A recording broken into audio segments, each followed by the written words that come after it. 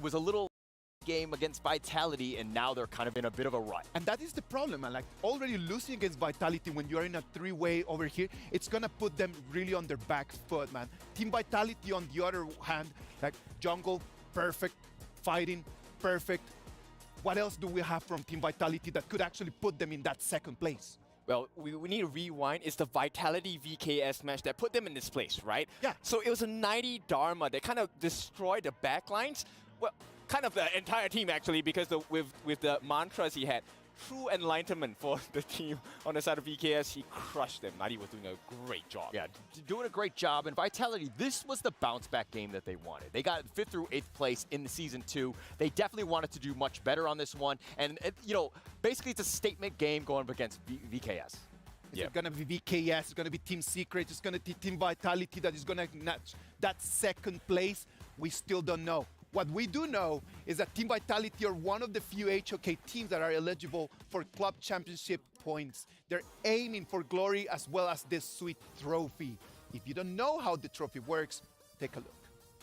The Esports World Cup is a unique tournament and will have a very unique trophy system, consisting of keys, game trophies, the club championship trophy, and the totem. Introducing the key. This symbolizes a participant's right to compete in Riyadh. Each team or player will receive a personalized key consisting of the inner key and the outer frame. Winning a competition earns you a game trophy. A champion's key will be inserted inside. The frame will be placed into the totem. A physical block on display in Riyadh, serving as a progress bar of the Esports World Cup. The totem will remain in Riyadh as a chronicle of the Esports World Cup history. Those who get eliminated throughout the competition must give up their keys and see them crushed. Their broken keys will be tossed into the totem and encased in resin, symbolizing those that tried to win but fell short. However, as an additional privilege for winning, each game's champion gets to select 3 opponents' keys to be encased in the base of their trophy as an additional, more personal prize. Losers will go home with their keys replaced with a token that marks where they ended their journey. Witness history unfold at the Esports World Cup. Okay, so welcome back. Now that was the trophy key system. I want to ask you boys, have you seen the motto on the key? It says, nothing is granted, everything is earned. Yeah, it's great words to live by, especially in this state where there's so much at stake. I think it's very interesting because the winner taking home trophies, like for myself personally, I would take those as the winner and I would put it as a doormat. Oh my gosh, everything is just on the line. Right now, the club championship has a new update. QuickShot is going to be talking us through that one. Let's see that. Hello everybody, QuickShot here from EWC Central. Today, the group stage of Honor of Kings Invitational Mid-Season will conclude. So let's check out how it will impact the rankings in the EWC Club Championship Update, brought to you by STC.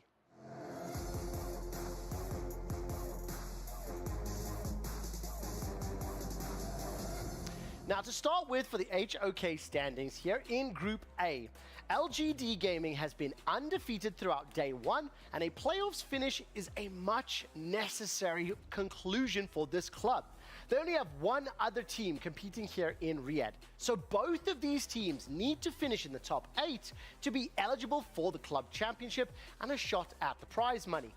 Over in Group B, Weibo Gaming has a total of 4 teams in Riyadh, so getting their first points on the board would be a good start for the club, but they need to contend with the KPL Dream Team. Now, they will not be eligible for the club championship as they have no other teams at EWC.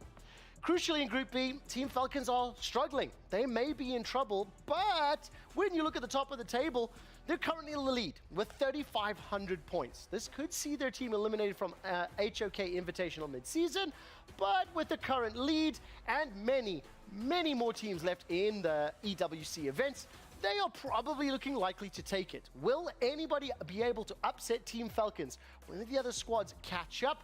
You'll have to find out, and the place to find out will be here on EWC Central. For more updates on that club championship, as well as all the other games, as well as teaching mini games, and just hanging out for a good time, you can join us every Thursday to Sunday from 4 until 8. twitch.tv/EWC. That does it from me and the EWC Club Championship update brought to you by STC. Team Falcons locking in, man. He got it locked. In terms of the club championship right now, they've got such a gigantic lead. Yeah, man, it's a huge amount of money. I would like their bank, man. Yeah, of course, 7 million. Yeah, I don't think they're sharing, by the way, but it's still one of those things where they still have a chance. This is the local team. Obviously, we've seen, the audience. We went to the stage the other day, and we just saw how much support that they have. And Team Falcons, their HQ is right next by. It's one of those things where a lot of the supporters are there, but can the team really step up today? Team Falcons are going to have an opportunity today just to keep counting more and more and more points, as they're going to have their first match against Boom Esports, right? We can see over there on your screen, Stream A and Stream B, we're gonna have 15 more games, and in case of a tie,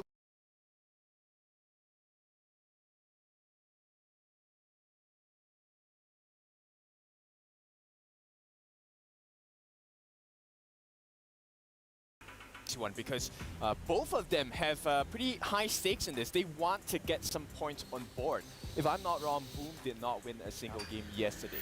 Yeah, they didn't win a single one. They snuck in, so to speak. They got that 3-0 in the RRQ and the SEA showdown, so that's what got them here. But their presence or their performance yesterday, not great. They're 0-3. They are on the bottom looking up. Very difficult situation for Boom Esports. I like the way they're walking in, though. That's a walk of confidence. At least, they have some foundation to start. the problem in here, man, is that whoever that loses this game is going to be our first team eliminated. Because mathematically, not being able to take one more win in here is just going to kick them out of the tournament. Yeah, and it's painful, right? Imagine your key getting crushed right at the second day. That's a painful experience. Yeah, road to the airport directly. Do not go past go. Like, do not collect $200. Go directly to jail. Unfortunately for them, they might be in that situation. Not a great situation for either of these teams. Oh, Boys, but a lot of let's teams talk will about be this. Let's be eliminated on day realistic. 2. For them, What do it's you a mean? learning experience. Oh, for sure. They come That's- here, that's they're going to get more experience. It's Top 8 important that for can them to proceed learn. next round. Right? Yeah. There's 4 STC keys play going to crash today. predictions. Let's predict what's going to happen. Who do you guys believe is going to win? I actually think Falcons learn really fast, so I'm going to go with Falcons. I was gonna go with Falcons. all right, just to make it interesting, I'm gonna go with Boom Esports. I wasn't too impressed with their play yesterday, but again, I think we just need that divide, so to speak, and I'm gonna go with Boom Esports on. I'm going to go Boom Esports as well. Boom. I'm going to go Boom Esports as well because yesterday, after seeing them playing and after looking at the fans, they've got a gigantic fan base right now that they're really rooting for them. Back home, everyone's got their hope on the fact that they're going to make it through, and I hope that they're not going to make their fans just a little bit sadder, man.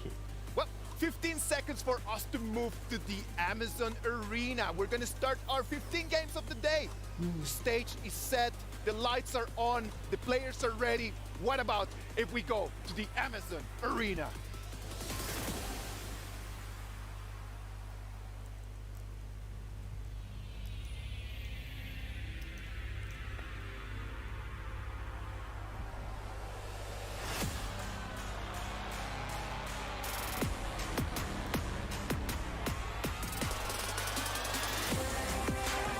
And really they got, oh okay, this is just a walk-in by the team, I guess. Oh, it's the same effect as yesterday. I thought it was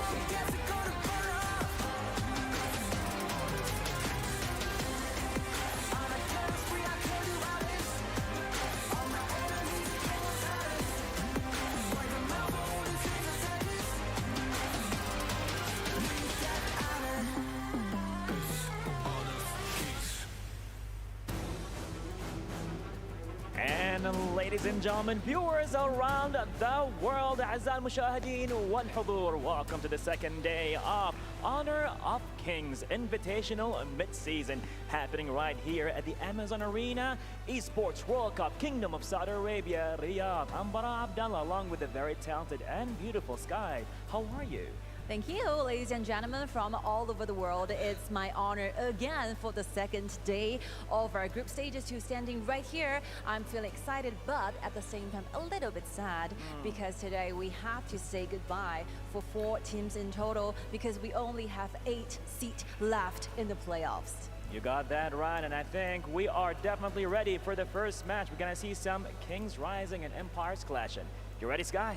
I think the both teams are ready for this. Let's get the party started. Let's welcome, give it up to Team Boom Esports.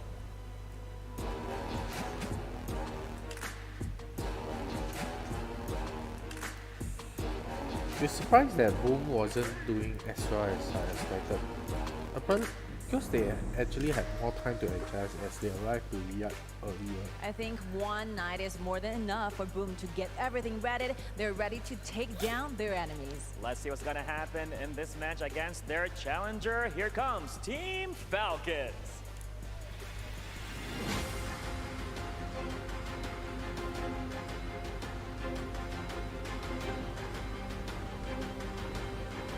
Let's see if Falcon can have the home ground buff though. Team Falcons are ready to fly with victory. This is gonna be a survival match, right, Sky?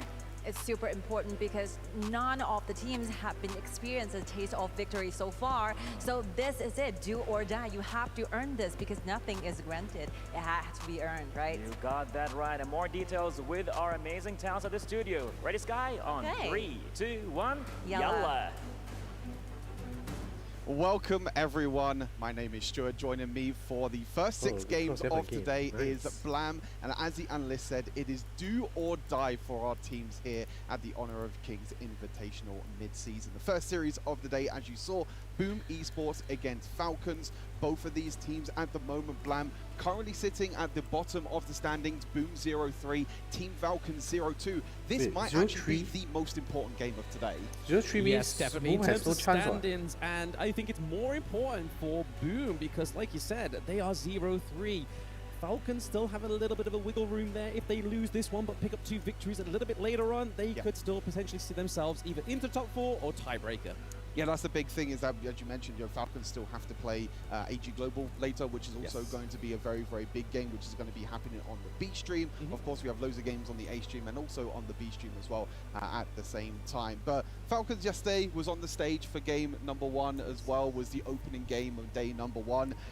They're hoping for a better performance this time. Against the KPL Dream Team, it was a little bit of a struggle, but here we go, starting off the draft. Things of Falcons banning away that Athena. We did see it against Boom. It didn't work out very well, but this is something that every team is banning away against Boom.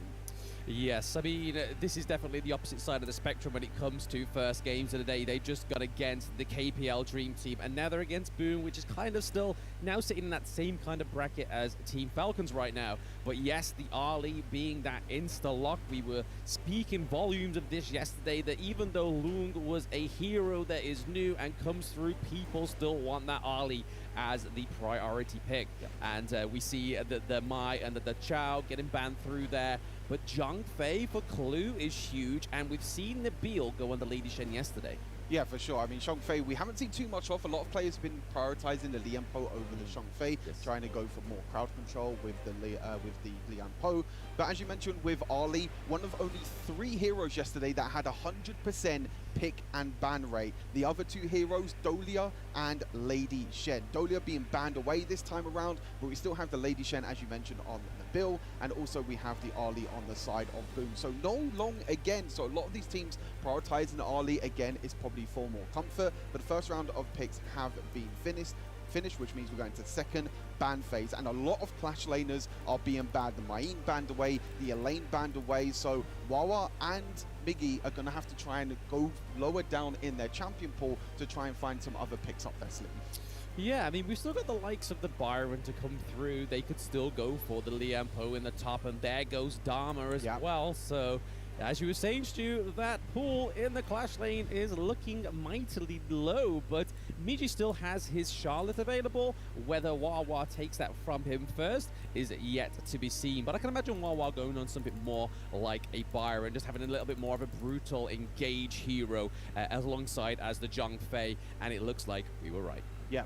100%. You're going to be seeing the Byron, very aggressive, very early game hero that's going to be trying to get the priority in the early game, trying to roam around, help the jungler out ever so slightly. And as you mentioned, maybe the Charlotte being picked, but the Sun Tzu actually going to be the hover and is going to be locked in. We have been seeing team compositions like Boom Esports are going for a lot of crowd control, a lot of setup potential, a lot of ease of access as well. I think at the same time, I think some of these teams are going towards some of these, I guess you could say, quote unquote, easier heroes that you can land crowd control, that can set up the play. And Sun Tzu is one of them great heroes with the ultimate, being able to fly around the map, go around the map in his boat, and being able to set up a lot of the plays, with Durendi rounding out our composition.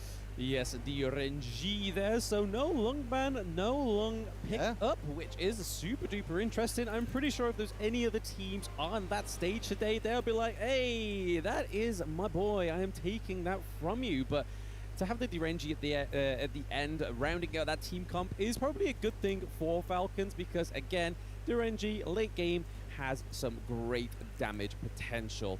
But I think that Mutsu pick coming through is all trying to mitigate that Byron engage, because if we can land those skill shots, it kind of slows him in his pace. 100%. I mean, you have the Shang Fei as well that's also going to jump in. Did also get that change, if you remember, in the recent patch notes as well. When he goes into his bigger form, when he goes into his ulti form, his abilities can now knock up, so now he has even more crowd control for him. So it's a bit of a secondary pick to the Liam Po. But here we go, game number 1 of today, of a lot of games today, and this is probably the most important one. Boom Esports against Falcons. Whoever loses this game is most likely going to be out of the competition. We're going to be seeing our first elimination for today.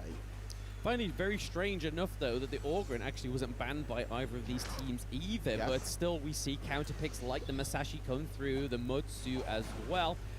But we may not be waiting too long for some kind of action, and there we go, Nabil getting the first blood onto Boom Dragon. So this is something that I took away from my prep yesterday, that Falcons generally have a great early game, and it's currently showing here with that first blood for Nabil is huge for Team Falcons. The big thing here is actually Clue starting up in the top side. We don't normally see this a lot from supports. We normally see them starting in the mid lane, trying to get that mid lane priority. But with Lady Shen in the mid lane, with the huge amount of wave clear that she has, it allows the Shang Fei to start on top side. And you saw, because they got the pushing priority on top side, Sansa was stuck underneath the tower. It allowed Wawa and Clue to roam down into the mid lane. That's exactly what they were able to do to secure that first blood. But as you mentioned, Falcons' early game, even yesterday as well, their game against, I believe it was Loops. Yes. They had a really strong early game. They had a really strong gold lead. But when it comes to them team fights, their coordination are just not there yet. So they're going to have to try and improve that in this game.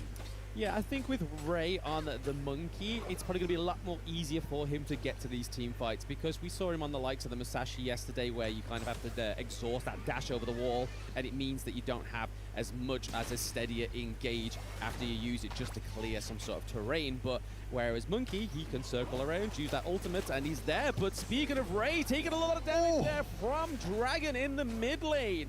That's something you don't want, as we see Boom and Falcons come through into the mid lane. We see that the Masashi shield does not connect onto the Lady Chen. But again, such great brawls happening from minute 2.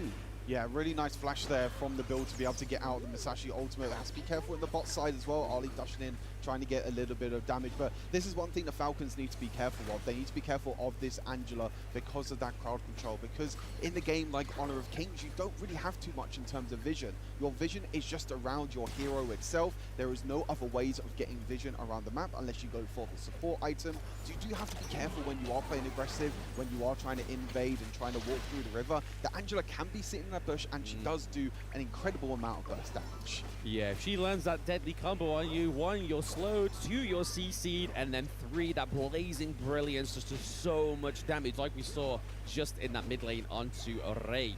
But here we are, there is a potential 2v2. Oh, that's what I was talking about! Going heavily in Boom's favor. You just called it out there, Stu, that Angela does sit in those bushes, and she is phenomenal, which was a great play by Boom. Really nice rotation as well by Dragon. I was talking about maybe her sitting in the river, maybe her sitting in the mid lane. I don't think Falcons was expecting her to be sitting in the clash lane. No. Masashi jumping in with the ultimate is not going to be taking down Ray. But yeah, really nice play from Dragon, being able to take that kill back. And it's actually Boom at the moment that have that 1,000 gold lead. So doing really well with the rotations, grabbing the farm early on. But this is definitely going to be a very, very close back and forth game. Yesterday we saw a lot of teams, a lot of, you could say stomps in a way. But this one is going to be, the pressure is on for these two teams. Yes, speaking of pressure, we're seeing a lot of pressure already on the farm lane as we see the first stage of the Tyrant come up. Jizix is already in the pit of the Tyrant, and we see that Mutsu is trying to keep them away, same as the Sun Tzu as well. But oh, there is a crucial kill there from Team Falcons. But is that going to be a crucial trade here? Because we're already 2-0. It's a 2-1 trade now over to the side of Team Falcons. But we already seen that Sofiane is looking pretty low. Motsu not quite yet ready to give that kill. And Clue also looking pretty low. Here comes Boom! Dragon in with a blazing brilliance, and then Motsu picks up another kill onto the Durenji. It is just Wawa alone in that farm lane T1 right now. This could set up the T1 takedown. Yeah, they suffered a little bit there, Falcons. They were really going for, as you mentioned, that steal onto that Tyrant. They were able to get that steal. They were able to get the bonus damage. But because they had to go super aggressive and try and go for that steal, they were a little bit behind in terms of the tempo. And again, Boom Esports, the Angela again, the crowd control that we were talking about during the draft. The Muggsy going over with that long-range stun. Then the Angela stun on top of that as well. Falcons need to be careful of this crowd control. It's so difficult, especially when you're playing these very melee-type heroes, like the Byron, like the Menki, even the Zhang Fei as well. When you're stepping forward, you have to be careful about that crowd control. Yeah, it's the only problem when you don't have as much range, but to be honest, you've got the Lady Shen, you've got the Durenji, but these are not the ones that are sort of phase checking. They are literally just staying in their lanes, they are farming up, just getting their resources to try and itemize the enemy team. But it looks like that Toshi's able to take that T1, so first turret does go over to the side of Boom Esports, which is now going to really open up that side lane and mean that it's going to be not so much safer for Falcon Sofiane in the bot lane. But here we go, Ray Wawa here on the 2v3 onto Boom Esports. Sunset coming around as well. The boat does come through. Boom taking another kill thanks to the blazing brilliance. And this is going to be a T2 at 6 minutes. They're really struggling at the moment, Falcons. It's just the grouping at the moment from Boom Esports. Like I said, it's just that ease of the composition, you know, being able to easily get the engages, easily get that first kind of engage onto the side of Falcons. And because they're the first ones that are being proactive, the ones that are actually going in for the engage, Falcons are on the back foot at the moment. You know that Menki is normally a kind of a late game scaling jungler, has to kind of get a few items, has to be able to get tankier, but needs to get into the mid and late game before he can actually get tanky. And at the moment, nowhere near that point at the moment. So you're seeing that Angela, the burst damage from Dragon at the moment, doing an incredible job. Yeah, Dragon and Impressive are doing fantastic efforts setting up these engages, and they don't have to be anywhere near these enemy heroes to set them up. They just pop skill 1 and 2, and then the setup's already there, and then allow Miji or allow Jizzix to go in and just clean up with that close quarter combat. We've seen a lot of pressure going onto Sofiane in the back lane, but there we go. Jizzix goes in with the ultimate onto the monkey there, and Sofiane looking pretty low, but Ray takes another L in the team fight. Boom Esports actually 8 kills to 2 right now, and that 23k to 8k gold, 18k gold difference is something the Falcons need to start to worry about. Falcons have some sort of miscommunication or something at the moment, because we're seeing the likes of Clue and Ray engage, but Wawa is on the opposite side of the map. Now the Bill is going to get caught in the mid lane. It's Boom Esports that are just grouping together as these little bundles, whether it's 4 people, whether it's 3 people, but you're seeing this again just, well, look at Wawa on the minimap in the top left-hand corner. Yep. He's nowhere in sight, he's nowhere near the team, and you're seeing the likes of Ray and also Clue trying to engage, and there's just that little bit of miscommunication, which is so crucial at the moment, because this is a best of 1. We have to remind everyone at home. So you lose this game, it's going to be brutal for the side of Falcons. But for Boom Esports, this can keep their dreams alive. It could be the saving grace indeed. And like you were saying, Wawa is playing a little bit too far back.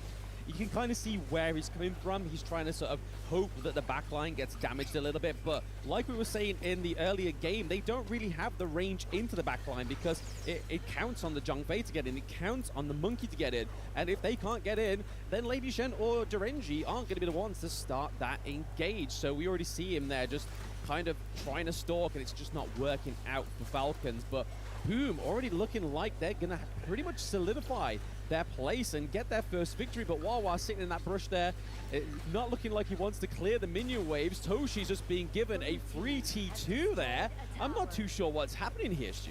Yeah, I think Wawa is trying to play the flank at the moment. Wawa's trying to stay on the back line, trying to get a little bit of flank, but the build going a bit too far forward again. You can't step that far forward against the Ali. Her mobility that she's able to bring to Boom Esports at the moment is just way too much. Even Sansa diving in, Musashi into the back line as well. The Dorenji has to flash away, but still dies underneath the crystal. Sansa stays alive, but it's a 1-for-1 trade, but they will happily take that trade with the minions pushing into the clash lane. They're going to be able to get this high ground tower. And Boom Esports, this is a completely different Boom Esports than what we saw yesterday. They look confident, they look aggressive, and they're looking to try and finish this game. They are pretty much looking for that, Stu, but it's currently a 2-1 trade right now. We do have Sophian on the 3-second death timer, and obviously Jizzix with that fantastic the goal on that engage to go straight under the crystal, but it did allow them to get that higher ground turret. So I believe the trade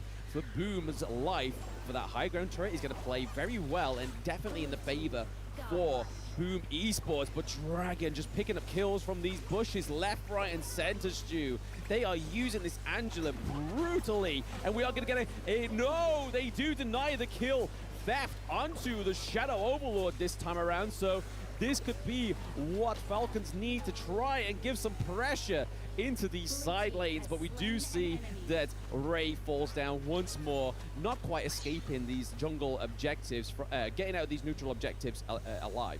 Yeah, I don't think really this Overlord is going to do that much. You know, just using it straight into the mid lane. Yeah. They're trying to slow the game down. They need items ASAP on the likes of Clue and Ray, because they are not tanking any of this Angela damage at the moment. Angela is so far ahead in terms of tempo, in terms of items, the gold as well, and Clue and Ray cannot tank any of this damage at all. They're supposed to be frontline tanks. They're not even tanks at the moment. They are squishy as anything, and they're playing super aggressive, as you can see. Now, with Boom being able to take the Tyrant, they're now going to try and look to get that one last team fight to try and win this game. Yeah, we got a very valiant effort here from Wawa, trying to get the T2 onto the side lane in that clash lane, but Jizzix knew and is going to go here to try and shut down the Wawa, but currently already taking a big beating is Wawa, and there we go, Midget is coming around with a little bit of a helpful hand to take that 2v1 and able to stop the Jizzix falling down on the side of Boom Esports, but 14 kills to 5 right now, Stu. We're seeing that 5k goal difference, almost 6k. There it is, ding, ding, ding on the bell. It comes through for Boom Esports, but like you were saying, Stu, the Zhang Fei, the Monkey Pig are just all playing behind the Lady Chen. It's kind of like they're like, oh, don't let me go in. Just tell me when. Tell me when. They're not taking the initiative themselves, it seems. Yeah, exactly. I mean, Boom Esports are being the proactive one. You know, Falcons at the moment are playing reactionary, which is not what their composition wants. You know, as you mentioned, they want the Zhang Fei to go in, they want the Menki to go in as well, and it's so difficult to be able to do that when they're so far behind, not only in gold, but also in tempo as well. I mean, they're struggling to even go into their own jungle. You can see they're worried. They're all just standing around. They're all super worried to even face check, because even with the face checks at the moment, which is supposed to be Ray and Clue, and look, you can see here, perfect here from the observers, just toggling the vision control of both Boom Esports and Falcons at the moment, and they're just realizing that every single time Dragon is looking to step up, look at that, always trying to go into bushes, always trying to play around the vision, and he's playing incredibly well so far in this game.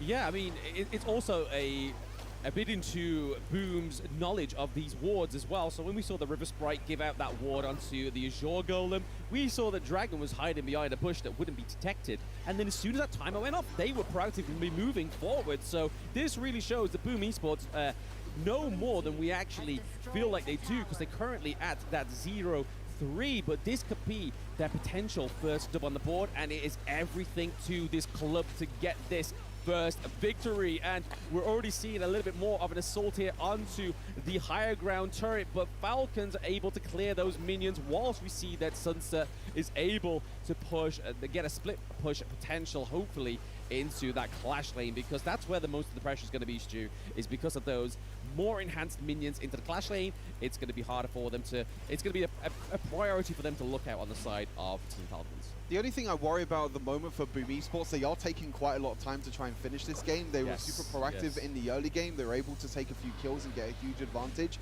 They're probably just playing with I guess, a little bit of worry in the end, because they're like, okay, this is probably the most important game in our group. We need to win this game to keep our hopes alive. So they're not willing to take any risks. But the problem for Falcons is they can't even go out of their own base. They're trying to now to try and take this Shadow Overlord, but it might just get engaged on and lose the game. Yes, we see a great bit of a bait there from Miji. He's just trying to keep them from that Shadow Overlord, but here's Ray. He is not able to get in to the Shadow Overlord camp, so this is going to be very fruitful for the side of Boom Esports. But like you say in there, Stu, a great observation is that Boom are taking their time to finish this game. They had to the 9-minute mark where they got the high ground turret. It's been 5 minutes since we've seen any sort of other advancements. But here we are. They are still trying to contest and take the Shadow Tyrant, even though they have that jungle debuff. They are all working on it as a team. Maybe this is what they're just trying to pull together to finish this match, is have the Overlord, have the Tyrant. Let's have the next brawl. Yeah, as mentioned, Falcons cannot step out of their own base. Even though Boom are taking this very slow, they're just being very considerate. They're making sure they're not making any mistakes, because one simple mistake in the game of Honor of Kings can be the turning point for this team. But as you mentioned now, with the Shadow Overlord, with the Shadow Tyrant, you do have that Vanguard coming in, and they're going for the engage. Yes, HOK is going straight onto the back line, but nice blow away there from the Zhang Fei. So keeping them away. Clue going in with a aggressive engage. This is what we've been missing all day. This is what we've been needing from Clue, is just being that big beast that is Zhang Fei, but it looks like it's not going to be enough here, Stu. They have taken the higher ground turret in the farm lane, and it is only a matter of time until they take that higher ground turret in the mid lane. But that's the kind of fights we need to see from Falcon. I feel like it's a little bit too late to have that fight, because your back is now against the wall, only having one high ground turret left. Yeah, exactly. I think they had the damage also from the turret as well, also giving them a helping hand. You see Musashi trying to dive in there, trying to do a lot of damage, trying to get that one kill that they need to try and finish this game. Nabil playing super aggressive, has to be extremely careful. Nabil does not want to be there. Nabil is not the tank of the team, but I think job done at the moment for Boom Esports. They were able to get the bottom high ground tower. They got the top high ground tower. They're now just trying to push in this mid lane, trying to get that third high ground tower, which pretty much seals the deal for Falcons, because at that point, and there you go, at that point where 3 high ground towers are taken down, it's so difficult now for Falcons to even leave their base. You have minions pushing in the top, you have minions pushing in the mid, you have minions pushing in the bot lane. How do you defend this if you're Falcons? I don't think Falcons can win. I mean, they're showing it right now that they're defending it pretty well here, Stu. They're able to mitigate that wave there, because it just didn't seem that Boom was able to have their footing in, because all three lanes are splitting 5 players there. So even if we saw like the engage from the Motsu come through, I feel like it wouldn't have been as fruitful as some of these previous team fights would have been, or previous engages would have been. So again, we could be seeing the first 20-minute match of this mid-season invitational. But Miji here going against the Ray as well. Ray looking pretty low. Toshi is into the back here. Ray just about escaping with his life thanks to that shield, and because Angela and Motsu's angle in there wasn't quite as well positioned as it should have been, they probably would have been able to take it out if they was able to just get a clear sight onto Ray. But again, we're still seeing it. Team Falcons are still in it. There's a 7.8k gold difference right now. Yeah, you can see that Ray's starting to get a little bit tankier. You can see that he's starting to tank quite a lot of damage. Menki is now scaled a little bit into this late game. The problem is, as you mentioned before, I think it's a little bit too late. I think they've just lost so much in terms of momentum, in terms of just pure map control. You know, Boom Esports have the whole map control. I think they're just waiting at the moment for these next major objectives to spawn. As you can see, the Shadow Overlord has been spawned. Falcons are trying their best to try and step up and try and defend and try and take away this Overlord, because if that Shadow Vanguard comes in, it could be the end for them. It's going to have to be a very well-played team fight here by the side of Team Falcons. Already been down 8k gold, but they are trying to waddle down the health of Jizzix, but he does have the Sage's Sanctuary. War is down, so it's already a 5v4 matchup here. We see that Michi's gone straight into the back of the line there, trying to do some damage onto Sofian, but he still has that Sage's Sanctuary. Nabil goes down as well. This could be the potential end here, the curtain call for Team Falcons, as we see both the side lanes have the minions here, Stu. And Jizzix still has that Sage's Sanctuary. He's able to bait those abilities. We see that Boom Esports are probably looking for the final strike here onto the side of Team Falcons, and click click, boom! Esports getting their first dub on the board What the heck was today. that? Boom Esports keeping their dreams Quick alive. A boost. much needed victory for them, but the road doesn't end here as well. They still also need to try and win the next game as well against AG Global. So there's no time to rest for them. They have to go back, they have to prepare for AG Global, and they need to also try and win that game as well. But you can see the faces of Falcons at the moment. This could be the end for them. There's a slim chance that there's a possibility of a three-way tiebreaker between Falcons, between Boom, and also AG Global. But Falcons have to play Weibo Gaming still, whereas Boom Esports and AG Global face off against each other. So really, really strong performance. This is the Boom that we was expecting, you know, coming into this from the SEA showdown. Dragon, I have to say, MVP of this game on the Angela. So many picks. Impressive as well on that Moses. Yes, I mean, just showing clearly a different playstyle of what we've been seeing to Boom My Esports. opinion Dragon is is absolutely a the ninja on a mage. We never thought Clash we'd have those Trainer same things for in being the a same temple. sentence, but a mage A being a Clash Trainer ninja, gap again. very selfie, just basically being the intel, the main intel on the side of Boom Esports really showed the difference and the victory meaning of it. Yeah, for sure. Boom Esports keeping their dream alive. They need one more game to try and win, to try and do it as well. But incredible victory at the moment for Boom Esports. We'll have to try and see what they're able to do. But that's our next game as well. That's a crazy thing. Yes. Boom Esports have got AG Global on the Seems A like stream it's in our Imperial next game as well. So it doesn't even stop there for No. Boom Esports. You know, it's absolutely crazy to see that they have to also try and beat AG Global afterwards. We also saw AG Global yesterday also have a bit of a shaky start. They're also 0-2. So this Group B at the moment is like KPL, Weibo, and then everyone else underneath at the moment currently struggling, and every single game matters in this best of one. Yeah, speaking of struggling, we saw that Falcons was trying to struggle there as well. So, but we are going to be going over to the winning interview of Boom Esports. All right, good to be back, and we are side with Miggy from Boom. Miggy, Congratulations yeah. on that game. How do you feel right now? I think I'm feeling that we have a chance to make it to top 8 right now. Okay, confidence it is, because you guys have a quite rough day on first day. So do you have any change when it comes to gameplay, when it comes to strategy? What would be the changes? I think more on mental, because before yesterday we want to win, but now we want to just have fun and showcase our practice to end result will come out. Of course. Just have fun and let's go with it. So, you're not done yet. Still have another match happening here back to back. You're ready for that?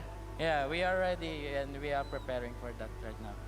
Ready, prepared, and confident. How you feel about that, Sky? Of course, I strongly trust you can do better in the next round. You don't have enough time to rest. Okay, thank you so much. This will be the end. And let's get our time back to the studios.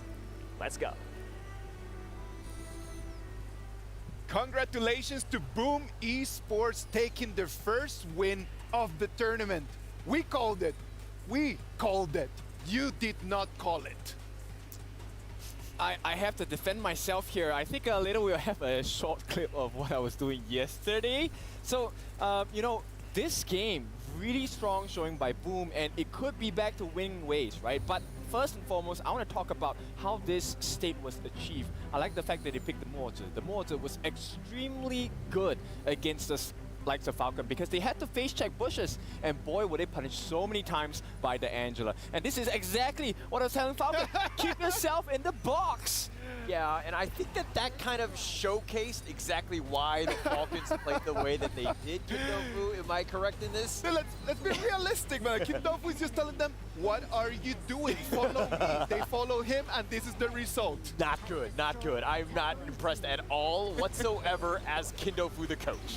Boys, do not put words in my mouth. I was just telling them, hey, we could do a little bit better. But in any case, it was Boom who came out on top, and with the advantage they got for themselves, specifically that huge lead in the first 4 minutes of the game, they capitalized on it. They took so many neutral objectives, and they just extended their lead. Yeah, I agree. Yeah, I kind of want to point out Dragon here, because the Angela Blazing Brilliance was on point. Everybody from Falcons would just get burned up. They had no real way to kind of counter that, to deal with it. There were so many kills that Dragon got. I think it was 7-1 and 5 or something like that. But Dragon, that is a very good game for him. Yes, perfect as well. And to complement that, it was Miggy as well as RG6 who made so much, gave so much pressure to the side of Falcon. They could not touch the main damage dealer, which was Toshi. Yeah, and I think this is another thing that we need to address. Isaac was talking about it during the game itself, where Boom Esports had an advantage, and I'll let you. I don't want to take your point. No, go ahead. No, because it's one of those things where, you know, you were saying that the Boom Esports could have closed out the game much quicker than they actually did, and they kind of prolonged it a bit. It is one of those things Because that we need it's to pretty start obvious that highlighting. Boom will win Like, for we need these, to highlight. The problem When here is Boom not a won, matter of there's like, nothing much can you already. win or can you not win? It's when can you win? Are you able just to build a little bit of an advantage?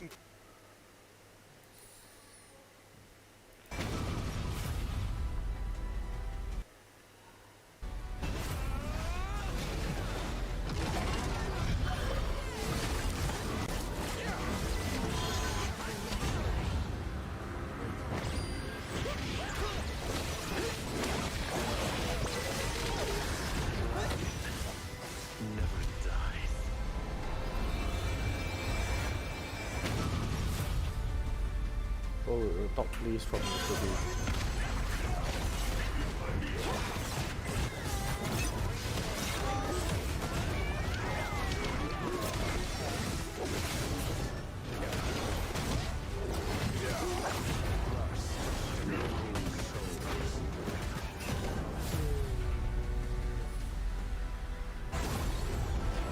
Let's just stick to here then.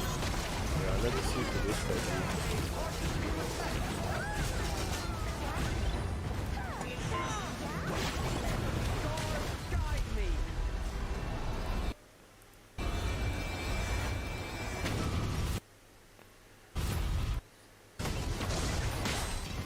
Time to take a look at today's schedule.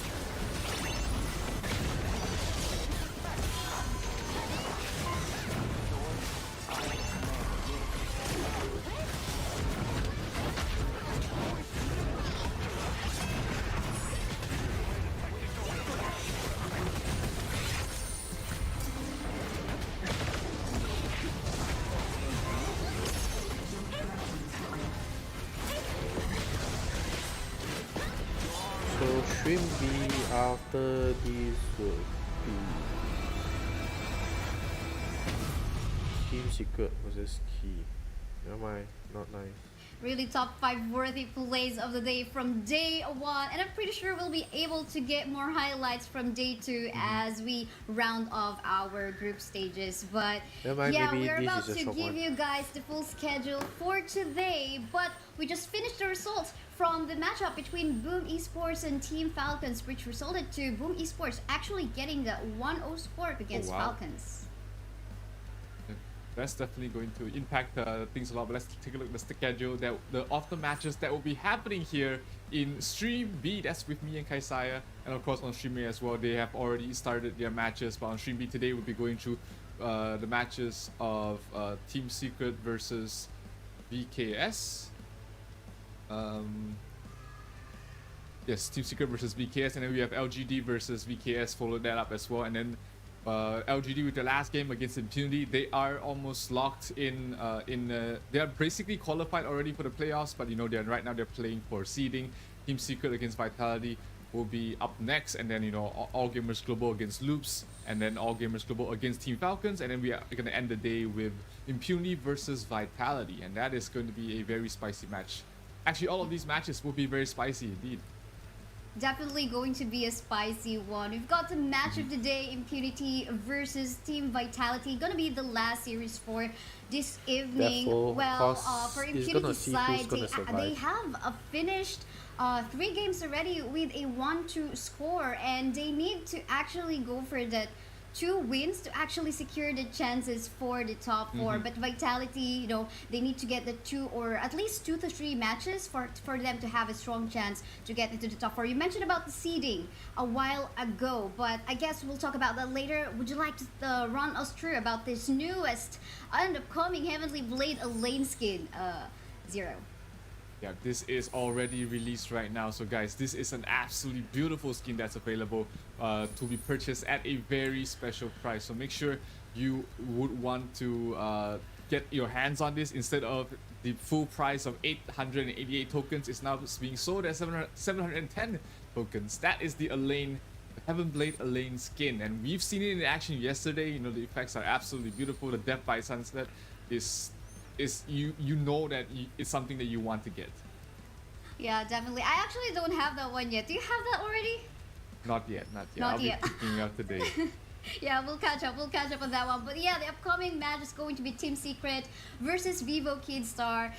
Team Secret already played two matches from yesterday, and VKS two matches as well. Both of them has a 1-0 score, and both of them also needs to secure at least 2 to 3 matches for them to have a strong chance in securing the top 4. And let's go back to the seeding that you have mentioned a while ago. Although we have some teams who have already secured top 4, like that of LGD, specifically for this group, seeding is very important because the top seed will be able to select who are going to be their opponent for the group stage, for the knockout stage.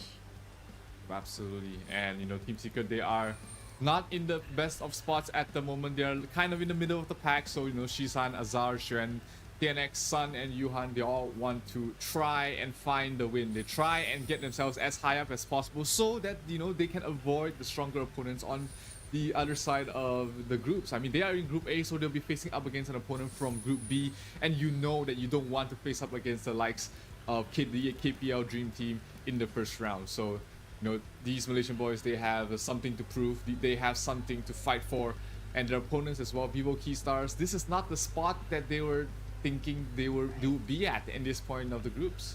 Yeah, that's so true. And actually from Team Secret as well, we have yet to see Azar play with the team. I mean, play in an actual match because they've been keeping him at the back. So I wonder if there's going to be some surprises in the lineup. But let's take a look at the lineup of Vivo Kid Stars. Up next is going to be Supi now. We have White Sizer, One, Niyap, Danny, and Mayna. They showed us some great plays from a while ago, but apparently they have yet to play 3 more matches in order to, you know, get the sweet spot on the top 4. Just 2 to 3 wins would be something that you know, that will actually allow them to get into that spot. Yeah, they are facing up against a tough opponent in this match, which is Team Secret. The last time these two teams met, Team Secret defeated them 3-0 during the Season 2 Invitational. And 2 of those games were pretty one-sided as well. So, you know, Vivo Keystars, hopefully they've been able to learn from that matchup. But, you know, the audience has put their thoughts in. This is the STC Play vote. You can vote for your favorite teams in stcplay.gg. It was 36% to Team Secret and 64% to Vivo Keystars, which is surprising since that the last time they met, like I said, 3-0 for Team Secret. Yeah, that's so true. But then again, maybe let's talk about like the tiebreaker possibility on this particular group A. So again, on this particular stream, we are like swapping between each of the group. Right now, we are about to witness Team Secret versus Vivo Kid Stars. So I think for the tiebreaker possibility, since we've got a lot of 1-0s in here between TS, Vitality, and VKS, I think these are like kind of like also the teams that we have to look forward to, because if they end up like on a 2-3 or 3-2 records, we might see also like that scenario of a tiebreaker possibility. But what do you think are the odds between these 3 teams right now? Who has the higher chance in actually getting the top 4 spots? Well, I think Team Secret has probably is the one in the best spot right now, seeing that, you know, their current matchup, if they take this win against Vivo Keystars, they'll be sitting pretty comfortably in the 2nd spot. And you know, Vivo Keystars, if they take this, if they lose here, they will be rough, because now they are on the verge of not making it to the playoffs if they lose a couple of those matches. And also Vivo Keystars, they have a much tougher schedule ahead of them as well. They have yet to play against LGD, which have been dominating all their opponents so far. So I would say, you know, Team Secret, as long as they can take this win, they look secured. But, you know, if Vivo Keystars get this win, then we might have a much more interesting day ahead of us. Wow. We'll feature that. Yes, actually, the third tier is going to be VKS again. But let's head forward to our draft. Again, this is a best of one round robin series. We are now seeing actually a priority on the pick on the Mai Shiranui. As for the bans, we can see that Long, Lady Jen, both of these two heroes as well, and Ogran too are actually quite open for picking as well. Those are available for them to go for, but you know, it's the Long has had mixed results yesterday, the Ogren as well. We've seen teams both do very well with them and also kind of falter a little bit, so it's going to be interesting to see how these how they will go with the bans and picks. It will be the Long for the side of VKS in the hands of Sasser later on, so it's going to it's a newer hero for him, I would say. It's not something that he's had a lot of experience playing, but hey, you know, these players, they can play anything you can give their hands on. Maybe, you know, this is like some kind of a secret. Maybe it changed in one night. We'll have to find out. But yeah, pick of plays and at the same time engage. Definitely that's and access to the back line. We so far can see that on the first three picks of Team Secret already, with an addition of Musashi and the lane. Meanwhile, in terms of engage, I think we have to look on that one on VKS. Yes, there's a Lady Jen, but this is not something, of course, like the type of hero that would dive. Definitely she can set up something, but I think they have to add something like a layer that could actually at least give some protection to Long or the Lady Jen. But yeah, we're not done with the draft, but we can see the bans on the U1 as well as on the Lady Jen already. What do you think about this bans? Are they targeting particular heroes already, or particular players? They have to look in the jungles right now, which is Danny's next upcoming pick here. So Team Secret will be banning out the Yuhuan, which pairs up very nicely with the Delia. VKS needs to take out a support as well as a marksman, and they do take out the Lady Sunda as well as the Marco Polo. So in terms of the marksman pool, you are pretty much left with the substandard marksman out there. I mean, you've got the Huang Zhong, you've got the Diren Jie if you want to go for that, and those aren't like top tier right now, but those are the only options that are available to them. Yeah, because we can see 3 bans on the farm laners already, and of course Long is there too. Well, we've seen some DRNG plays from yesterday. I wonder if this is something that they will resort into. I mean, Consort Yu, we have not seen her. That's gonna be an interesting pick if ever they would want to go through. But then again, it's most likely like that of a pick of play style if they're gonna be having that on the side of Team Secret. But we've seen that the pick of play style work from yesterday's matches on several different teams. So I think again for that one, it's just going to be all about the execution. But we were looking for a frontliner on the side of VKS, someone who can flank, someone who can actually dive on a particular target. They have secured in here the Dharma. Do you like where VKS is going so far in here with their lineup? It does help them with the solo pickoffs, but also it means that, you know, their team fight is going to be a lot weaker. They're going to have to rely on Danny to be the initiator on whatever jungle hero he picks. I think for Danny, he'll probably go for something like a Jing or a Luna that's left in the pool for them if VKS wants a bit more magic damage. But those two heroes do not help out in the frontlining department. So, you know, Team Secret, they're going to have a much easier time reaching the backlines. And they will lock in the Diren J as well as the Moses for the South Team Secret. So a lot of single target here for the Malaysian squad. Yeah, that's so true. But then again, I gotta love the CC that they have in here. I mean, solid stun coming from Diren J. What more coming from the Cannon Blast is definitely spammable from the Matsu. And of course, you gotta be very careful if in the middle lane as a Lady Jen. I mean, Lady Jen, although she is actually the top highly contested hero picks mostly, but the win rate is kind of low, you know what I mean? But so I think now it just like will matter on how she's gonna protect herself from the ambush from the Mai Shiranui. But then again, I love the pokes coming from TS, and at the same time the engage, the dive that they can do with the Musashi and access to backline with the Elaine. But the Menki, wrapping up the composition of VKS, we've seen some good, I mean, not highlight-worthy plays from Menki yesterday, but it worked. Like some wins from this Menki. What do you think? Why have they decided on this Menki for the side of VKS? Well, remember earlier I was talking about them needing a little bit more damage. That's why, you know, the Luna or the Jing does make sense. But here, Team Secret decided to go so the side of VKS, they decided to go on the other route, which is, you know, they do lack frontlining as well. So they decide to use a tankier jungler on with the Menki. He does provide a little damage. He's not a fantastic damage dealer, but his role is mainly to disrupt the back lines and also act as a semi-tank in towards the front. So, you know, just two sides of the same coin.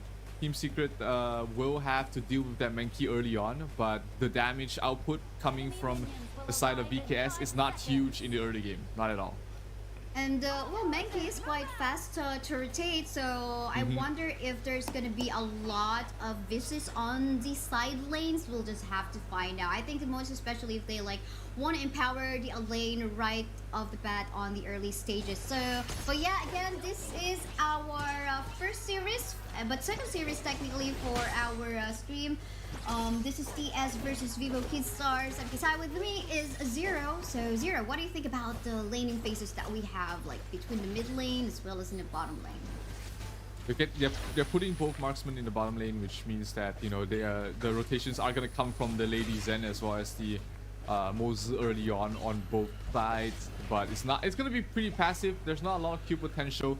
We might see a couple of jungle invades on towards the Musashi to stop him having a good start, or even towards the top lane against the Dharma to make sure that he doesn't he gets a good lane against the lane.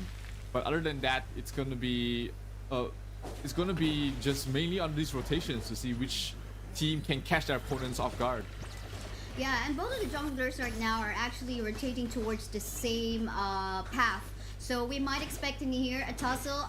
Just curious who's going to be able to go for an ambush or a surprise attack. But seems like both of them are actually being very careful on what they want to do. So we're not seeing an action maybe up until someone just go for a misplaced location, or maybe some 1v1 miracle happens on the top or in the bot.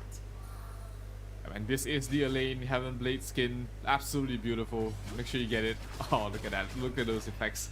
Shen is actually absolutely bullying, just bullying Niap in that clash lane.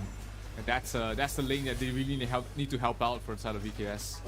Yes, that's so true. And again, no action as of yet. I guess everyone's just, you know, because since they are in a not so good position right now for day-to-day, they just want to wait for their power spike. Like, they have to make sure that they have a good formation, that they, like, for example, this Lady Jen gonna be waiting in the bush and set up a good play onto that one. But I guess with the early game potential, maybe coming from, actually everyone's pretty balanced, I would say, in here. No one's like really like can be highlighted like going for the gun. So I think this is how they are respecting their composition too, which I think is very good for both of the teams. But oof, you can see Masa actually getting poked down by the members of VKS in the bot.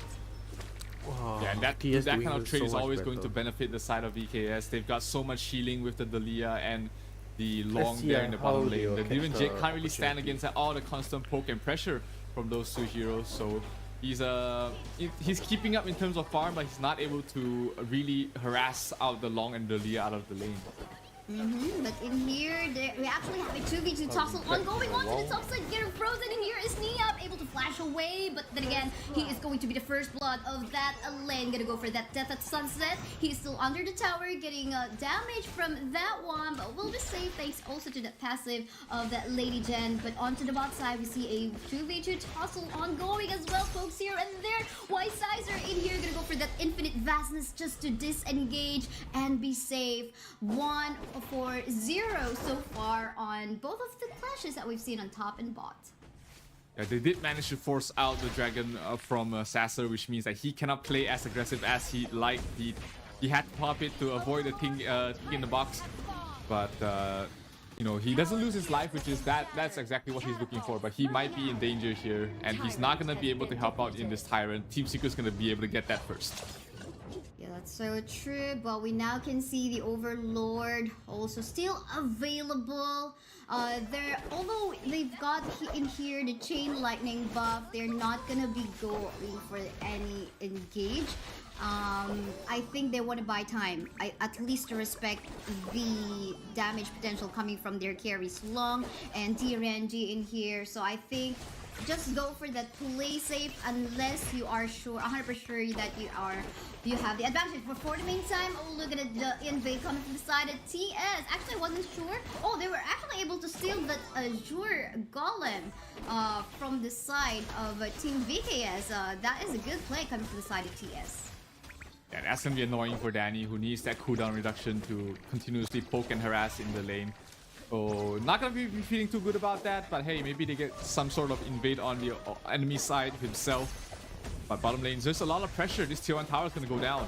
Definitely going to go down. Again, the Infinite Vastness made use to actually... Will he actually just go for an engage? But no, I thought he's going to be disengaging. But then they can look at the super low HP on the side of VKS. These are like two members super low on HP. But then again, look at Sun, super low on HP. Oh, will still survive the Slither of Felt. But then again, a double kill going to Shishan right out there. Wow, so far the early game is looking so good for the side of TS. Yeah, Long just did so much damage in that fight. Really just how Mai Shanui should be playing. Early on, aggressive, really going in. And somehow Sun did manage to survive with an inch of his health. That was just absolutely crazy. And that gives Team Secret a great lead going on, heading in towards the mid game. Yeah, that's so true. You know what? I think, like you're right. I mean, during the drafting phase, Whitesider, it seems like he is not super confident on making use of the Long. 2 times already, he had to use it, the Infinite Vastness ultimate, to actually disengage, and when he actually wanted to go for an engage, it did not connect onto the proper target. So, but yeah, and again, this was the successful invade coming from the side. Oh, this is, I thought it was still the replay. Another good invade coming from the side of TS, and I think, you know, even though they weren't able to secure the buff, at least they were able to, you know, just annoy and the rotation, annoy the Menki on the rotation that he is doing right now. Danny doesn't have his Kaiser in here, so I think this is kind of a different Danny play we're seeing right now. 3,000 net worth being taken here in the lead for the side of Team Secret, and they will get the Overlord as well. That's going to help them push out the lanes and also allow Team Secret to play very aggressive. They want this mid-tier 1 tower. 4 heroes from the side of VKS trying to stall them out. It forces Danny to pop his ultimate as well to back away from that. So that's going to be the Menki without his ultimate for the next upcoming fight, and they are not going to be in a good spot. But here, back lines. Lane. Yes, being accessed already in the back line. Lane doing a good job in creating that space. The rest of the members of Team Secret actually going for the tower take. But here we can see they're not even the Suwon still taking a lot of damage. He will fall down. But then again, that created still a space for the rest of the members of Team Secret to go for the jungle invade and go for other objectives. Maybe rotate towards the mid and finally take that one out. But the question is, do they have enough minion waves in here? They do still have the Vanguard, but they gotta respect, of course, the rest of the members of Team VKS still on that part of the map, since they don't have Shuwon as well. Oh, look at this one! What a play coming from the Mai, but unfortunately, she will also be shut down by Shihan in their 1-for-1 trade on that wall. But we're not yet even done with the team fights in here because the rest of the members of Team Secret are still going for the fight. But Whitesider just going for the free hit, dealing a lot of damage in here. Double kill, but more fights. They're not even done in here. More kills coming from Shuwon in here. Then the Sunset is gonna kill off Niap in the process. I think they need to back away. They need to give us a breathing room in here in the caster's desk. Yeah, I think VKS is very happy about that, how that engage happened. They got 3 kills, all of them being given to Sasser pretty much. So that's going to allow your Long to reach his critical mass very soon. That is a little bit of a uncommon mistake here coming from the side of Team Secret. Sure, they don't lose too much of a network lead, but that you do not want to funnel gold on towards the long. You want to slow him down as much as possible, but this long is starting to reach epic proportions. Right. I mean, that double kill that he's got a while ago, that was wild. I mean, even the damage that he dealt, even the assists that he got her back. But look at this one. Oh my goodness, Danny just got deleted right at the back of the map. And look at this one, Shishan too. They are so mad in here. I think in here, VKS is just having a hard time with the pokes coming in from the composition of TS. Yeah, just the stun initiation coming from Yuhan, and then a follow-up from Xuan, absolutely tearing them a new one. 2 quick kills, that's Danny and Niap. That's both your frontliners dying against this combo, and it's starting to reach a very scary point there. If they're able to melt through their tanks so easily, your backlines are going to be constantly endangered. Right, and they do have an access to the backline. It could be Shuwan. We've seen him frequently do that, actually just diving onto the backline, even to the cost of his life. And we can see this replay wherein Danny, right off the bat, it seems like you mentioned it, I mean, Mankey is not really like that of a tank type, right?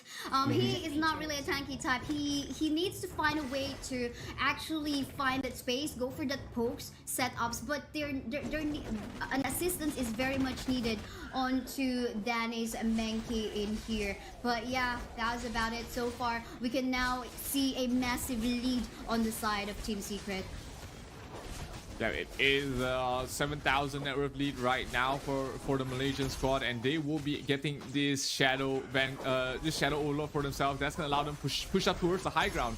All tier 2s have already fallen from the side of VKS, so they need to take a good fight right now to be able to defend their base. Long in some trouble. That's Xuan falling.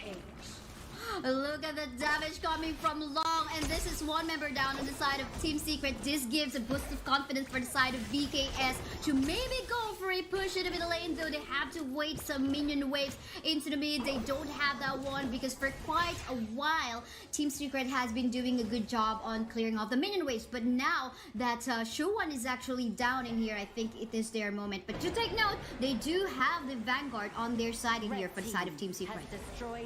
If they're gonna send the Vanguard out, it's going towards the top lane, and they're going to try and push out the mid and bottom lane to match the lanes and be able to pressure all 3 of those towers at once. And you know, VKS, they're trying to trying to disrupt that as much as possible, trying to clear out these creep waves and be able to defend one lane at a time. Good stun there coming from Yuhan, but no follow-up on from that. So the skirmishes continue. The siege will continue here for the side of Team Secret. Yes, they can just confidently siege the base of Team VKS right now. There are no other objectives. And they do have the Shadow Vanguard in their favor. This is going to help them deal a lot of damage onto the towers. And VKS, they need to find a way to actually pick up a target. And pick up a target, that is what they're actually trying to do right now. But they have to fall back a little bit. A lane in here, getting a lot of damage coming from the long as well. Has to fall back a little bit. But someone is actually super busy in the middle lane as well, trying to go for the tower push. The objective of Team Secret in here is just to get the high ground towers. And they were successful. 2 high ground towers down on the side of VKS. Yeah, most importantly, Team Secret didn't lose a single member there as well. So that was just a clean engage, a clean trade for those 2 towers, and the net worth lead is just continuing to grow there. 8,000 right now for Team Secret, and Sun has already reached his critical mass here on the D-Ringe. Sasser almost there on the long. He just needs 1,000 more gold to be able to get his next item, but he does need that next item as quickly as possible. Mankey towards the back line. He's gonna try and engage. Yes, indeed, but then again, we can see a lane in here trying to go for that back lane. It has been used. Will there be any questions as of yet? But the rest of the members in here are Dharma. safe. Niap in here going for the Mai Shiranui. Mai Shiranui will fall down, but then again, Musashi will actually try to get that revenge for his teammate in here. But Tia, look at his stun. But then again, will not survive in here with the hands of the members of VKS. 2-1 trade on that fight. Team Secret in here, I think, gotta respect somehow the damage output of White Sizer on the long. Yeah, Niap as well, finding the back lines, able to go straight for Shisan and just completely taking the Mai Shinui out of the fight. That was an absolutely huge initiation coming from Niap, and that he needs a couple more of these to be able to try and get the game. But let's take a look at that again. Look at the positioning there of Niap going towards the back line. Maestro down. He just sets that whole fight up. He paid with his life, but he definitely allowed his team to be able to hold on for the moment. That is so true. I mean, pretty much both him and Elaine Shuwan have been doing the same thing. But let's take a look at this fight ongoing on to the Tyrant side. VKS will actually go for that secure, but it seems like they're gonna go for that fight right now. It is really clump up plays at the moment. Death by Sunset. Down onto the hands of Shu. Might hit it away in here, but the Devil Sun, look at it. Elaine getting a lot of shielded here, but will fall back just a little bit. Daddy will fall down, but the rest of the members of Team Secret in here will try to push away the members of VKS. They have tried to back away. No members from the side of TS have actually fallen down from that fight. Yeah, Team Secret just absolutely utilizing their network lead very well. They've been able to take these fights. Sure, the members are low, but they survive. Niap going for a kill, going for an aggressive play. Falls before he's able to do anything. And this last tier 3 will fall. This might be it. This might be it in this, because slowly but surely, the members of VKS is already falling down. Team Secret will get this win on their first game against Vivo Kid Stars. Wow, what a game. A really great game there from Team Secret. From the start to the end of the game, they were in control. Never felt like they were in any danger of losing this matchup. So that was a great performance from the Malaysian squad, and they put themselves forward in the group as well. Right now, with a total score of 2-1, they should be feeling very comfortable in qualifying for the playoffs, if not finishing second seed.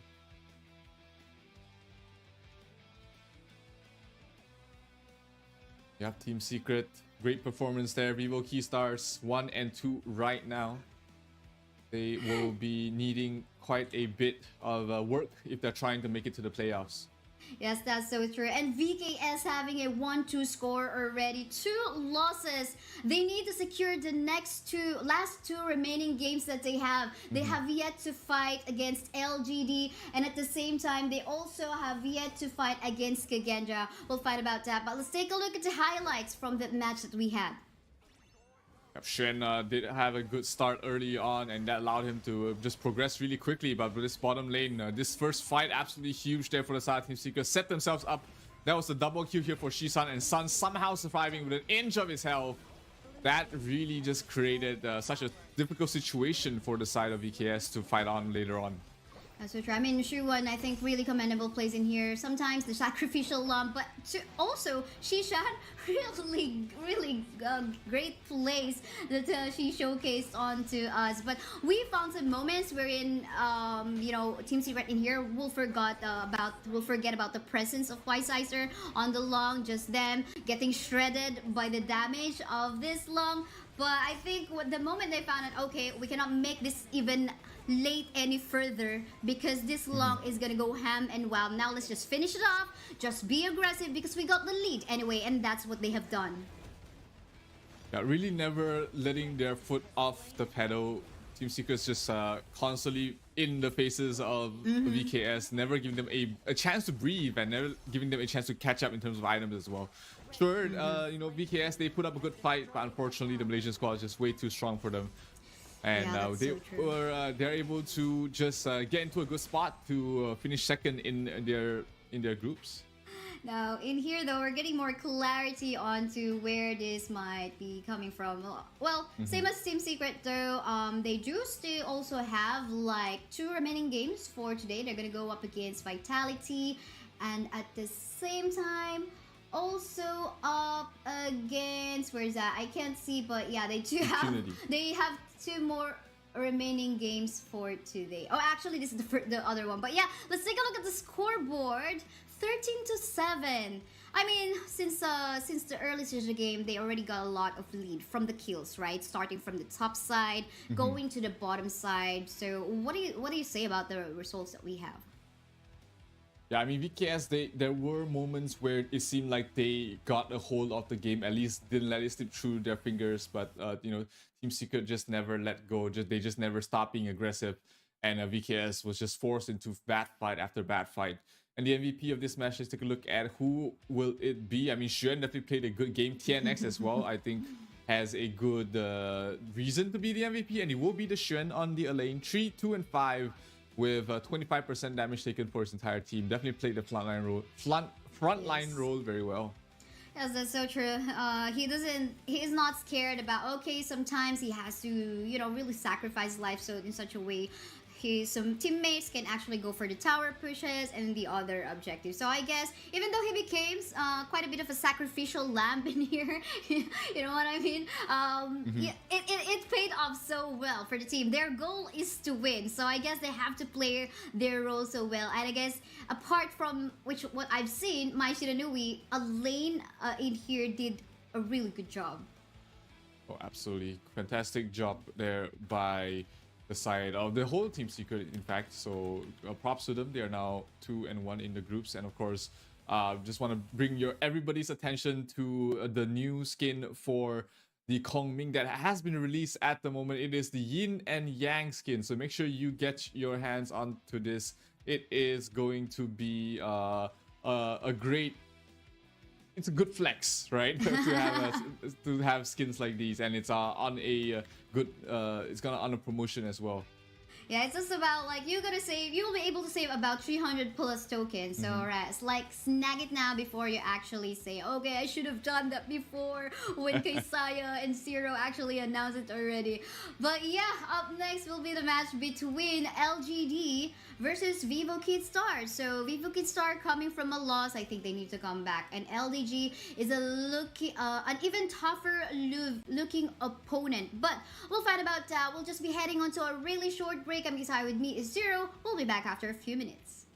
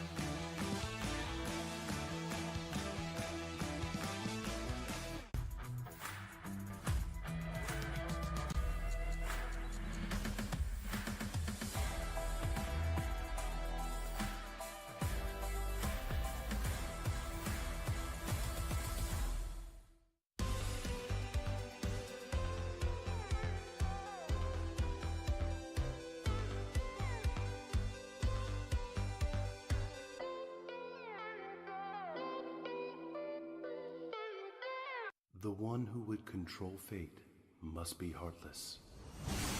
Raise the axe of God to smite all. Only then bless the people of Yimeng.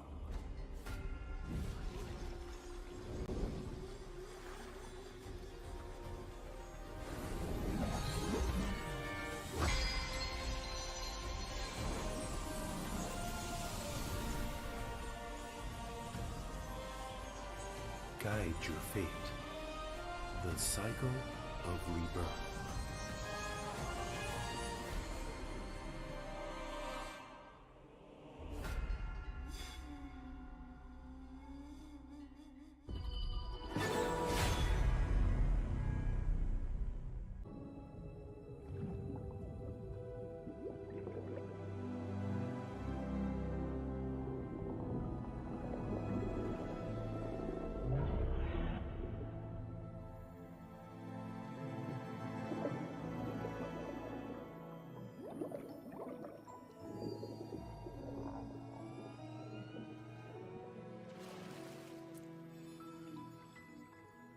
You're awake. What's your name? Hey, no. My name is Dolia. Call me Dolly. Why do I always get chased by cats when I come ashore? Hey,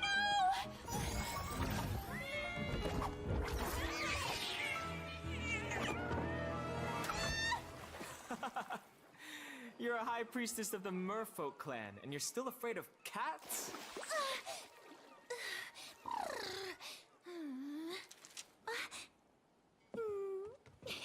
So, are you here to find the Song of the Merfolk, or just scavenging for scraps? What scraps?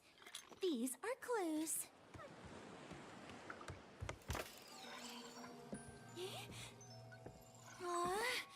Why can't I find it?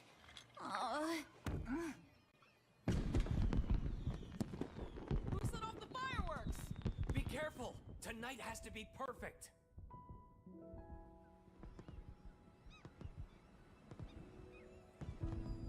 Wow, it's so beautiful. Let's go watch the fireworks tonight. Well?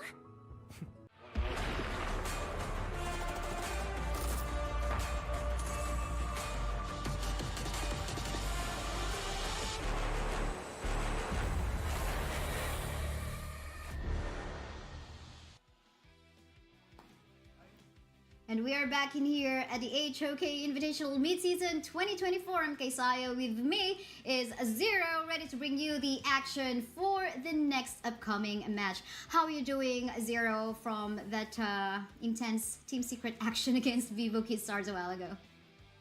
In Vivo Key Stars, definitely not.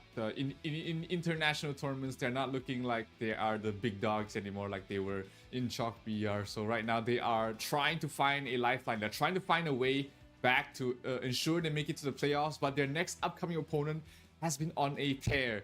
That is LGD Gaming, who has not lost a single match yet.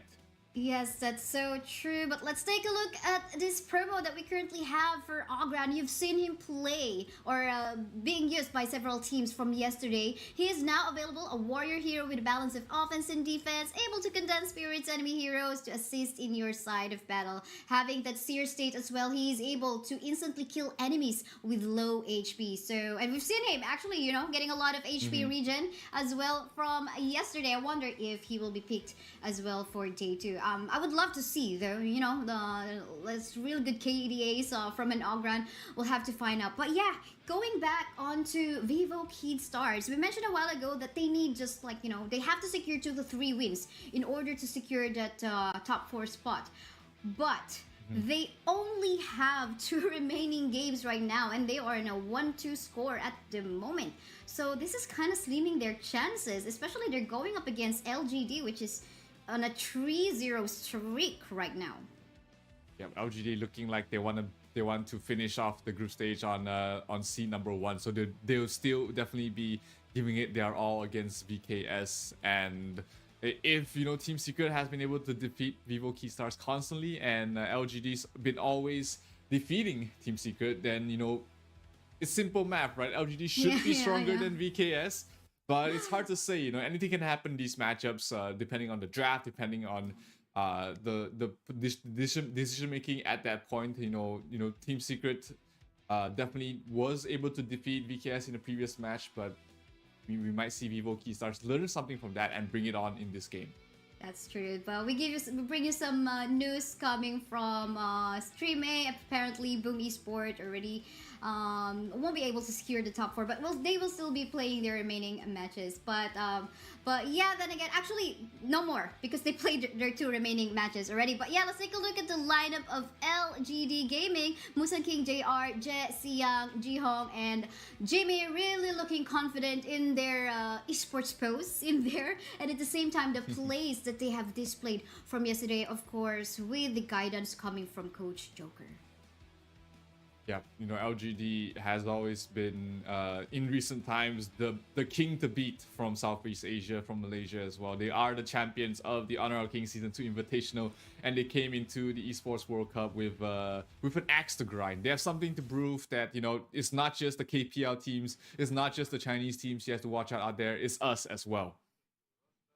That's true, but let's take a look at once more the roster of Vivo Keystars from Brazil. Supinao, White Caesar, One, Yap, Danny, and Mayna. A while ago, Danny wasn't able to, get his favorite Kaiser.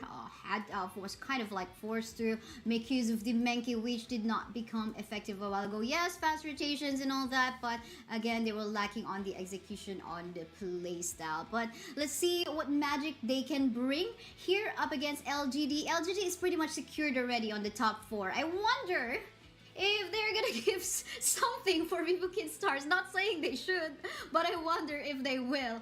But yeah, Vivo Keystars, they need some 2 to 3 wins. They need they need to secure 2 more wins in here to actually get into the top 4, because it's already 2 losses and 1 win for them.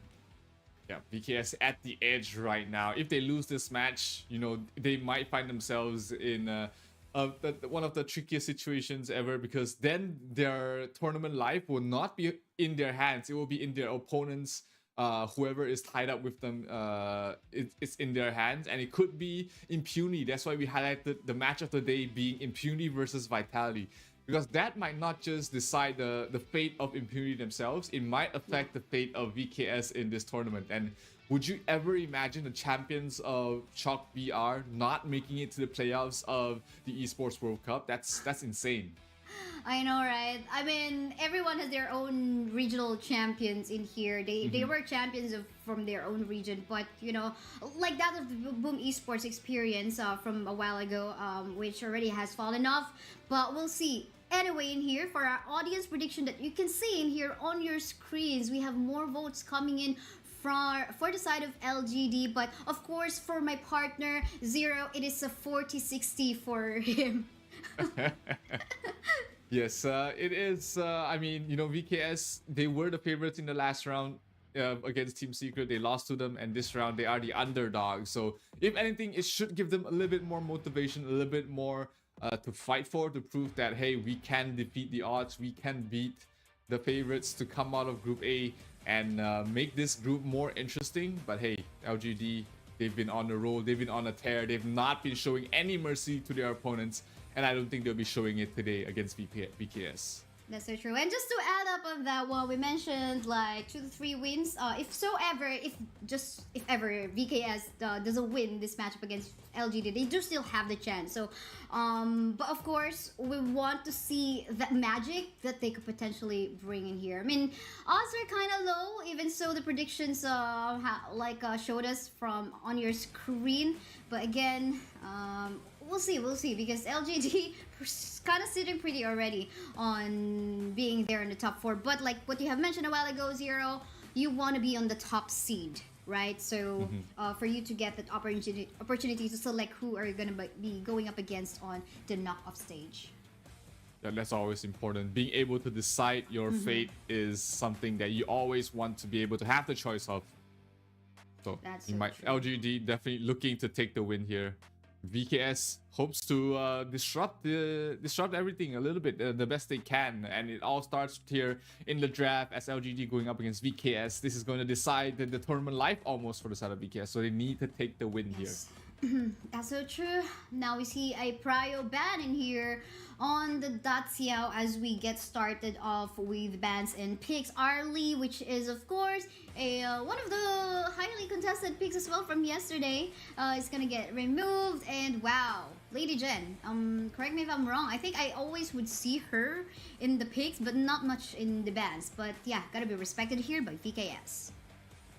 She is 100% either picked or banned on all the matches that's happened so far. So definitely a hero that everybody is looking out for. LGD looking like they are taking a leaf out of VKS's book. They pick up the Dalia and Long for themselves. This was the exact same sequence in terms of the bans and picks of Team Secret versus VKS, but the situation has been flipped. VKS is the one that got the Mai, but LGD is the one that got Long and Dalia.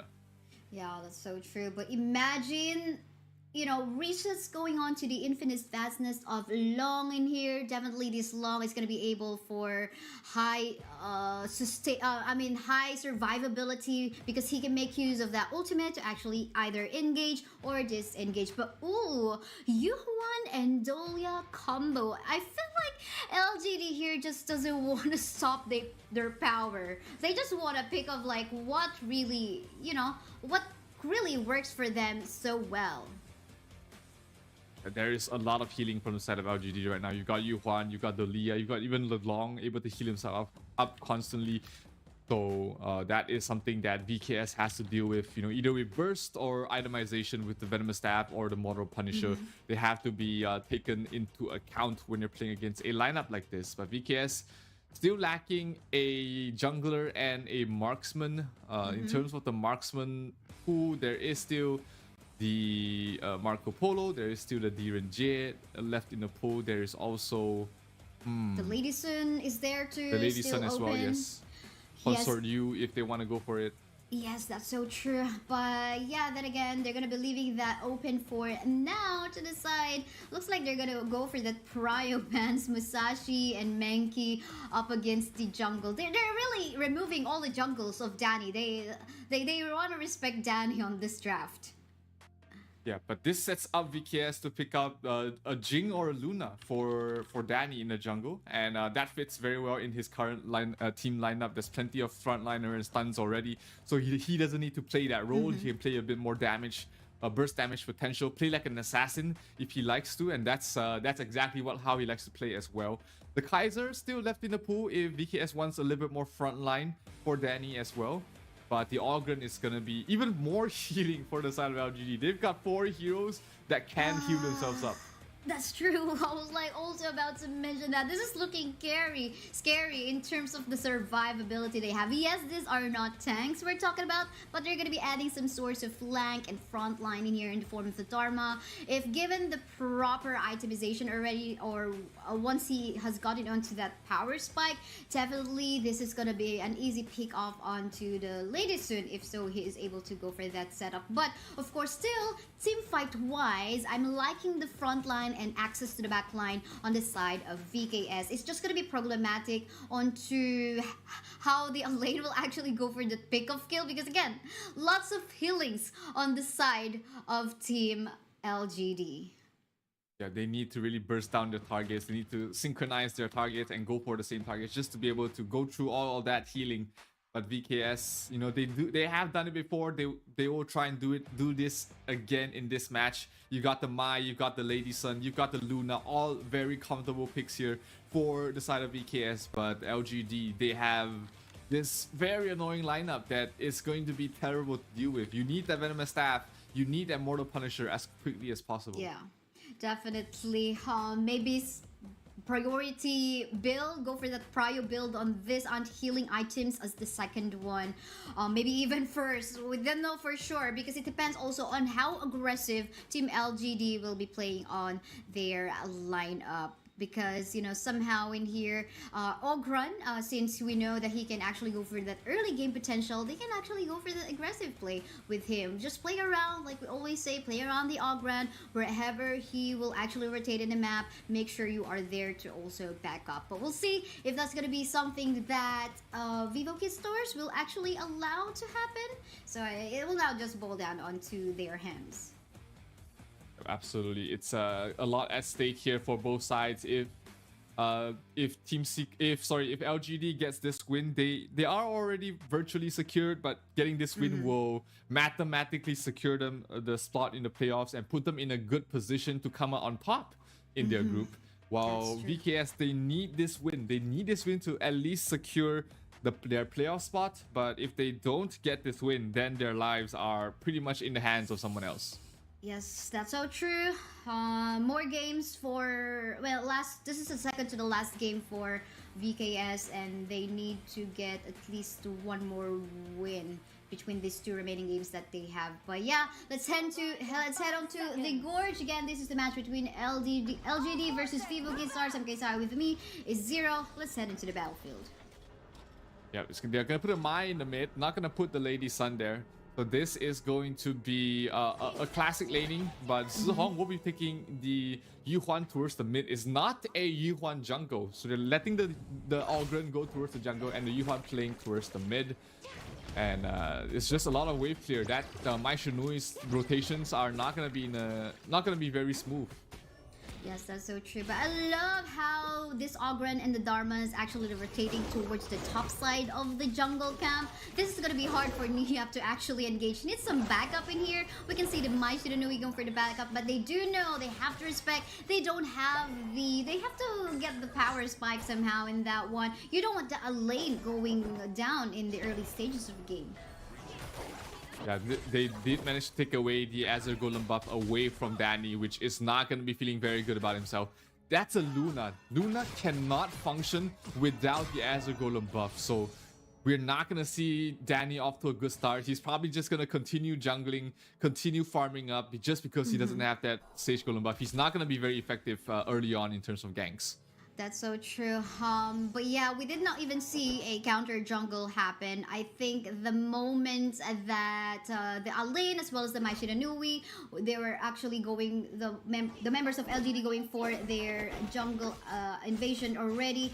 Luna, Danny wasn't able to, just be ready on actually going for the counter invasion. Yeah, he did start off in the red. That's why he's not able to react towards the enemy Crimson Golem. Mid lane at the quick kill on towards Danny. The bad becomes worse for the side of VKS as the first blood goes towards the way of Musang King. That's so true. A first blood lead, and that is definitely going to be good news for them. You want this momentum to get into you, and I love the aggression that they're doing onto the bottom lane part of the map.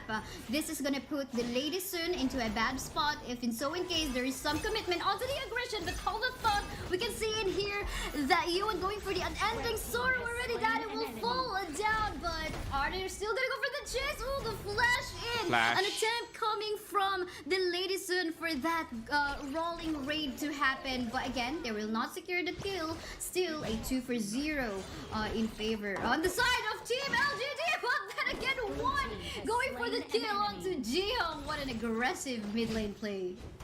Yeah, found her trying to recall back to base, so that's great play there from One. Does salvage the situation a little bit, but Danny's still in terrible trouble with bottom lane. That might be another kill there for BKS. That's gonna be Zero going down. Definitely. What an amazing use of the unbridled outburst coming from Zhang Fei in their Mena. Just very confident. Oh yeah, he's also making use of the smite, so at least maybe later on as we head on to the objective plays, maybe can assist on going for miraculous combo play. But hold on, we can see it here. Infinite's Badness has been used by the Long to disengage to save himself. I think that's okay, but so in case, I think it will just be right on time once we head on the objective. He will have the ultimate still available for himself. Oh, I mean, they have the reset from the Dolia anyway, so it doesn't matter. Yeah, he can, on demand, he can get his ultimate up and running again. So that's the power of running a Dolia with these sort of lineups there. Ooh, lot of damage being dealt to Mena, but able to survive. Top lane though, Nyap in some trouble. Yes, getting some trouble in there, getting pushed back down the wall, and here Siam has to survive and will be able to do so. But in here, on the bottom lane part of the map, our roamer in here, Mena, will have to back away, be ready onto a potential objective take, but it seems like members on the side of VKS won't be ready for that, as LGD is almost done with this Tyrant take. Tyrant has been Yeah, defeated. but LGD tried to go for the the Azure Golem again to take it away from Danny, but a good job there by One to keep him as far away as possible. One doing a lot of damage to Siang, forcing him to recall back to base as well. So that's gonna be the tier 1 for tier 1 trade in the top and bottom lane. Not gonna be too happy there for VKS losing the tower, but hey, they get something for themselves. Wow, yes, a trade on the tower taken there on the top and in the bot as well. But then again, everyone seems to be clumping up together into the middle lane, and they're gonna go for the fight. An ending sorrow will be used by the year 1 in here, but a searing state from the Ogran is already here. Countered by the unbridled outburst in here, fighting here and there. We can see in here more heals coming from the Dolia. So is the year 1, giving them so much sustain. Unending sorrow, quite big, unlimited in here. Daddy will fall down too, and that is what you get once you have the Dolia U1 combination. There's just so much healing on Zihong. He was brought down to a quarter of HP twice, and because of the Leah, she was able to keep herself up in terms of HP. The second ultimate saved her life, and the rotation from Xiang perfect. But here comes Niat towards the backlines. They might be in trouble here, LGD. Oh, they're definitely getting in trouble in here, super low in HP, but with the heals here and there, and of course the zoning being done by the Ogran, they will be safe. And they will still actually go for the jungle invade right now. Super low in HP is the He will fall down on the hands of the Ogran, and they're not yet even done because we have a free hitting in here. Jay onto the back line too, and the rest of the members of LGD just shoving away the members of VKS, still winning the team fight for themselves. 4,000 network lead is the difference right now going towards the way of LGD, and they are also going to try and take away this Azure Golem from Danny once again. No more Azure Golem buff for you, sir. You're going to have to fight the weak fight because that's the problem with the Luna. Without the blue buff, you're in trouble. But here, oh, huge engagement there. Oh, definitely. And the searing state already passing by the long Ogran in here as well. Gonna kill off Teddy. What's more than a double kill even? Why Sizer is deleted off the map as well. They have at the same time good flow of minion waves on the top as well as in the mid. This is looking scary for the side of VKS. How can they catch up in terms of gold? 7,000 right now in 6 minutes, almost 7 minutes, so it's almost 1,000 gold a second. The difference separating both these two teams, and these tier 3 towers not long for this world. The Leah drops the healing, trying to keep everyone set up. Oh, the Elaine going in here, going in, but he's gonna be shredded by the rest of the members of LGD. And here's so much damage coming from JR, and of course the path of passing coming from Musang King in here is just way too much to handle for themselves. And again, loss of healing here and there. I wonder what the itemization on the side of VKS looks like right now, because they definitely need to counter all the heals. But oh, look at that, a really nice setup play in there, but it seems like one member in here will fall down once more. Danny in here gonna get deleted, but Lol is actually gonna go for the Infinite Fatness just to shove away the members of VKS. Desert Suntest have been used, but will that actually be useful or ready to save off your crystal? Quite a bit, yes, but the rest of the members of LGD will still be able to somehow take down the tower onto the top. But Siang in here gonna get bursted down by the lady soon. But what is Mai Shiranui is doing? Seems like he wants to make some amazing play in here. He's trying to go for a flank or some vision onto the top side. Yeah, they don't know where he is, so he might be the crucial turning point for the side of VKS. If they're able to take a good fight, this fight though might not go so well here for VKS. They have to back off. But I love the confidence coming from One in there, our Mai Shiranui in the game. At least they were able to shove away the members of LGD. But this is the LGD that we know. I mean, pretty much, you know, the kind of a team that really wants to end the game as fast as possible. Yes, absolutely. You give them an inch, they'll try and take your crystal just because you gave them an inch. And with this Tyrant, they're gonna be able to take the next fight much easier. they would have liked the Overlord to be able to push down bottom, but hey, maybe this the buff will be enough there to end this thing here for the side of LGD. That's so true. It's gonna be annoying. That mournful tempo coming from the U1, but the path of passing is already in here. More ending Sora, killing of Mena in the process. And the rest of the members of Team LGD are already trying to go for that obliteration onto the crystal of the members of Team VKS. And they're just gonna be waiting for some minion waves to flow onto the bottom lane part of the map. We still have Lady Soon up and available in here, but we can see trying to access onto the backline. Niap will still die in the process by the hands of Musa King. And the rest of the members in here, followed by Daddy, gonna be killed off by the rest of the members of LGD. Musan King on a double kill, and I think anytime soon, oh, something is happening onto the back line, but then again, they have to focus on the crystal if they want this, and there you go, LGD will get this win up against the VKS. They get this win, and they secure a spot in the playoffs for themselves here. LGD looking absolutely scary, looking absolutely undefeatable in their groups, and my oh my, they are, you know, just showing to the world what they can do, and VKS is in a lot of trouble right now, Kaizaya. Oh, definitely. They have just one last chance later on their last match in this round robin group stage up against Kagendra later on. So that's gonna be their last chance. But again, getting bitten off by LGD is no surprise. We know that LGD is a really strong team. Let's take a look at the highlights from that match that we saw. Absolutely, it was just LGD true and true. Sure, there was some moments of brilliance here from VKS. This was the one fight that they were able to bring down Zerg quickly, but after that, it was just the LGD show. Constant fights going all the way in favor of LGD, and Danny was just completely a non-factor in this in all these fights. Yes, definitely. Here you can see the searing path of passing rather coming from Ogran is being used most of the time to actually create the space for the long to actually free hit onto the back line. And at the same time, U1 as well as the Dolia being used as a source of sustain. Many times they try to go for the target onto the U1, but of course he has the unending sorrow. So how can you actually kill that? Of course the reset too. So it's like an unlimited, almost undying U1 in the process that could just like give that additional heals for his teammates. But again, I would say it actually started off with the invade on the jungle camp of Team VKS, wherein Danny wasn't able to answer LGD on maybe like kind of a way on to like go for a counter jungle. No, nothing like that happened. So I guess that's the reason why LGD really got the momentum head on to the early stage. Yeah, Danny absolutely could not do anything in this game at all. You know, no fault of him. It was just the entire team of LGD and of course the MVP Musang King here. Absolutely insane Ogren play. 7-0-2, not dying a single time, and he's just been able to soak up so much damage for the rest of his team to be able to finish off the game. Yeah, that's true. I mean, an amazing play. We were actually requesting some, okay, maybe an Ogren play again with a good KDA, and Musang King gave that to us. Wow, thank you so much.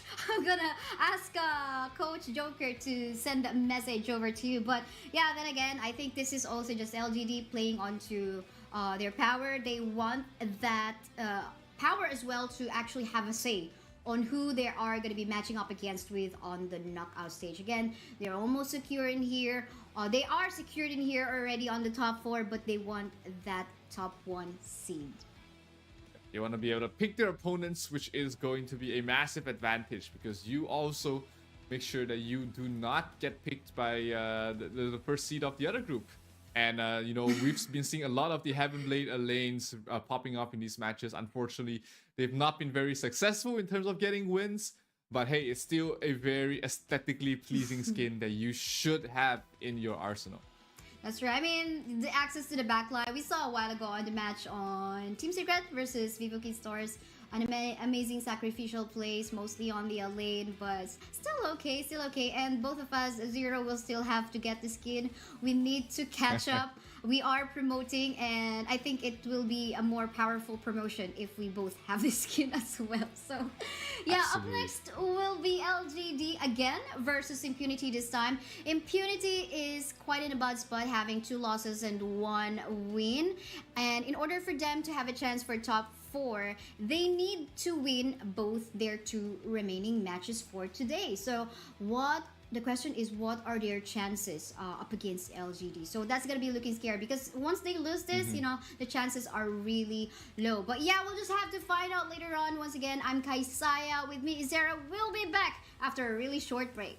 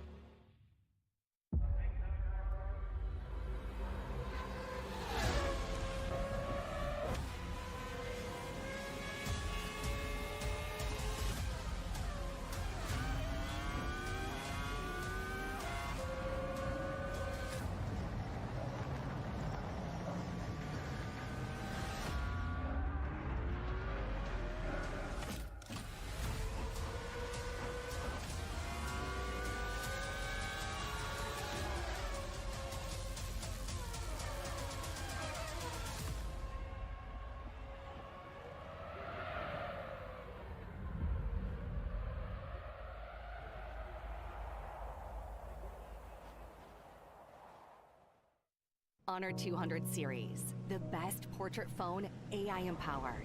Studio level, AI portrait camera, 3 hardcore portrait modes.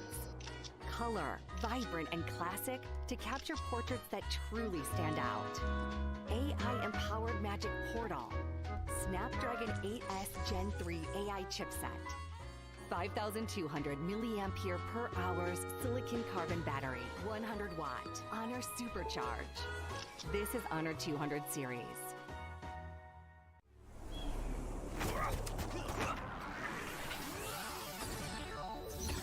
Ready, set, go.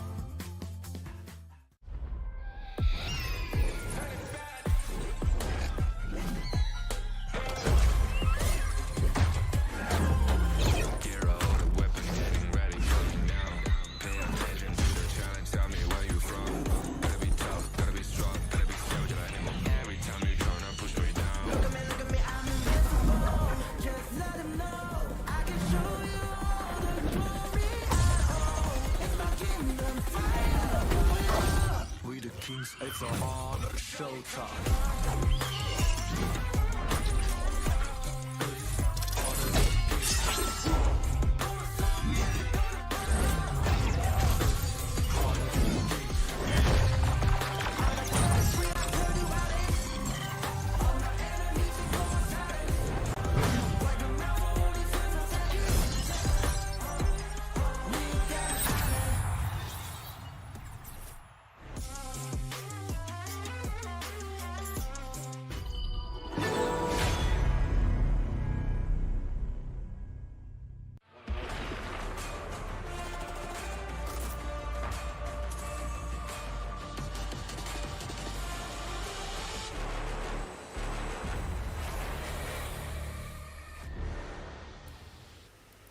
I'm pretty sure you guys enjoyed the first 2 series that we showed you here on Stream B here at the HOK Invitational Mid-Season 2024. And beside with me is Zero. Zero, how are you doing so far on these 2 series?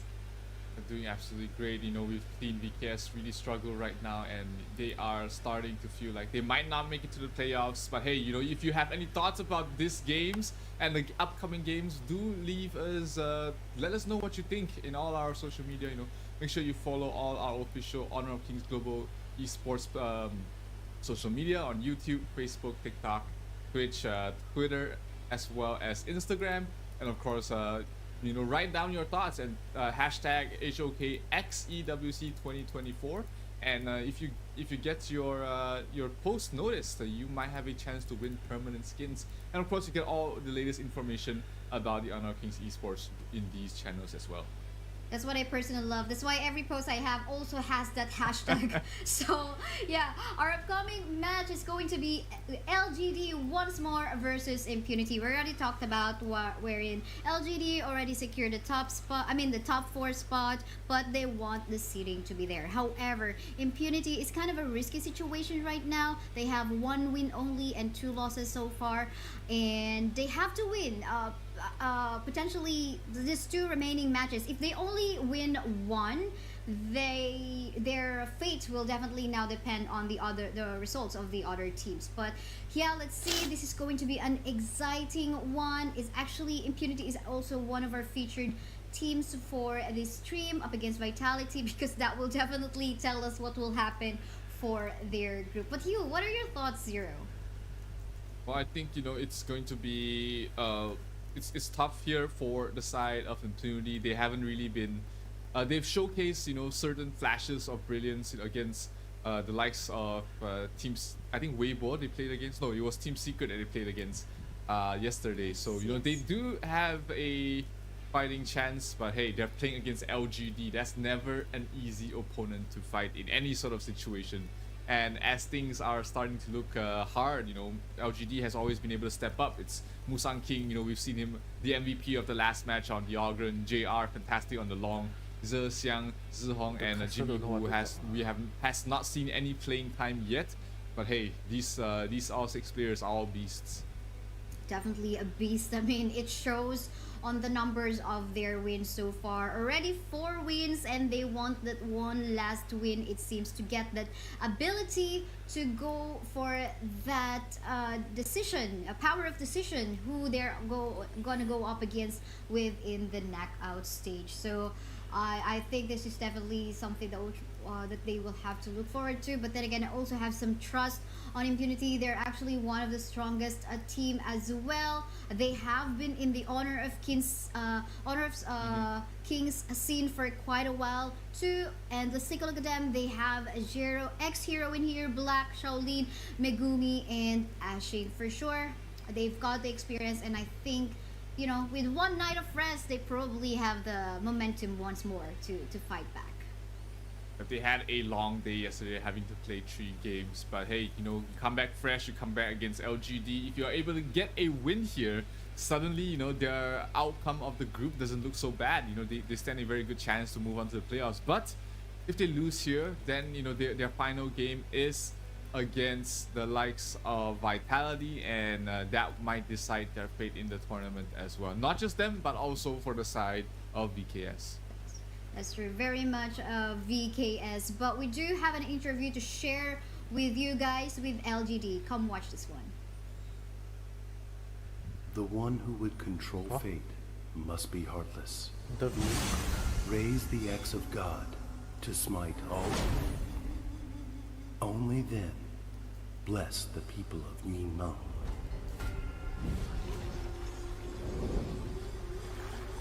Okay.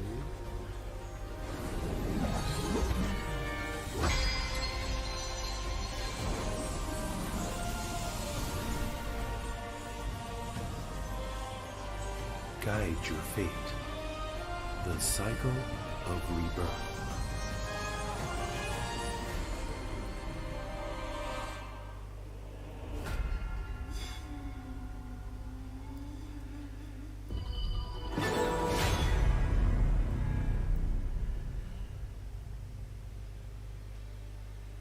It wasn't an interview, but it was an Ogren promotion that we have. Ogren is available now. You've seen him previously with the LGD matchup against VKS.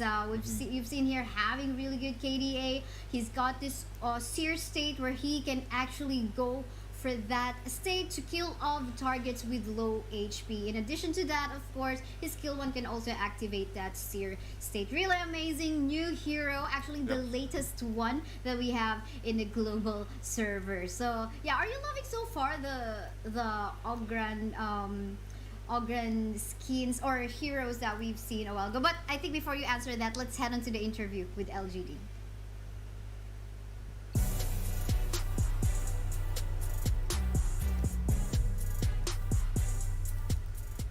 感觉这里非常棒，这是我人生第一次来到这种国际赛事，就很兴奋，很开心。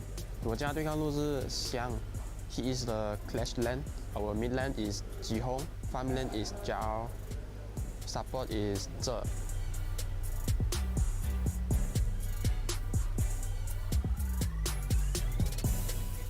我觉得我的团队会赢，因为梦还是要有的。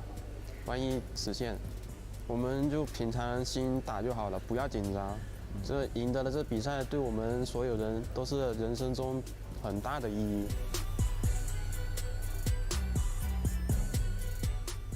谢谢你们，我们会尽全力拿下冠军的。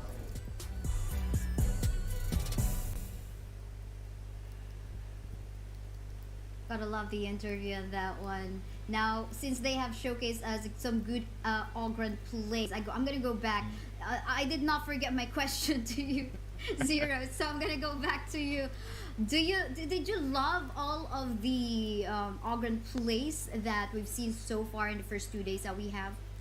Oh, absolutely. He is. There's a reason why he's constantly just being banned out or picked out so far. He has a 80% win rate, almost, for the side of Ogren. But you know, if the Impunity has anything to say about it, let's see what they have to say about their tournament run in the EWC with this video.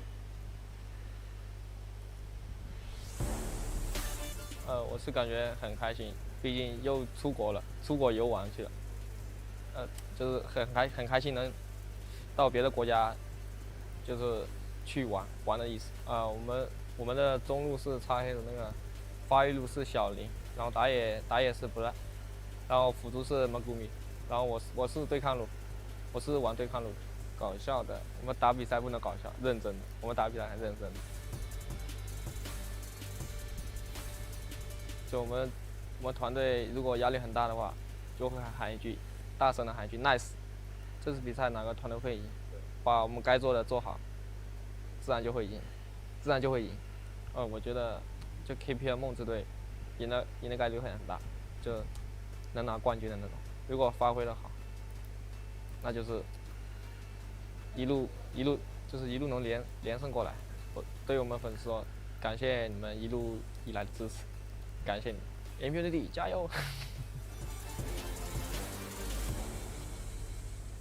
They are a fun team, but they are very serious in their games. I mean, I'm pretty sure that all of the teams are fun, but maybe Impunity in here are now fun from, you know, their rest from yesterday, taking a break, but even more serious to go up against Team LGD. Because again, they are quite in a shaky spot right now in their group.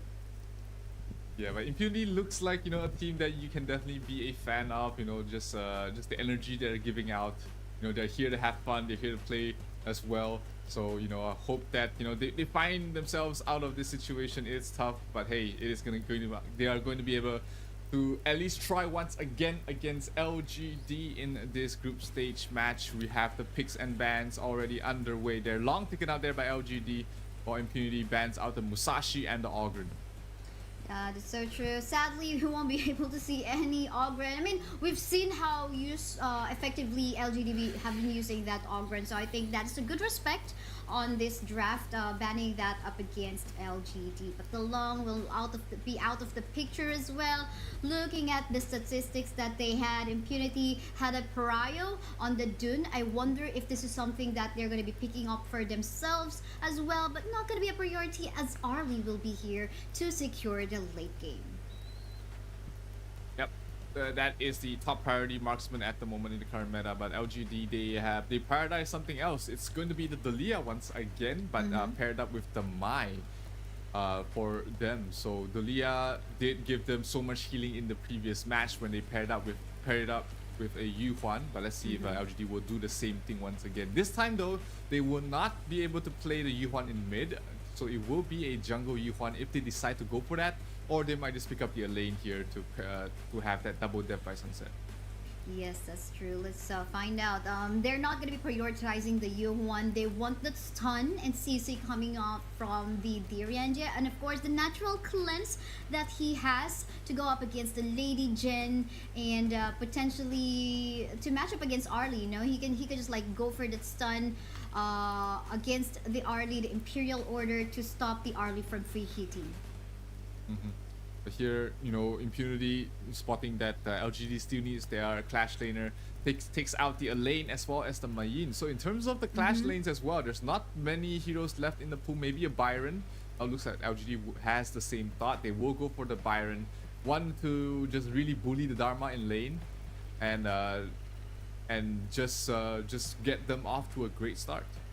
That's true. And I think one thing we should also look forward to later on is how they're going to be visiting their clash laners in here to make a fight, to maybe create that early space already in order for their clash laner to go for a rotate. But Kaiser in here getting hovered right now by Impunity to add some source of sustain and front line to allow Lady Jen to free it, and so as is the Arlie. So I think this is okay, looking good so far for their hover. But yeah, one thing we notice in here too is that it makes us wonder what's gonna be the jungle for the side of LGD. But yeah, Yarya will be banned out to just avoid that combination between the Arlie and the Yarya. But ooh, I just don't know. I mean, Impunity left this open for quite a while, and LGD not even prioritizing this one, still gonna go for the U1 jungle. Yeah, Impunity decided to ban 2 clash laners and then pick up the Kaiser to also block it away from LGD. The Kaiser Delia combo is actually also very scary. That allows, you know, Kaiser to really be a tanky frontliner. But here, you know, the Yuhuan gets slipped through. LGD will pick it up once again. We've seen it to great effect in the previous game against VKS. So this, we might see another opportunity for the Yuhuan to shine, but this time in the jungle role. That's true. They're showcasing to us what the capabilities of a Yuhuan are. So these are like good sources of like content from this stream all along, or from this series all alone. And I love how our coaches have put on a smile and confidently shook their hands in there right after the draft. Pretty much seems like they're confident on the drafts of both of these teams. We can see a lot of engaged potential coming from the side of Impunity. Pretty much almost the same for the side of team LGD, but the add to that one is of course the sustain that they have with the Yuhuan Dolia combination. Yeah, but on the other hand though, Impunity, they do have that very scary Zhang Fei paired with the ladies, and that is so much team fight that they can have. A Shaolin mid lane taking a lot of damage, already down to half health. Yeah, so true. I mean, the poke advantage that they have in here too, and look at the invade that they're actually doing right now, just disrupting. Oh, look at this poke connecting to the Kaiser. Kaiser will be the first blood, and we continue the team fight right now because Musan King will fall down. What a trade! Make it 2-for-1 trade right now. Is this even done yet? Because it seems like they want more kill. That poke will not connect quite apparently coming from our Mai Shiranui, but he'll go back to his lane. He's go back to his domain, but the Dolia and Byron is still there in the jungle of Impunity. 1-4-3 trade-off there, and they lost the Azure Golem buff taken away from Black, but at least they managed to recapture it to give it to the hands of Shaolin. So Shaolin's gonna be the sole benefactor of the entire team fight, and that's gonna help out her farm quite a bit, but that's not gonna help Black at all. That's so true. I mean, he's the first blood in there from the hands of LGD. So, and of course, he got disrupted. You don't want that to happen to a Kaiser. But later on, I think what Impunity needs to do in this one is to just buy some time, just avoid the team fights that LGD is trying to go on for too. We need a tankier front in here in form of the Zhang Fei and the Kaiser as well. So I think they just have to be very patient because they've got an Arlie as well to secure their late game. But hold up, because we have a 1v2 tussle on the top side. Si Young getting slowed and here getting knocked back, trying to sustain the damage with his HP bar, but then again we fall down onto the hands of Ashing. Now there's goes a chase. Musan King trying to go for a chase on Ashing. Question, will Ashing survive? But to no afford as he will burst it down with this combination between the Mai Shiranui and the U1 as well. And onto the middle lane as well, we can see Xian leaning here, trying to poke out Jet in the process. Still, lots of invades in here. Our Mai Shiranui is still not even stopping with the pokes. Will there be a contestation? They will try. No, they actually will be able to secure their blue buff for themselves. And nice attempt for invade still coming from the side of LGD. Yeah, but Gumi being able to take that away from the Yuhuan is huge, because that means that she cannot abuse just having 2 Azure Golems. But the invades, like you said, they just keep going on. More and more camps taken away from Black. Not the best situation that he could hope for. Really losing out in a lot of farm, and he's gonna fall off very quickly if he's not able to get some kills or get some crucial team fights going on in his favor. That's so true. I mean, pretty sure he's not having fun with this one. But the question is, what can they do on the side of Impunity in here? Right now, we're taking a look at the difference in terms of gold, 1.9k to 2.1. Okay, this is not at least a K gold lead, 1k gold lead, but this is like in a process where LGD is just capitalizing on their potential right now. We've seen a couple of times Ji-Hong in here just, you know, just aggressively going for the poke. And at the same time, Yuan with the stuns as well, more in full tempo. And you're also not gonna get stunned, but also gonna get slowed. So they do have the chase potential in here. Yeah, but like you said, so much poke there from Ji-Hong, just throwing out Kachosins left, right, and center. Musang King rotating out towards the top, looking like they want to pressure the tier 1 tower. But with the Kaiser and the Dharma over there, he's not going to be able to continue on. But Musang King uses the teleport towards the mid, looking like she wants to start some action for herself as well. And it seems like there our LGD is going to position themselves onto the Tyrant, first Tyrant of the game. But I love the exchange. That Impunity is actually doing that.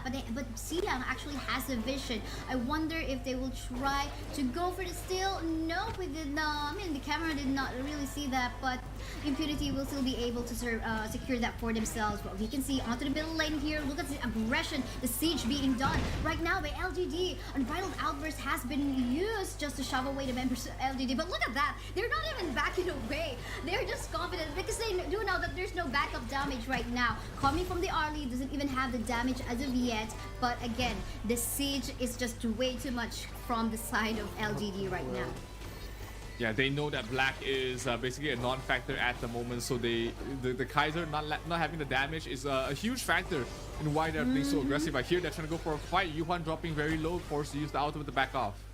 Definitely going to be making use of the unending Soros to make himself untargetable. They will be able to secure the tower on the bottom side part of the map, allowing the D-Rendia to actually rotate into other lanes. They probably are going to go for that 1-3-1 rotation already, maybe 4-1. But yeah, this is so far looking good since this is a 2k gold that we're talking about in favor of LGD. Yeah, but they really want this mid tier 1 power is LGD. You constantly see them put a lot of members there. Megumi in some trouble. Can he back off from this? Gonna go for that shield here and there, but look at the damage going to the members of LGD right now. We're gonna fall down onto the hands of Musang King. Way too much magic and damage. I mean, this is the moment. I mean, this is the timestamp, game timestamp, wherein you don't really will find yourself in a tanky mode. You know, we have to wait for the late game for the side of Impunity in here. And now it's just going to be up to them. But for the meantime, you can see members of LGD just going for the siege. And again, they're not stopping on the jungle invades. They're not giving Black any time to farm whatsoever. This tier 2 tower in the bottom is going to fall very quickly. And that is more and more real estate being taken away from the side of Impunity. Power trade-off though on top. Dharma was able to finish that off, so that gives them a little bit of gold. But that Crimson Golem is going towards the way of LGD once again. Again, taken away from Black. And Black is really suffering right now if you look at his itemization. Oh, looks like there goes the creation of space just to take down tower in the middle lane right now. And Ending Sorrow has been used by the Yuan to save himself through any potential CC lock from the side of Impunity. And then, I mean, this is like really textbook play coming from LGD right now. We go for our objective and then we don't force team fights. If they want to try to engage, we just avoid. If we kill someone, let's go. But again, there is also a lack of pressure coming from the side of Impunity right now, not allowing Black to go for his jungle, you know, objectives, the jungle monsters, nothing like that. But for the meantime, you can see the Unbridled Outburst already has been used. Going to be able to target the Mai Shiranui, but then again, Mai Shiranui is very mobile. He will be able to go for that escape, but getting slowed down in here is the Kaiser right now. Again, the jungle invade, no space for Black to actually farm. It is just a tough situation right now for Black. He needs to try and find a fight with limited items there. But hey, he can rely on his teammates. You've got the Zhang Fei, you've got the ladies, and to become that true frontline for you, and then you take a fight after the fact. So let's see if Impunity is able to find that. Oh, Zhang Fei in some trouble, dropping low.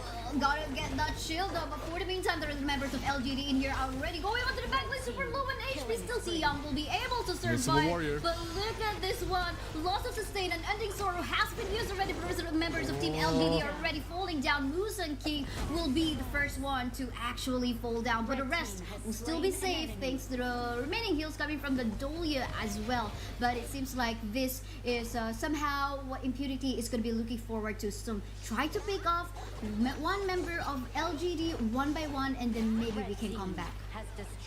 Yeah, but they have to play patient. They have to not crumble to this pressure that LGD is giving. Another Azure Golem taken away from the Impunity side. And if you look at Black, he's not having a great time whatsoever. Still, that was a good fight for them to be able to find an opening in towards this game. And if they get another good fight somehow or another, you know, we might just see them back in the driver's seat.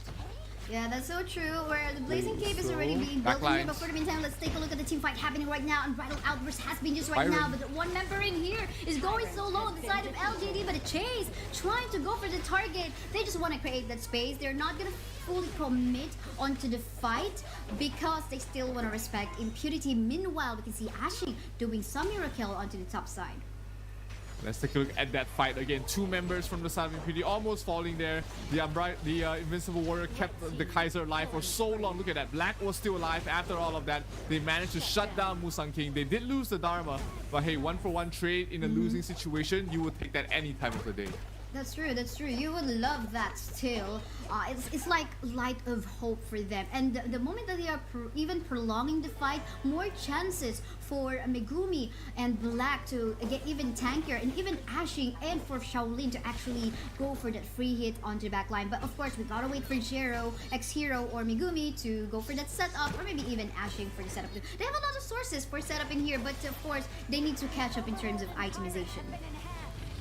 Absolutely, the itemization is the key concern here for Black. He's not as tanky as he'd like to be, and he's picking up against so much damage coming from the side of LGD. And Black is trying to run for his life here. Can he get out? Run while there is support. Dharma. Engage onto the side, and here coming from our members of Impunity, but seems like they're the one to fall down because X-Hero will fall down together with Ashing, but Shaolin in here will go for one kill. There is a chase right now. Oh, will he get the last hit? But thanks to the backup and shielding coming from Megumi, but again, although he was able to protect his teammate, he will fall down. Arlie was safe, but then again, members of LGD, it seems like they're eyeing for a tower take onto the mid. They get that tower, they get their first tier trees, and that opens up the high ground for the side of LGD. They are looking like they want to end this game as quickly as possible. That will be assisted there with the Tyrant buff and maybe the Overlord as well after this. So LGD firmly in the driver's seat at the moment, 6,000 net worth. But Black is starting to catch up. He's still far behind in terms of the net worth, behind Musan King, but we can see him starting to be able to soak out more and more damage. Definitely getting there. Again, in terms of anti-healing items, again, the only swords right now we can see is the Blazing Cape. There is no Venomous Staff or Mortal Punisher being seen right now on the itemization of Impunity, and that would just allow, you know, the healings coming from Musan King and Jir right now to become even still effective somehow. But they are already trying to go for a siege into the middle lane, forcing the rest of the members of Impunity to teleport back into the base. But seems like Shaolin decided to just continue with the teleport. Yep, this Tyrant is, this Overlord is going to be crucial, but the Primal Bonds are still available there. The debuff is still on the side of LGD, so they are taking some time, taking a bit more damage than they like. Impunity though, not trying to contest whatsoever. They're more than happy to just continuing farming up on their heroes, try and catch up that way. That's true, that's true. They want to play it safe, at least, you know, just avoid the risk, even riskier situation when they get wiped out, and then gonna have their crystal fall down. But yeah, members of Impunity forced to back away, but we can see in here Ashing still trying to go for that side lane push, but actually on the top side tower as well will fall down. A lot of super minions will come through anytime soon on their base. Yep, they lost the tier 3 without any contest. Ooh, lots of damage towards Musan King. I thought he might have needed to use his ultimate there. If a single crit did land, he was pretty much dead there and then. But knowing Musan King, he's always going to be able to try and play at his limits. To try and play with the lowest HP possible before popping his ultimate to heal everybody up. Yeah, this is not like, okay, spam, just make use of the skills and spam here and there. These are what we call calculated moves. But talking about calculated moves, will there be any calculated moves in here? We can see the Zhangfei onto the back line though. All of the high ground towers already has fallen down. We can see the aggression coming from the Dolia as well. Minion waves are coming in. What are the odds in here? We need a setup coming from our... back lines. Oh, look at that shoulder will fall down. However, surprisingly though, Jeb will fall down too. But the rest of the members of Team Impunity already falling down. Megumi is all the one remaining. Will still be able to survive, but it seems like Team LGD will want to focus fire onto the base, winning this match up against Impunity. Congratulations. That was just dominance from the side of LGD from the word go. Never giving the jungle ever to the side of Black. And you know, Black, he just had a terrible start. We did see the use of the Kaiser towards the later stages of the game. He became very tanky, became very unkillable and very sticky to all these heroes. And that was a good position that Black wanted to be in. But unfortunately, the early game was just too bad for the Kaiser to really do anything. And Impunity right now 1-3 in terms of score. They are not in a good spot in the group stage. Definitely not. They already have one. They have 1 win and 3 losses already. They still have a chance later on if they win the next match that they have. But for LGD, they already finished all their matches. 5 wins, and they are securing the top 1 spot. They get to decide later on who they will be matching up against with in the knockout stage. But let's take a look at the amazing highlights from this game. Yeah, this fight, I thought, you know, this was Impunity's way back into the fight. Dharma as well as Megumi was able to do so much damage to Zihong and JR, but unfortunately nobody to clean them up, and they just lost too many members from there. If they got that fight, we might see a different outcome or at least a longer game, but because they lost that fight in such a terrible fashion, it was just too much to deal with, and LGD just too hard to beat. 5-0 in these groups, and they are number 1. They are top in Group A. Yes, it's like, you know, the rest of the teams in Group A are like, okay, what's gonna be our position? But for LGD, it's like, sure. They already know. It's like, they already know. Meanwhile, for Group B, we have like 2 teams, okay, KPL and Weibo. But yeah, let's take a look at the match results from a while ago. Anything highlight worthy that you can point out in here, Zero? I mean, X0 definitely did a lot of damage for his team, but unfortunately just never be able to close out the game in terms of those fights. Wasn't able to get those kills, and once again the MVP going towards the way of LGD's Musang King on the Yuhuan again. No, sorry, Yuhuan was played by Zihong in the previous game, but here is being played there by Musang King. So still very MVP worthy game from him, 5, 2, and 6, and always a threat in every single team fight. Yes, that's so true. I mean, the unlimited heals that they've got, unending sorrow, then you make use of that. Celestial, followed up by the Celestial Melody coming from Dolia, is again unlimited skills, unlimited healing for your whole. It's not just for himself, but for his teammates. But yeah, up next is going to be the match between Team Secret versus Team Vitality. Something to look forward to, because again, these are the 2 teams as well in a shaky position in our group. But then again, everyone, guys, don't forget to make use of the hashtag HOK EWC 2024 for you to get a chance on winning some permanent skins. Any of your thoughts, analysis, we'd love to hear that being posted in social media, whether it be Twitter or X, Threads. I don't know if you're actually there too, wherever, Facebook too. But yeah, what else do we have in here, Zero?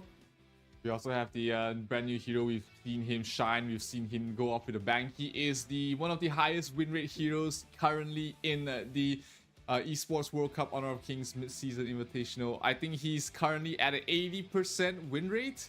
And definitely, if you are looking to climb the ladder, climb the leaderboard, this is one of those heroes that you definitely need right now. It's just so strong with the lifesteal and everything that he can provide to the rest of his team.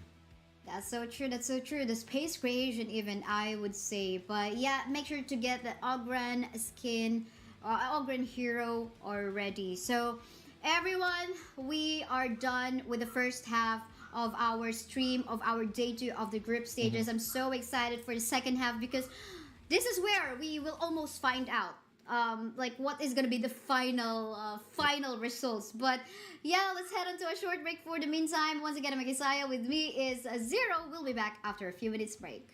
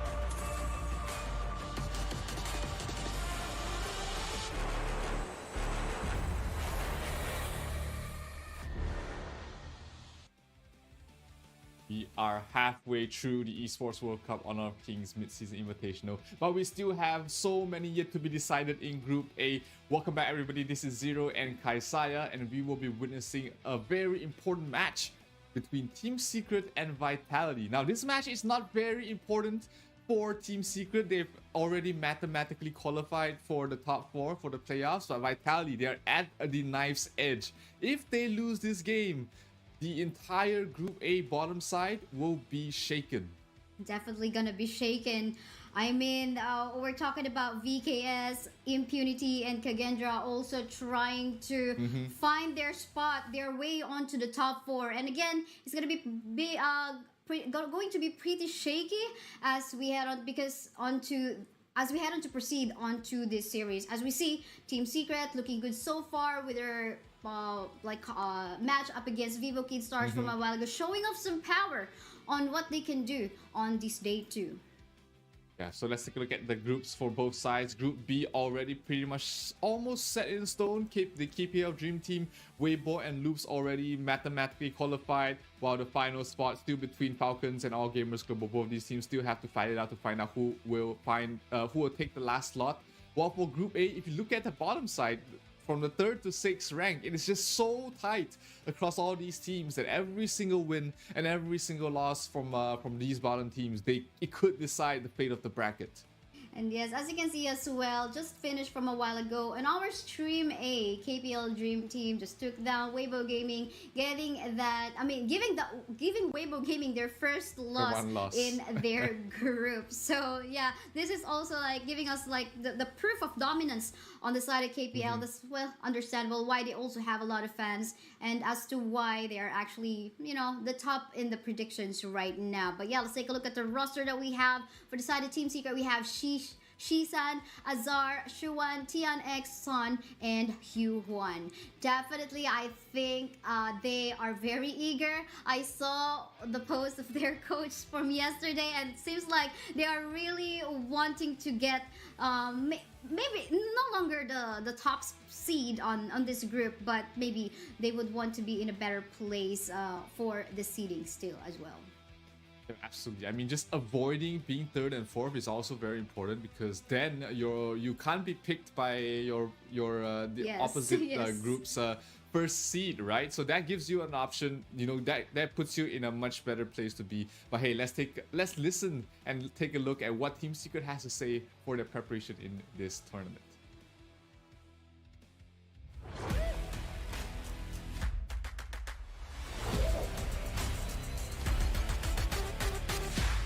团队的那个气氛现在比较兴奋吧，是想马上就开始比赛，就已经准备就绪了，想马上打比赛。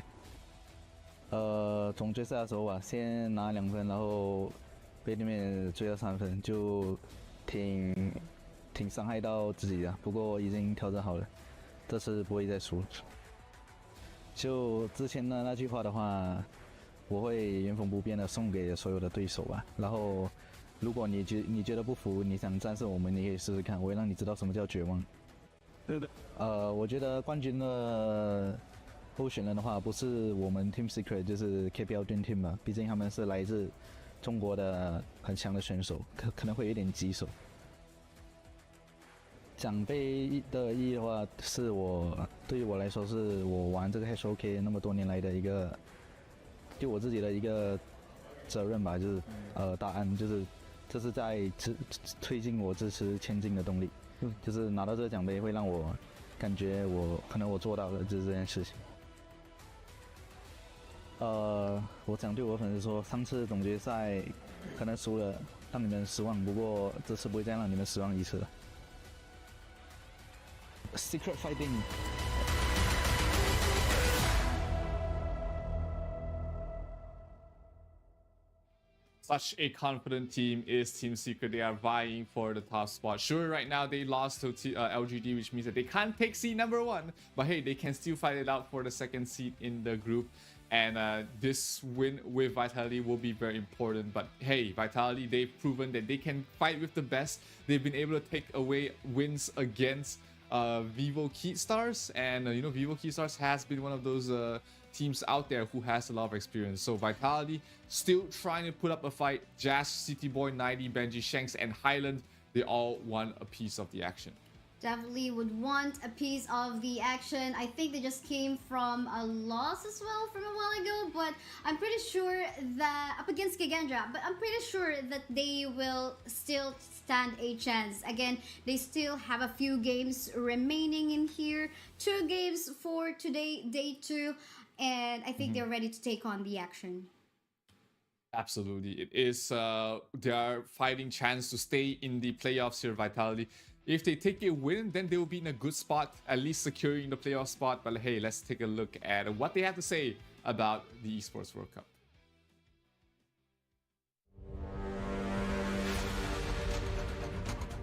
For the Esports World Cup, I feel very excited and I want to play against the other international teams. I'm not nervous during competition. Just the first second when I come on stage, but after when I'm in game, I'm not nervous anymore. I just think about the win. I'm the support of the Vitality team, and Shanks is the ADC, City Boy is the support, 90 is the top laner, and Highland is the mid laner. And I think the team is very funny because we have different personality, but at the same time they are professional when we have to be professional. We speak a lot of language in the team, but the main language is Chinese. I learned some words to understand in game, but I still need to learn more Chinese. I think the winner will be the KPL Dream Team because they all are very strong and have a lot of experience. And all the team are motivated and work hard to hold the trophy. I love you guys. Jayo! It's interesting to hear that, you know, their main language that they use in the team is in Mandarin, which is surprising for European organization. But hey, if you put in the predictions in STC play.gg, they are out right now. 58% for Team Secret against the 42 for Team Spirit. Actually not bad in terms of odds. Not too bad at all. Definitely, it's close, really close to 50-50 right now. And, you know, we wouldn't expect that, I mean, because Team Secret has a good run so far at the start of the day for day 2, but then again, I think it's the fans of Vitality, you know, their members coming from different nationalities, coming from different countries, the support is just coming from everywhere. So I think that's one of the advantage, the trust, the moral support that you have, and I think that will boost up the confidence of the members of Team Vitality in here. But let's head on to our draft. Vitality versus Team Secret. We can see a Daciel respect right off the bat in here on the side of teams from up against the side of Team Secret. Jangfei and Haino too as the prio bands against Vitality.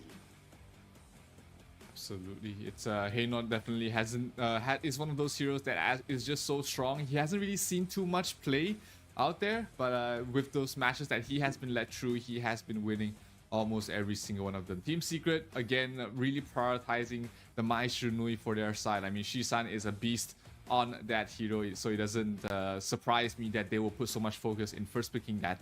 But Vitality looks like they want the Arlie for themselves, and seeing that it is led through the pool, they're going to give them a run at it. Yeah, that's true. Usually we would see, okay, Arlie, once this is in the opponent's side, you would next see a ban on the Yarya, but so far we have not seen Yarya even so since day 1, but they're gonna be pairing that up with Dolia. Let's see what's gonna be the prio on the ult in here coming from the Dolia.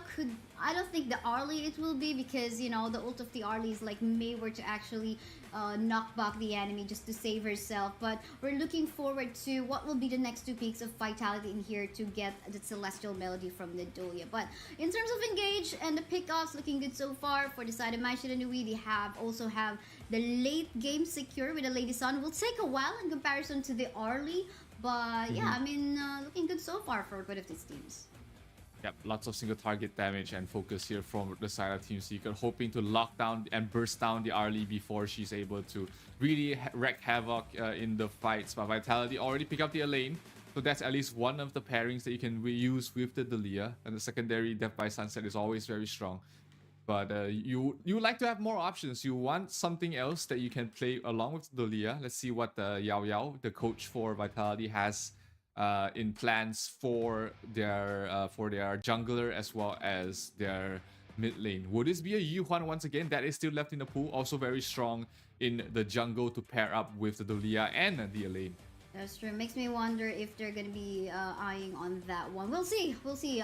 That's still definitely a possibility, but getting cancelled in here already as well is the Kaiser as well as the Princess Frost, Mayin, the Ming too. Ming, you definitely wouldn't want that to be partnered with the latest one, of course. Absolutely not. We saw that from yesterday, or I think the first match with KPL Dream. Having that against Falcon, if I remember it correctly, it was just like super aggressive and looking scary. But yeah, let's take a look at the final picks. Do you have anything in mind in here that they could be prioritizing? Should it be the Yuhuan next for Vitality? I think Yuhuan makes the most sense for Vitality. It could be something else, but they decide to go for the Ata in the jungle, which is interesting to say the least. He's not a very widely picked jungle hero. He usually flexes more towards the clash lane, but he can still be playing the jungle. He's had mixed results so far, but it does allow Vitality to play very aggressive. Ada doesn't need a lot of farm to start wreaking havoc in those fights. That's so true. We'll have to find out, but that definitely adds up a layer of CC for the side of Vitality, or maybe block of those potential engage coming from either the the Musashi or the Maestro Nui. We'll have to find out. I'm still curious as to what will be the last pick of Vitality in here, if they're going to be securing the U1, since it's still open for the mid.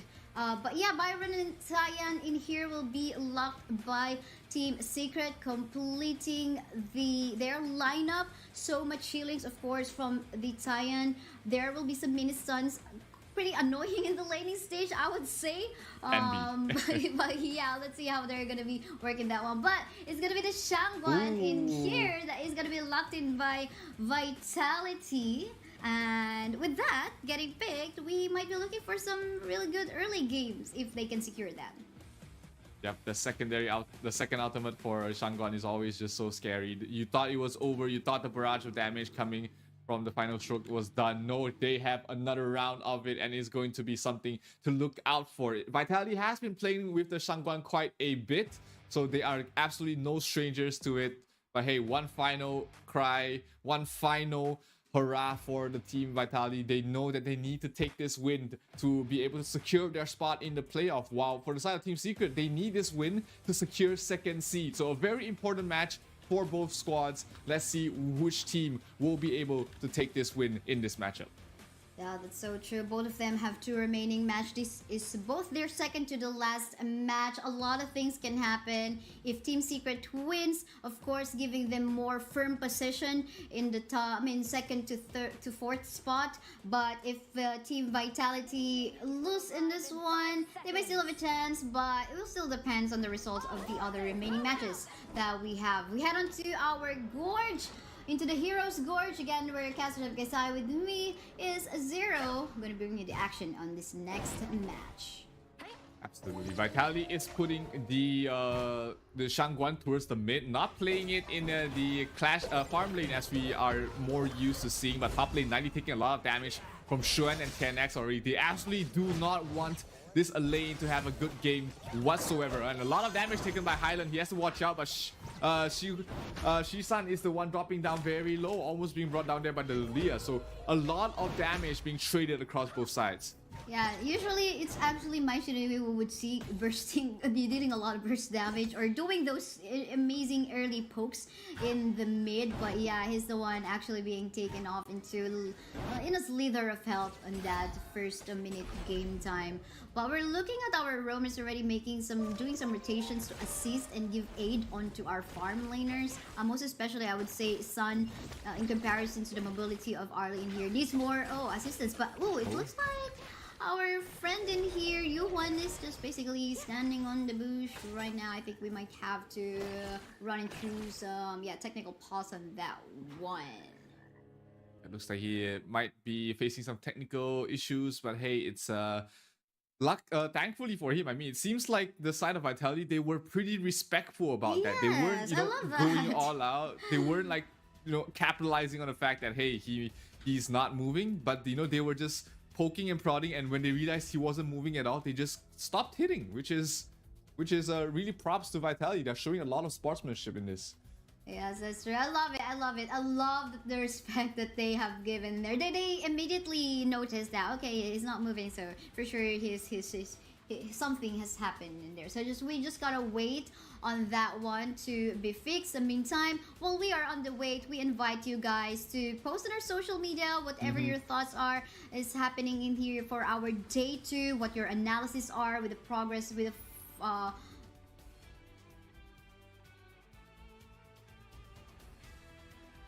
yesterday there were 7. Today we've gone through three matches in stream B, and this is the 4th match on this stream. And every single match has been very exciting with different weights, different sort of changes for the group. So it's been a great run so far for all these teams. Of course, in LGD already securing their spot as the top seed. You've also got on the other side the KPL Dream Team. As predicted, will be taking the top seed in Group B, but a lot of these teams are still fighting it out to find out if they're making it to the playoffs or what sort of seed they'll be finishing on as well. So once this game is over, once Team Secret versus Vitality has a winner, we'll be able to find out who is if Team Secret is able to lock down the 2nd seed, or will another team, will the likes of Kagendra or Vitality be able to steal the 2nd seed away from Team Secret. It is still up in the air here for Group A. There's still so much to play for. So all these teams, everybody is still trying their best to stay alive. Everyone definitely has to try their best to stay alive, because a lot of things can happen in Group A. Again, Group B is kind of a different story. They're like, they can actually cement their position in there quite easily. It's quite noticeable who has the chance, who can stand onto the top 4 or the bottom 2. With Boom Esports actually already saying goodbye because they have finished all their matches already. Likewise for LGD, they have finished all their matches already in Group A and just sitting pretty already waiting for the knockout stage tomorrow to happen. But between these two teams, Team Vitality and Team Secret, again, Team Secret getting green in terms of the number of wins so far from yesterday and today. I wonder what they can do in here on day 2. But Team Vitality, this is their also second to the last match. They gotta prove themselves, just only having 1 win from yesterday, and they need to do more in this scenario right now. Yeah, it is. It is a precarious position here for Vitality, but you still have to give credit for them. They did take a win against Vivo Kid Stars, which does look like they are not in their championship form at the moment. And of course, Vitality yesterday, the other match was against LGD, which understandably a lot of teams would start to really suffer against it. And they also lost to Kagendran earlier on today, which is more of a surprising result, which you would usually think Vitality would stand a better chance against Kagendran, but hey, what's done is done. They just have to look up for the next match and the match that they are currently playing in to be to just keep that mentality in check, and knowing that they still have a chance to make it to the playoffs. Yeah, that's so true. But yeah, now we just have to wait for what will actually happen. But again, I think I want to go down next onto what we have on the top picks and top bans. From yesterday, we have seen a lot of Lady Jen. Lady Jen to actually, not really go for the engage, but to set up the plays that can be followed up by the damage. But she's not sitting pretty in terms of like win rate, 42. I mean, my stats are quite outdated, but we can still stand true, like less than 50% win rate, about 42%. What is telling us with these stats for the Lady Gen? Is it more about like the hero itself right now, or it's about how the teams are actually using her in the compositions? I mean, we've seen a slight shift in the meta where teams are starting to shy away from team fight heavy compositions and instead picking very burst heavy single target combinations. That's why you see the Mai Shiranui being focused on so much. That's why you see the Musashi constantly being picked up or banned. A lot of teams have shifted that focus into bursting their enemies' marksman instantly. So heroes like the Dharma, heroes like the Musashi has seen more play in the recent days. So this shift in playstyle just makes Lady Zen less impactful. When your core damage dealer is being bursted down, it doesn't matter what sort of damage or the CCs that Lady Zen can bring out, because it's going to be a losing fight. Your team just lacks the damage after your Arlie or your Diren J or your whatever your marksman is just bursted down. Yeah, that's so true. But yeah, I mean, one thing we can actually compare with the Lady Gen though will be the Princess Frost. We did not quite see a lot of times, but we do know that, okay, if there's no, like, I mean, in the previous meta, right? Okay, Creation of Space, Princess Frost, and then some would actually label the Lady Gen as the, you know, like, what do you call it? Like, the second... the lower class, like that of the Princess Frost, because what was that again? Sorry. We called her the poor man's Lady Zen. Yeah, something like that. Something like that.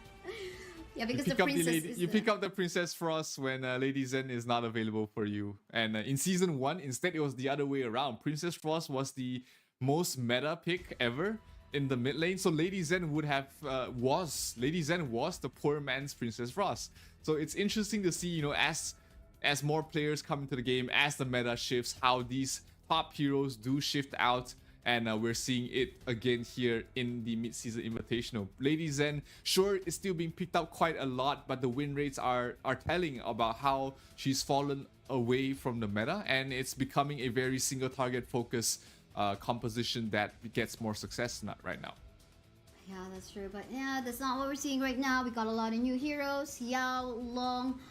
We do have, of course, the Ogren as well, which we're also quite seeing a lot of times in here. And I love the fact also, like, coming from patch update July 25th, you know, Jiangfei's being quite used a lot nowadays.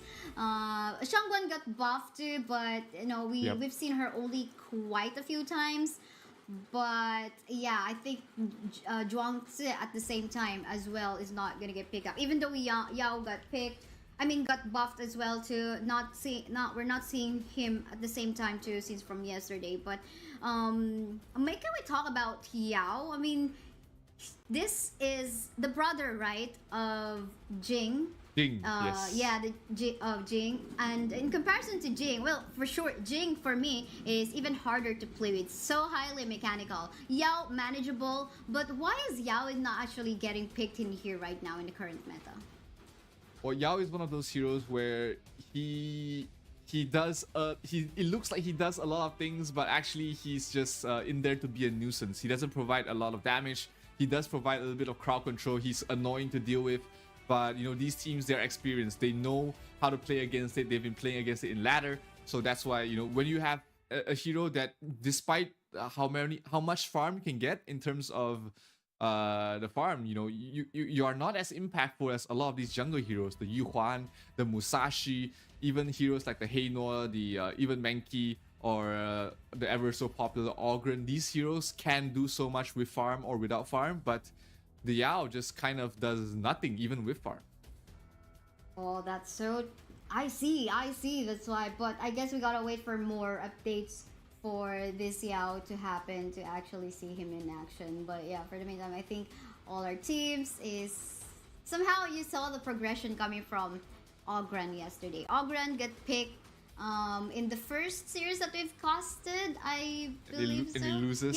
Yeah. Yes. But not a very good like KDA or like presence in the map, but as we go through along with the rest of the series from day 1 up until now day 2, like wow, the level of play that all of the teams are doing for for this hero is just so impressive. Like partner it up with like some support heroes that can back him up with the damage and allow him to actually create the space for them.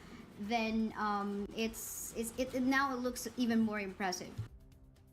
Yeah, absolutely. It's it's a stark difference from the earlier days of the group stage. Like you said, early Ogren kind of looks kind of like, hey, why is this hero even there? But as the day progressed, as more and more teams were able to get their hands on that hero, he was sitting prettily at 71% win rate yesterday, and after more games today, I think we've only seen him win today, which is going to boost his win rate quite a bit. That's why we, instead of seeing him being let through the ban pool, we've seen him banned more and more. Yeah, that's true.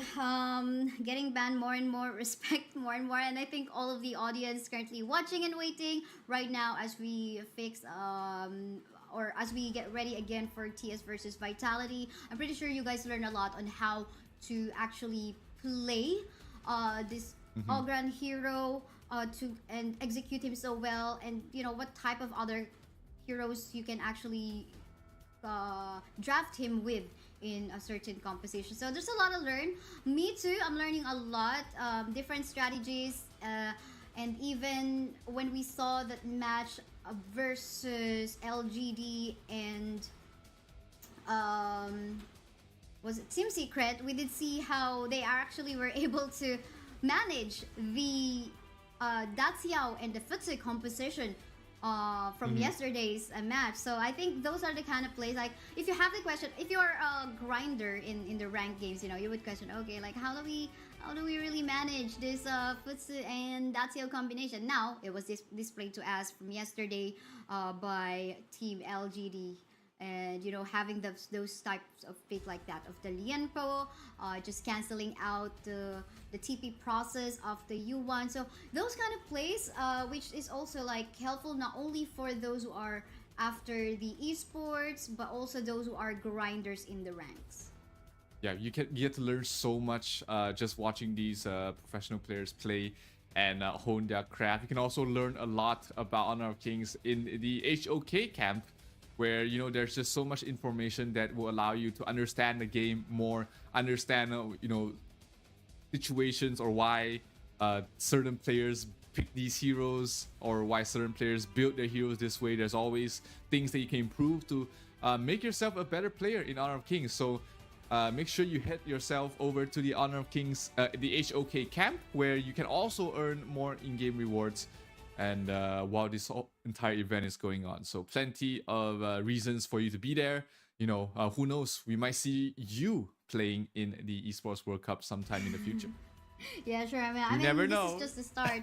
This is just the start, right? Like, this is well, when the global server went up quite a few years ago, and now inviting more regions, and I'm pretty sure there will be more regions to be added. It's just amazing. We can call it like just the start of the history, like we'd say, even the Esports World Cup, wherein they get to mark their history in there with the club points, with it's all this amazing start of historical memoirs that we can have and we can go back to in the future. Absolutely, it is part of history right now. You are witnessing a part of history, and it is definitely the place you want to be in if you are a fan of Honor of Kings, or even a fan of these players. They've been putting in so much work to get here. A lot of these teams, they have come through such grueling processes. You've got All Gamers Global, which have to come through the HOK Open Series to make it here. And you've also got teams that have to come through Last Chance qualifiers, the SCA Showdown qualifiers from their region. There's just so much things that they have to learn together as a team, practice as a team, the scrims that they have to go through, the preparations, and the research of their opponents. It's not easy becoming a professional player, but the hard work does pay off. All these teams, these 12 teams are here participating in the biggest Honor of Kings tournament yet, and they have been just giving it all to give us a good show. So make sure you get your support. Support all these teams, all these players on social media. make sure you hashtag HOKXEWC 2024 as well to stand a chance to win some permanent skins and also get all the latest information of this tournament and other tournaments as well on our Honor of Kings global esports channels. Yeah, that's so true. And yes, we do wait. Everyone just hang on tight onto your seats. Maybe for the meantime, grab some snacks to back you up on this long wait that we currently have. But yeah, we just to take note that the champions newest in-game mode, the championship mode, will actually kick off starting tomorrow. So check out the timestamp in the game to see it in your local time zone. Because in here as well, once you join, you can unlock a brand new Voyant skin for free. So imagine trying to be in that competitive level of play already, but at the same time, you getting a free skin of Voyant. So you make sure you immerse yourself in the battle in your region, maybe get some strategy from here in the tournament already at the same time in preparation for this newest in-game championship mode. Yeah, so in the meantime, while you check it all out, we'll be going in for a short break while the players get their issues sorted done. But don't go anywhere, guys. The Esports World Cup Honor of Kings mid-season invitation will be back very soon.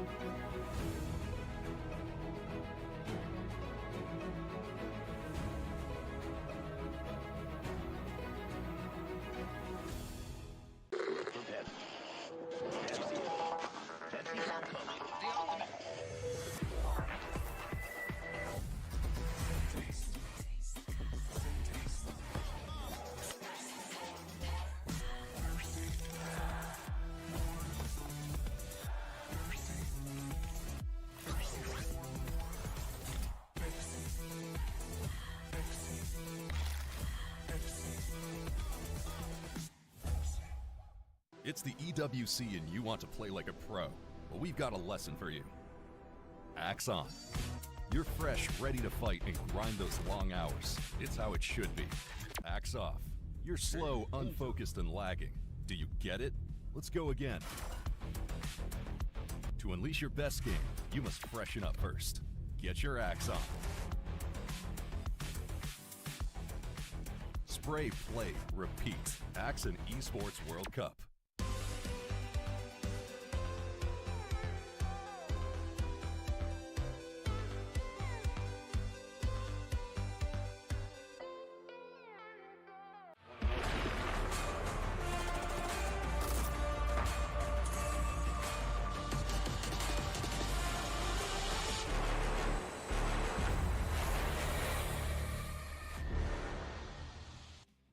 We apologize for the break, ladies and gentlemen, but we are back with with Team Secret going up against Vitality, and the game is about to go back underway very soon. It's been a long wait, but hey, all these players, they are ready to go back into fighting shape.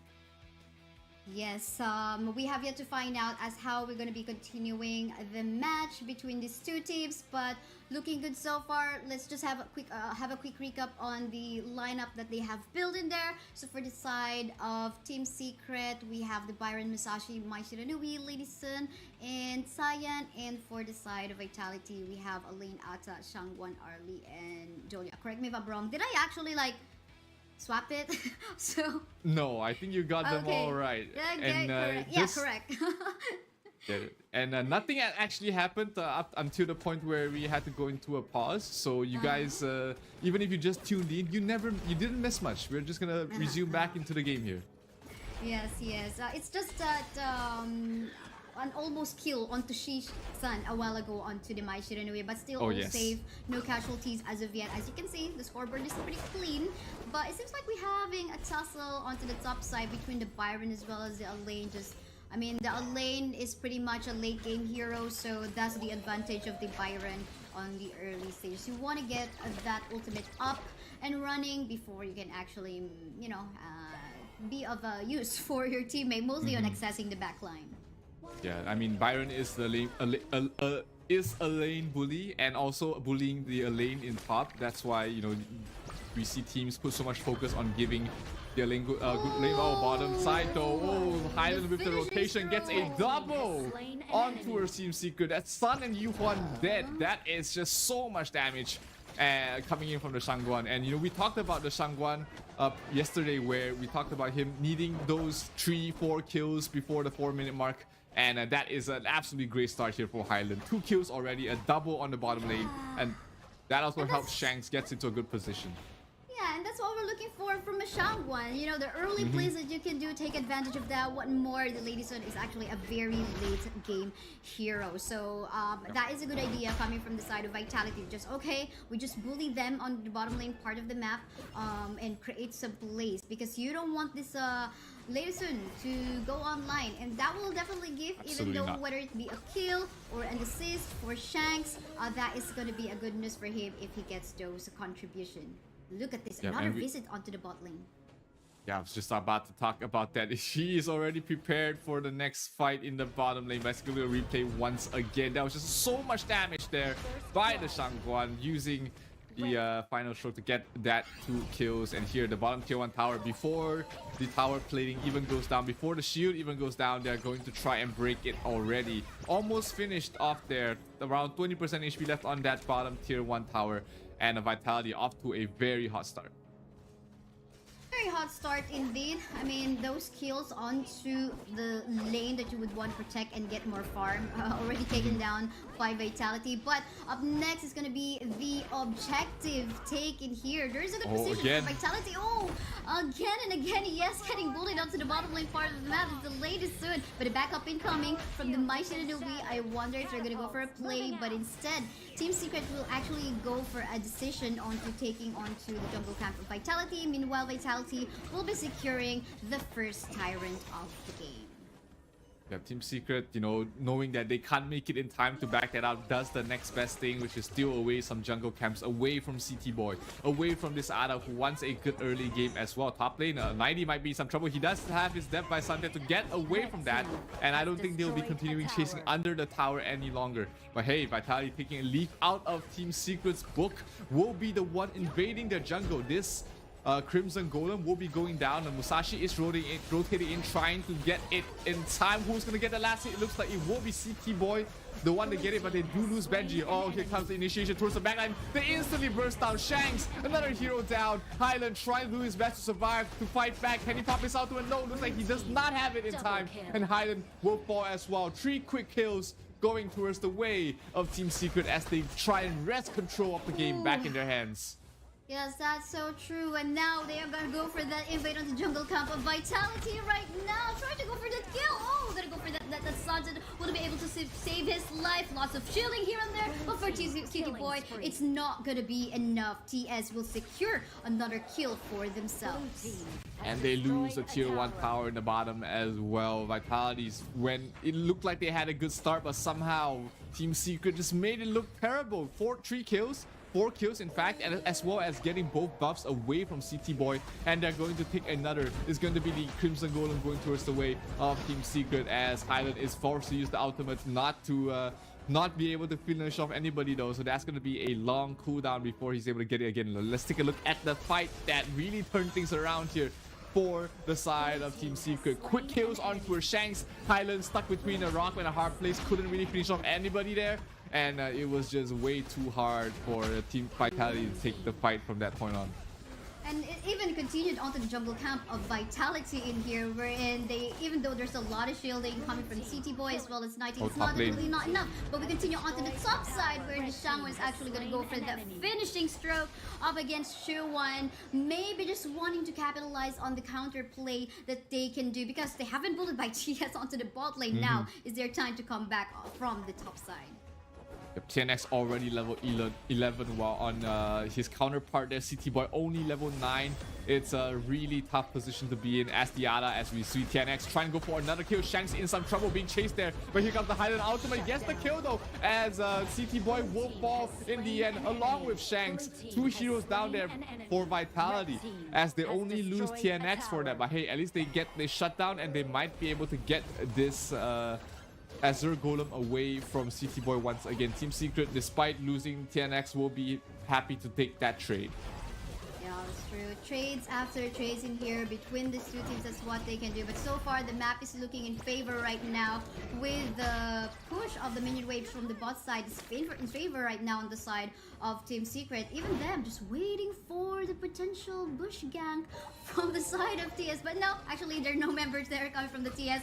I got blinded on that part because I thought they were actually trying to set up something. But it seems like still they're gonna go for this aggressive play. Finishing stroke coming from the Shangwan, who actually got the first blood from a while ago in here. Continue on to the team fight. But here, flanking on the side, and here is TNX gonna go for that kill. My Shiranui as well, and a double kill now from the side of TS.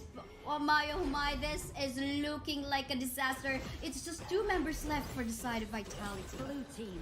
Yeah, they thought that they had the fight. They thought they had the burst damage coming from Highland to be able to burst down one member as quickly as possible. But the heals coming from Taiyan, keeping everybody up and running. And they get a tower on top. They get a tower in mid. They get 3 kills. And it is looking dire for the side of Vitality right now. Let's take a look at that fight again. The initiation, the targeting on towards the softer hero. That's the power of the Musashi when you bring him here. That's why you are able to burst down these heroes. This is why we're talking about why Lady Zen has fallen off. It's because of all these mobile heroes that can cut towards the backlines, ignore your ocean of tears, and go for the kill. And here, Highland trying to go for a kill on towards the Byron, but not the target you want to go for. He's just way too tanky with the shields he has right now.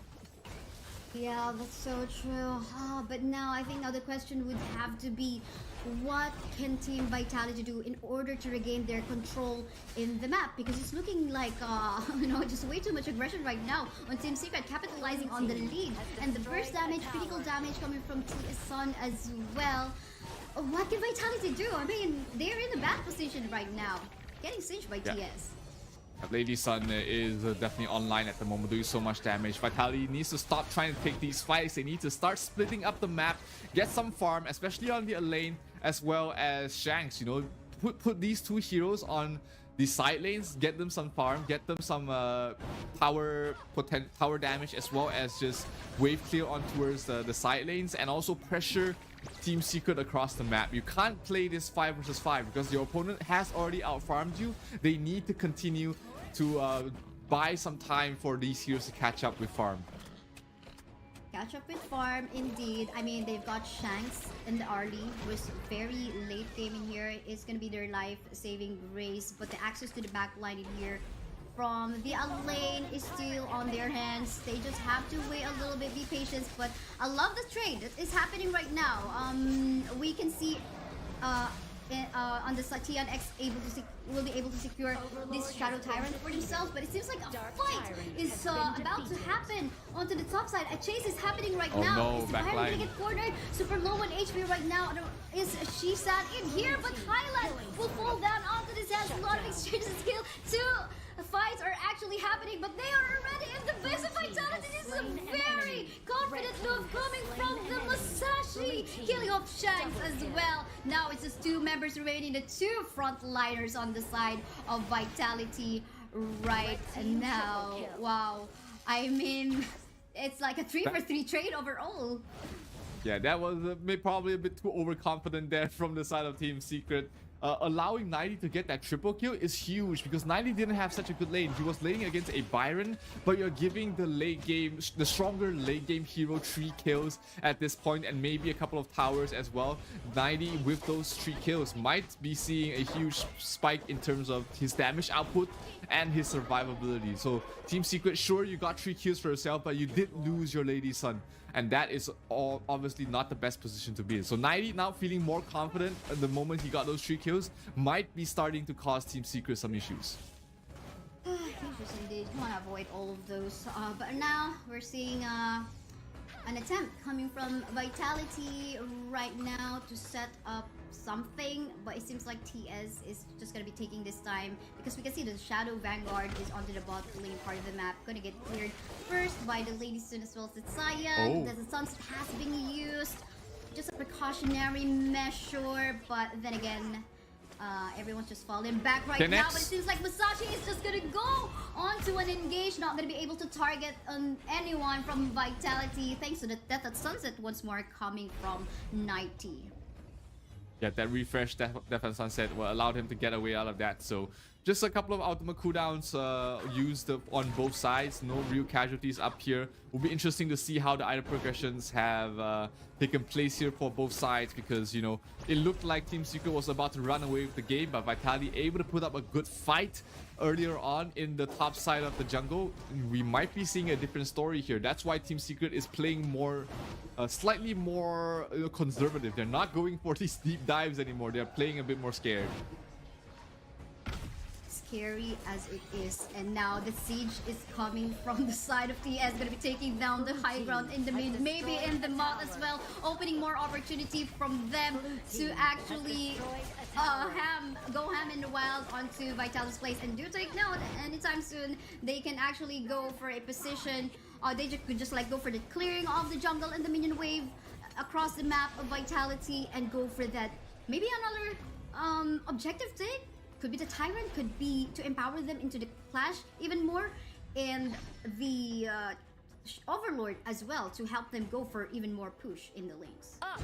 30 seconds before those spawn, so it will be Team Secret just positioning themselves to prepare for the next fight, while Vitality, they still have to continue defending their base against the 2 waves that are pushing up. But hey, they might be able to catch somebody off guard here. Yisan has to back off out of there.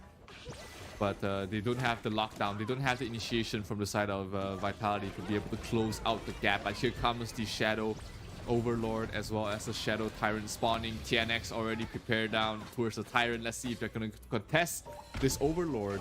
in the top lane. 90 trying to find an opening. He does spot out Xuan. Xuan has no more shields, has to try and back up. He does still have his ultimate. He pops it right now, but taking a lot of damage. They're going for a 2 versus 5 fight over here. Shan's in a lot of trouble. Shan goes down to Xuan. That's a huge start. That's a good start, but 90 gets a Q onto Xuan. Oh, they lose another member there. 90 a little bit low. The shield he puts up is a lot. He's trying to fight the best he can. Highland doing the best he can to back up his teammate, but he does fall. So does 90, and that's gonna be 4 heroes down from the side of Vitality. Only 3 left standing though for the side of Team Secret. Do they have the damage? Do they have the potential to end this game right now?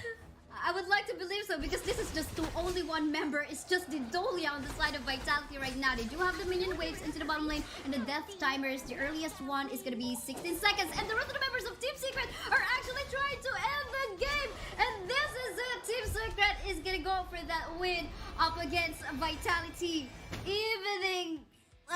solidifying their position on the top 2 seed. Woo! That was a very impressive play there. It looked like the early game was going to be in a bit of a pickle there for Team Secret, but they took a good fight in their own side of the jungle. They managed to secure the game, and they are now sitting comfortably. Like you said, 2nd seed almost confirmed. They just have one more game to play, which is going to be against Kagendra, which will decide if they finish off 2nd seed or not. But I think what we have to take a look at is the position of Vitality come to the final game that they have, and of course the next series that we are about to witness. It's gonna this is the last, second to the last. After this Group A stream that we have between TS and Vitality, we're gonna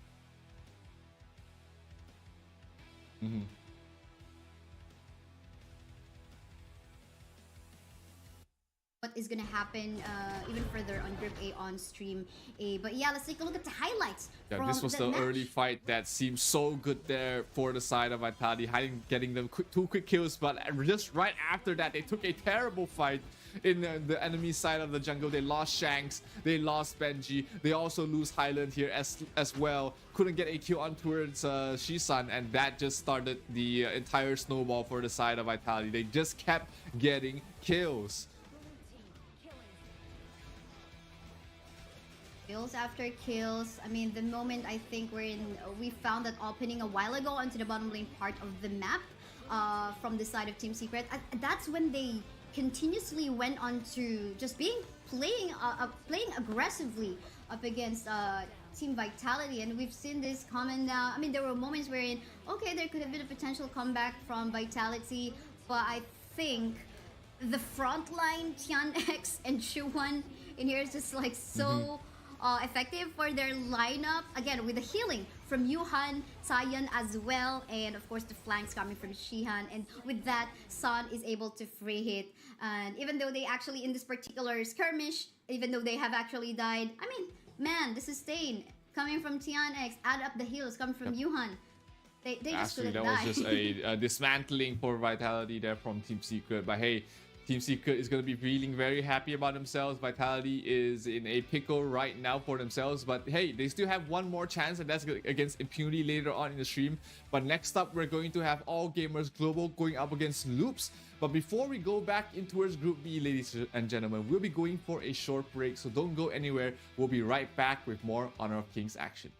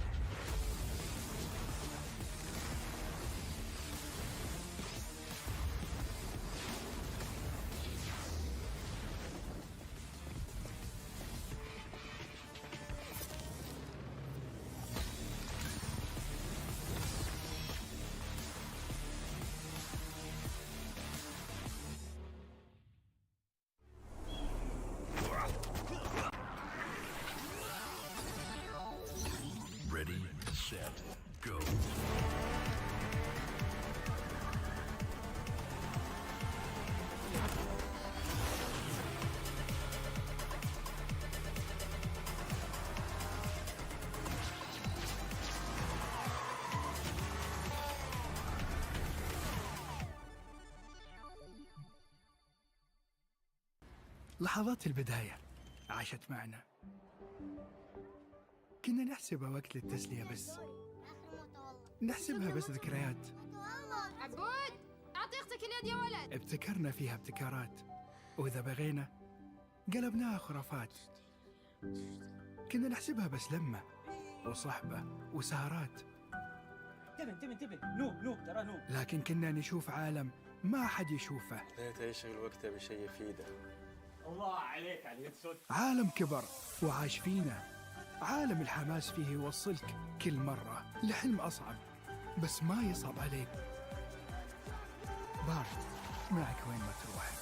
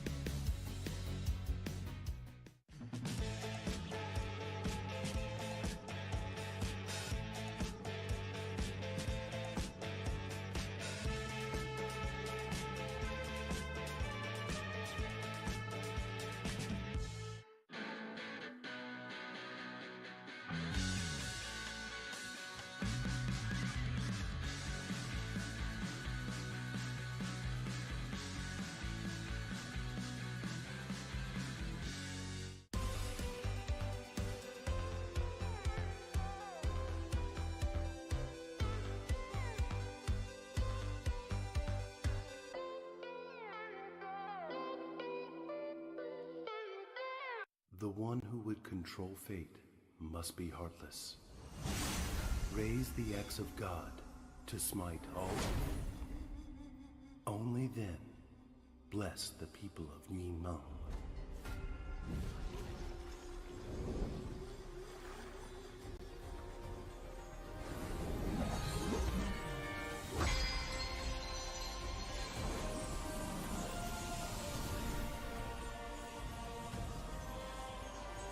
Guide your fate. The cycle of rebirth.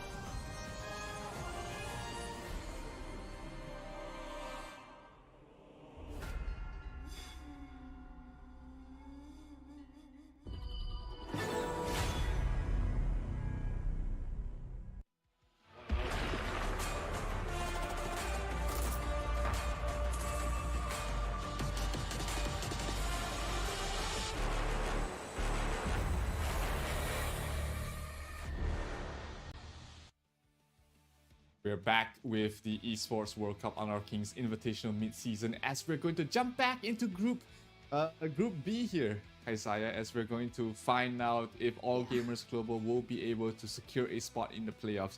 Because this is going to be a very interesting position here, because let's take a look at the standings right now for Group B.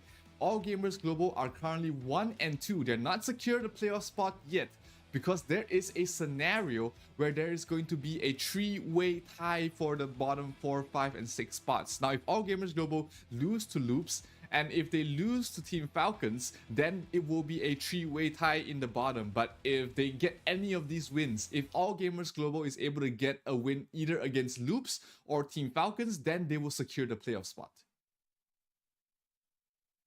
Yes, that's so true. And we can only rely on to what will happen in here on the results between AG, Global, and Loop. So again, both of these teams already have gone through a lot.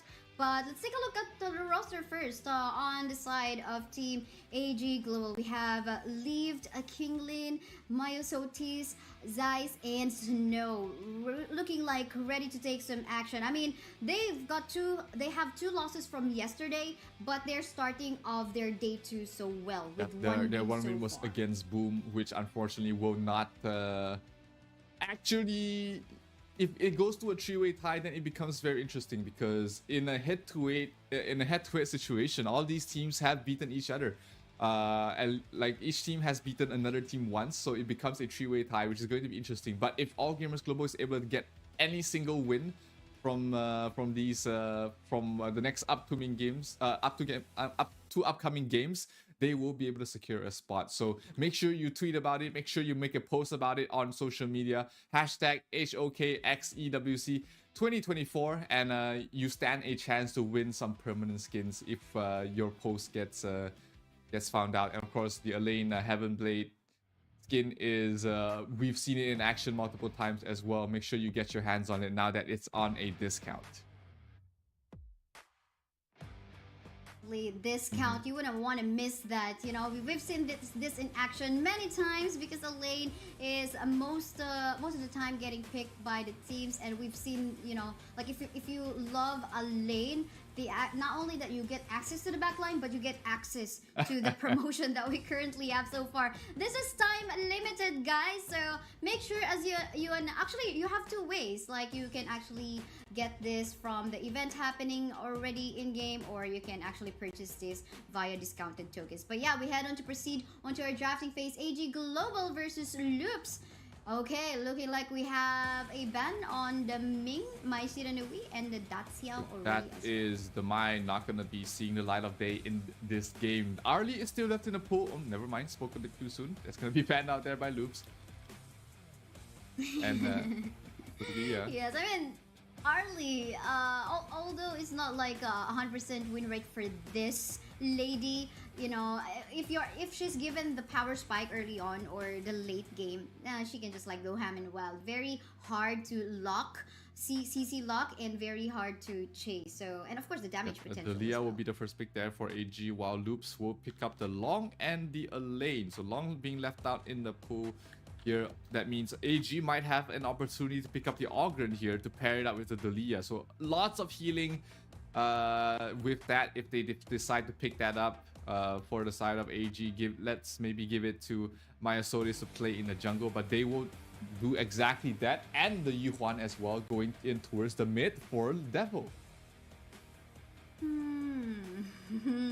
Yes, and as we can see it right now, pretty sure this is looking like mid Yuhuan and Ogran on the jungle, unless they want to flex it even further with the Ogran being on the Clash lane. But we've seen that yes from yesterday on stream A, but yeah, there's still an opportunity for the AG Global in here to, you know, play around their Definitely. draft. Loops picks up a counter pick to the Yuhuan there. That's the Sundin with the silence. Can absolutely come in clutch to be able to prevent her from just using her ultimate to back off.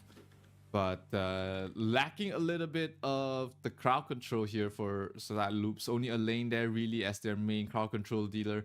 Sunbin is okay in that regard, but still needs another hero to be up in the front line to play along with it. So Loops will ban out the Ho Yi. That's interesting. An interesting ban there from Loops, while All Gamers Global banning out the Luna, as well as maybe the Dun or the Jing that's still left in the pool there for Loops to pick up.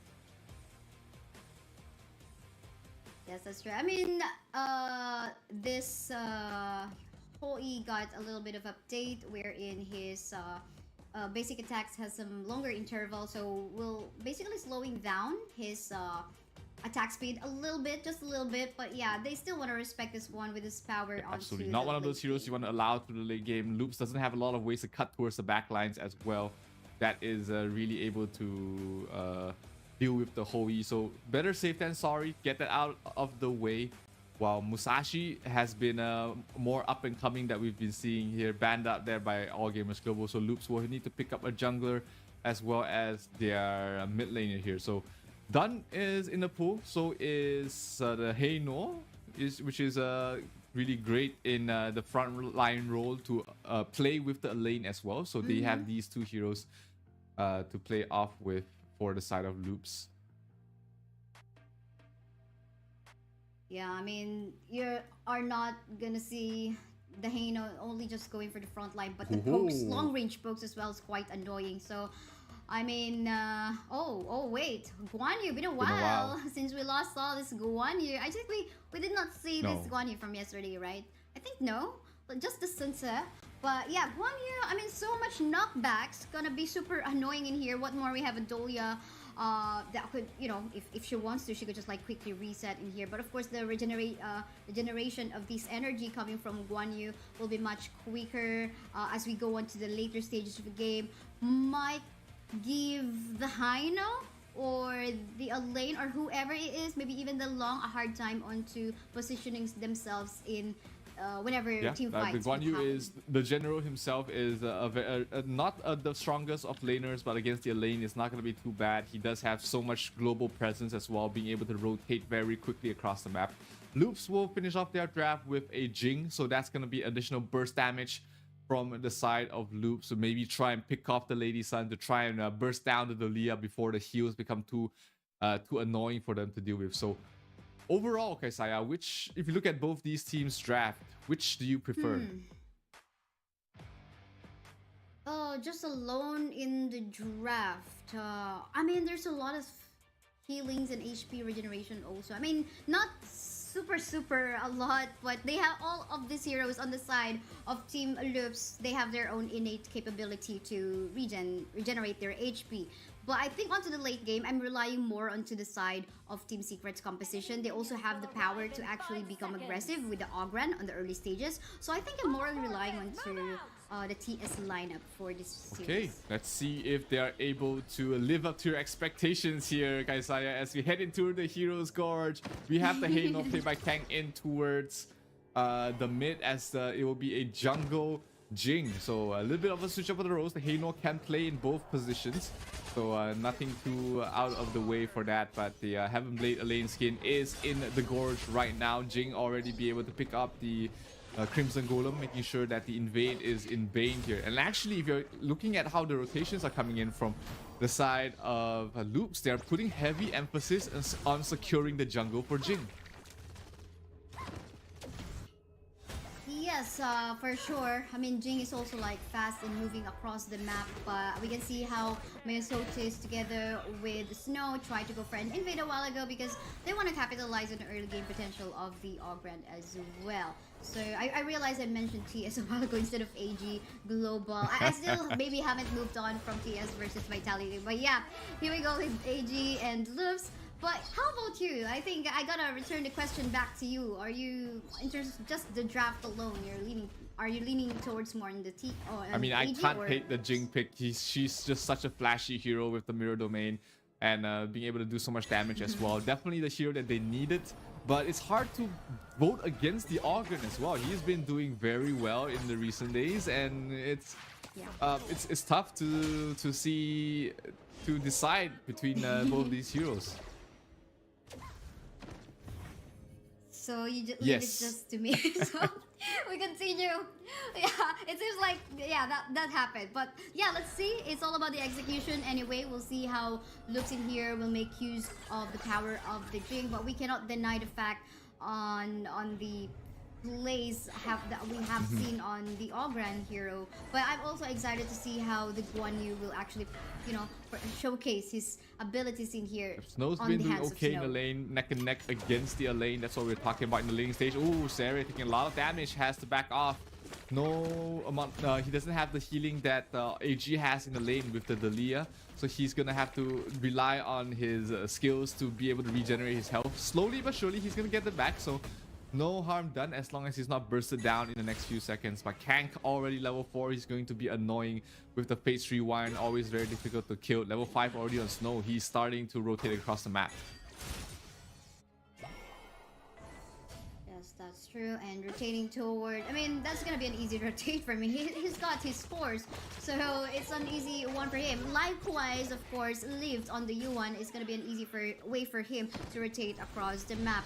Just gonna be making use of the Mournful Tempo to give him the tempo to rotate on the map. But talking about tempo, we can see Tempest already super low on HP, getting chased by the rest of the members of AG, HK, Guan Yu, and Yuhuan, but to no afford. No casualties as of yet within this 3-minute game time. But seems like the fight is ongoing onto the middle lane. Are they going to be fully committing onto this one? Jing already on the mirror domain right now. Will they actually finally get a kill in here? But going so low, he instead will become the first blood onto the hands of Team AGHK. Sotis will secure the kill, but meanwhile, onto the bottom lane, we can see Zeiss going so low, who almost to death in there. Fortunately for her, she was able to actually roll back to safety with, of course, some HP. That was really close on towards the bottom side. Like I said, Zeiss barely surviving right there, but the Dalia able to heal him back up, so no harm done there.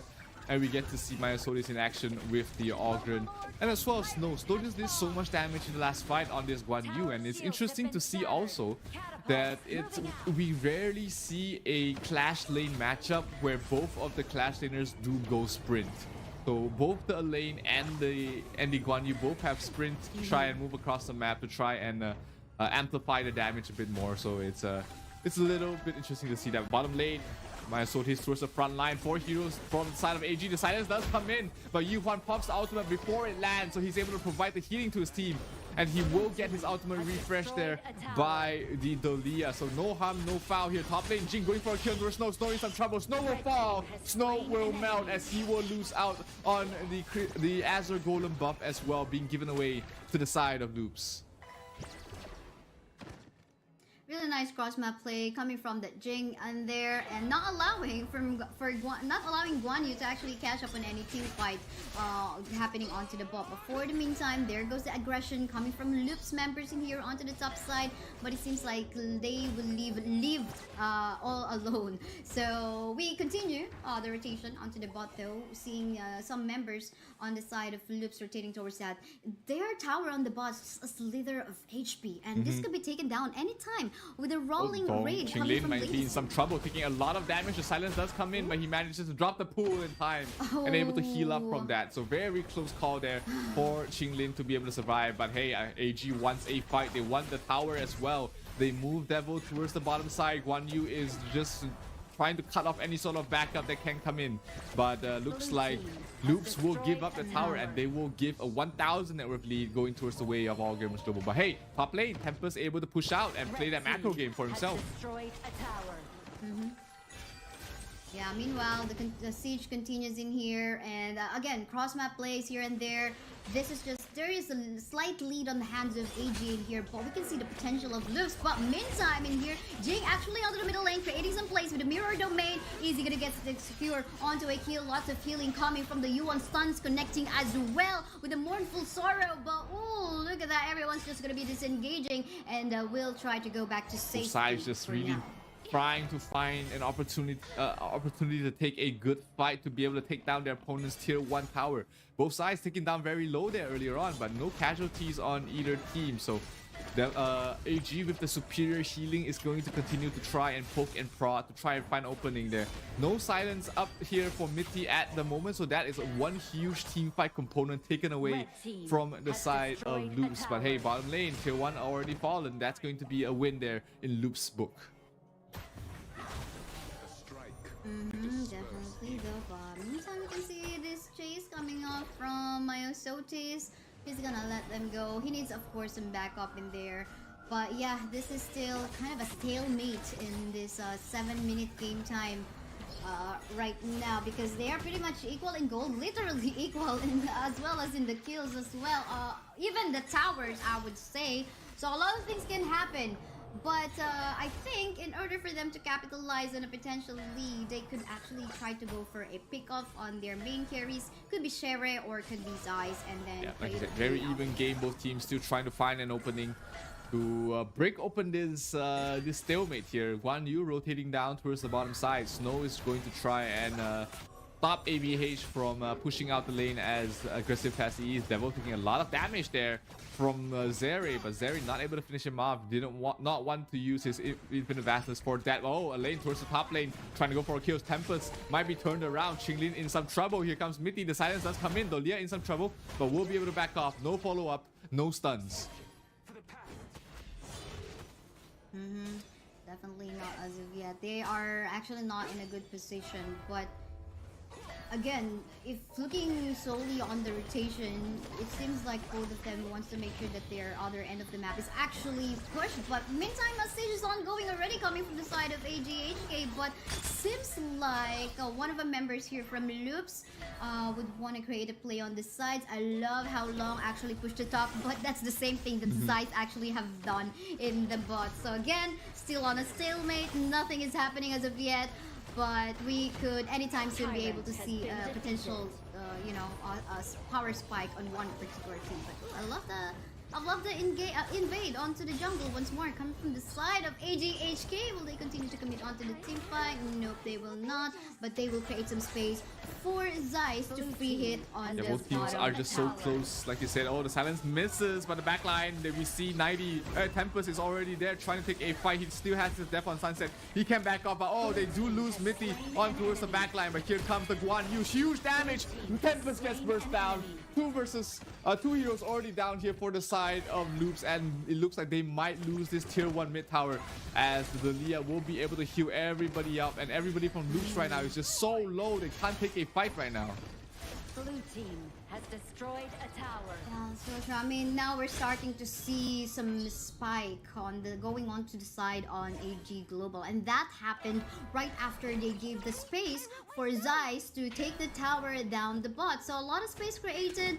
Even Mayu Sotis just making use of his what do you call this? If his path of passing, just to create that space, not allowing Loops to go to that free hit onto the backline. They do have again an access to the backline in the form of Tempest, a lane, but so far, I mean, he doesn't have an execute. He can sprint, but I mean, if he tries to go for an ult, that's sunset, and no execute for you, so it's not gonna be a sure kill. Absolutely not. They will have to rely on ABH to provide the remaining bit of damage, and also for the Jing to finish off these soft heroes that, you know, Heino will be chipping them down. The Tyrant will go down very quickly, going towards the way of all gamers global as they look for a fight. The silence comes in, it's huge. Yuhan able to pop the ultimate in time though, as he gets refreshed, and Long has to pop his ultimate and try and back off there. Tempest is some trouble trying to sprint away, but sprint no more as he will fall. Fate Rewind will be used there, but Chang will not be able to back away from that, as that is 2 heroes down once again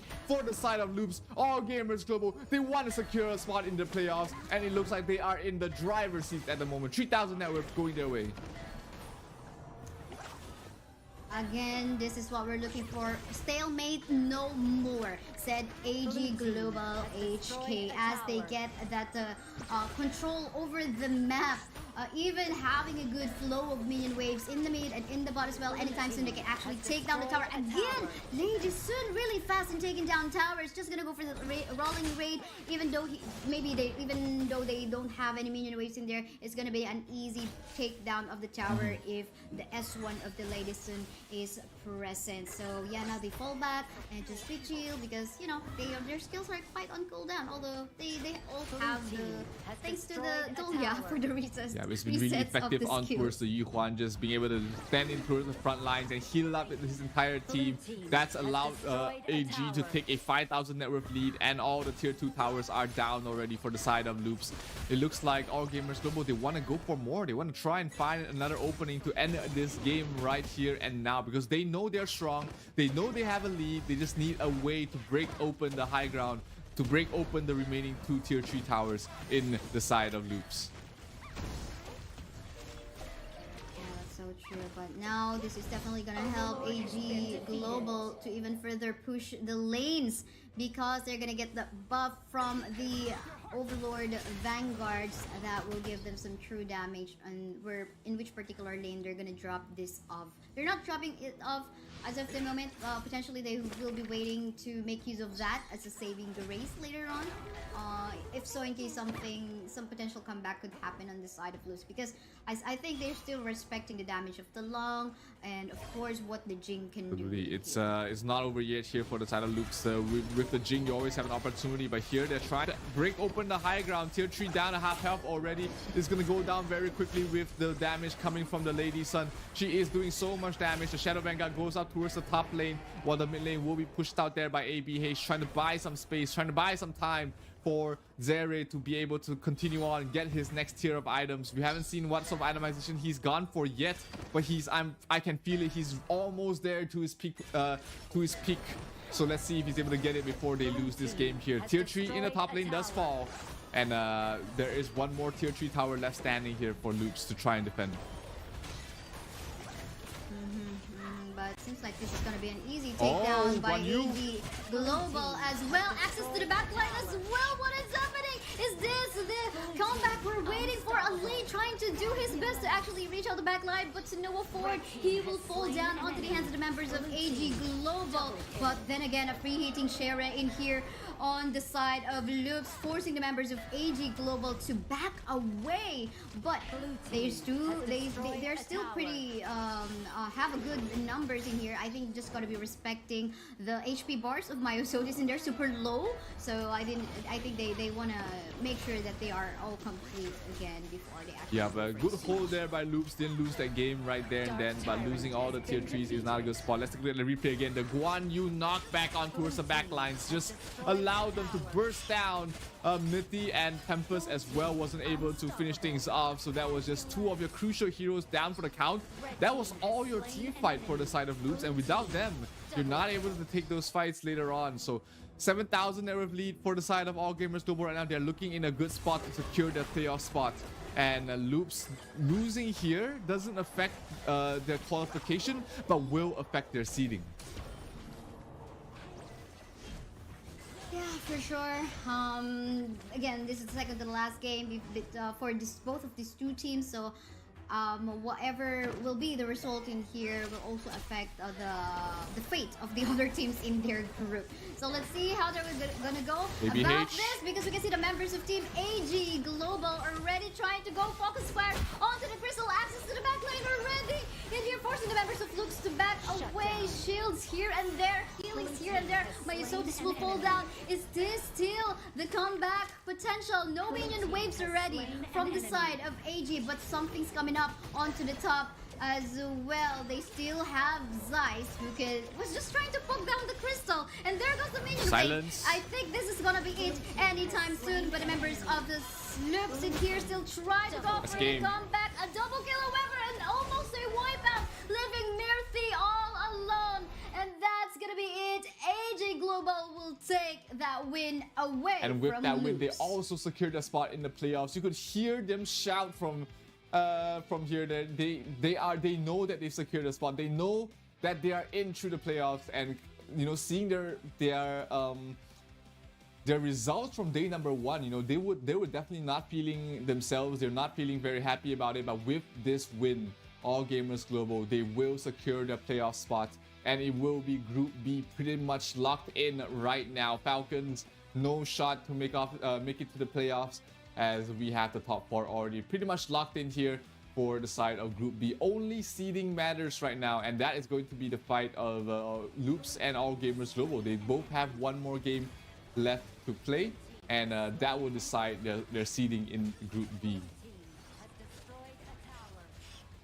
A lot of one last remaining games for the rest of the teams in Group B, well, except for Weibo and Boom. But yeah, let's take a look at the highlights from the previous game. We can see in here at this 15-minute game time, still quite a long game, because we had a long stalemate in there, right? We just have to wait again the power spike of the Lady Soon to go up, and once he was given a chance to go for tower takes, then there goes him. I mean, lots of crits here and there that made the lane, and I mean, it's just a lane anyway, trying to go for the front line for themselves. So I mean, their draft is not really built mostly to go for a 5v5 clash, but you know, just pick off a target first. But they're having a tough time because again, there's the healing coming from the Dolia Yuan combo, and that made it hard for them to reach out the Lady Soon. And they try though. A lane, however, going on to the backline with the Death at Sunset doesn't.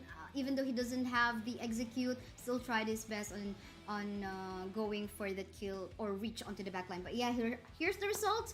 What do you say about this? You know, it took a while for both teams to try and get out that stalemate, but it was just one final fight, one good engagement coming from, I believe it was Snow cutting towards the back line, just allowed them to be able to take the win from there. So very impressive play there. They were so happy to be able to take the win.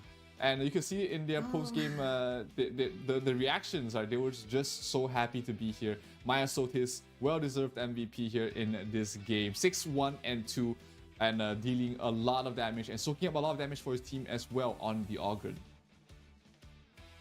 Yeah, that's true. I mean, they were very patient as well on that stalemate that us casters has been quite noticing for quite a while, because we were looking for, this could be anybody's game.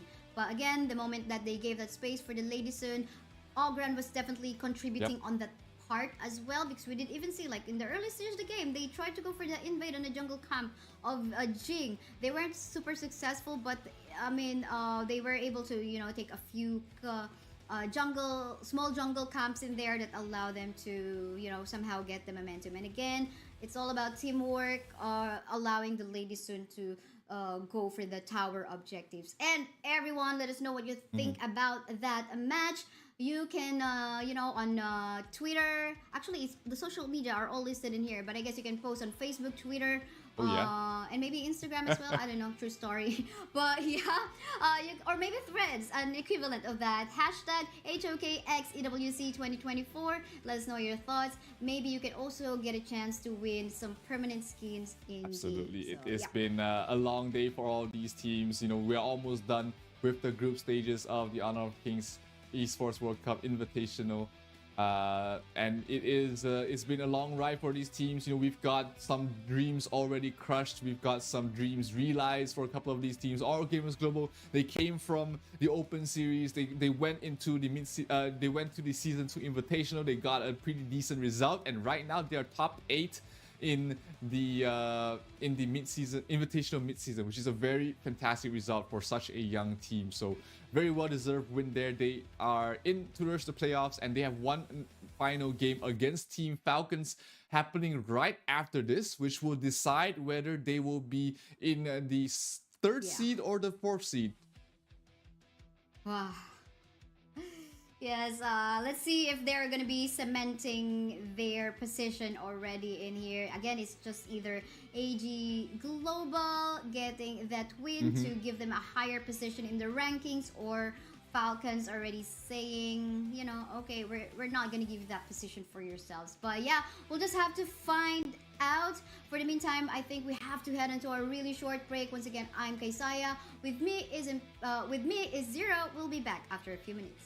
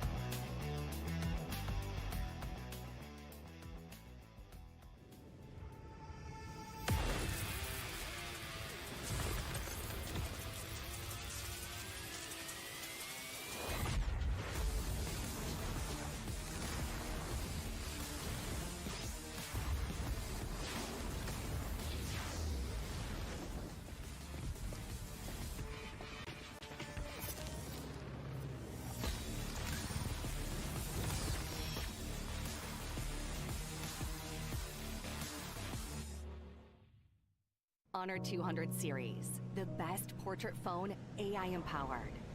Studio level, AI portrait camera, 3 hardcore portrait modes. Color, vibrant and classic to capture portraits that truly stand out.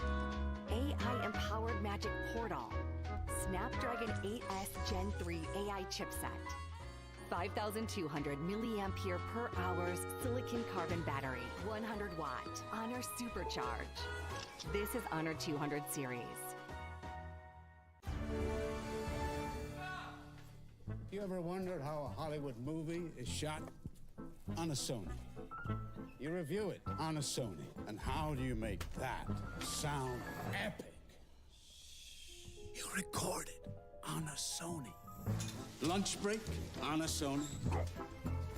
So why wouldn't you watch it on a Bravia by Sony? Have you got what it takes to get to the top? It doesn't matter how high you climb. To reach the top, even the biggest champ needs a break. So you can recharge dive back in and dominate.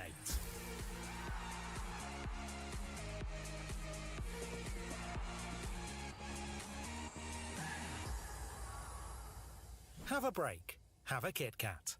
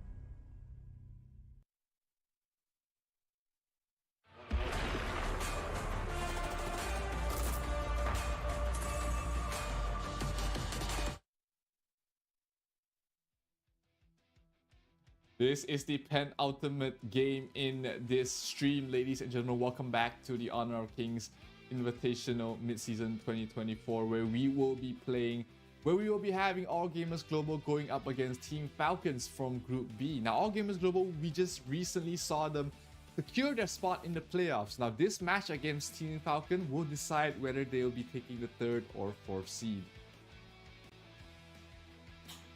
Yes, but we were talking off stream a while ago. Maybe it doesn't matter in here because the first seed will decide anyway on who are they going to be matching up against with. But yeah, everyone, we invite you to share your predictions on the upcoming remaining matches that we still have. Just head into stcplay.gg and share us what you think. So you can vote for your favorite team or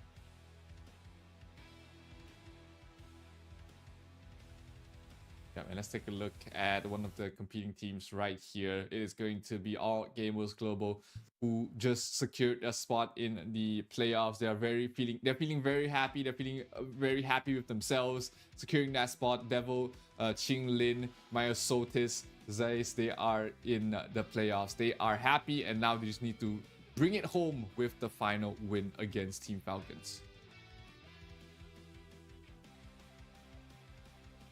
For sure. I mean, in here we can only hope for some amazing plays or, you know, some magic that they can surprise us with.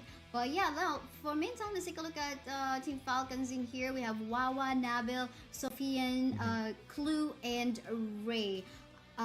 They had some amazing matches today as well. So I think we can also just hope and look forward to them beating up AG as well. We're so far having a good run with two win streaks so far for day 2. They haven't really been playing at their best, but you know, this is one last hurrah. You never want to go out with a loss. You always want to try and perform the very best you can in every single one of these matchups. So hopefully we might see the best out of Team Falcons. Yeah, that's so true. Looking at the picks though, I think now it's time to respect the Ogren of AG Global. This time, you don't want to let that slip onto their hands. Either you take it or you just ban it out and find something else. And I don't know, many times, I think it's 2 consecutive matches already where we've seen the Dolia Yuan combo getting open. I know it's almost a lot of sustain, but if you back it up with a high carry damage hero that can go on to the mid to late game, it's just, you know, it's just something wild. But anyway, let's take a look at the interview for AG Global and let's find out what they have to say.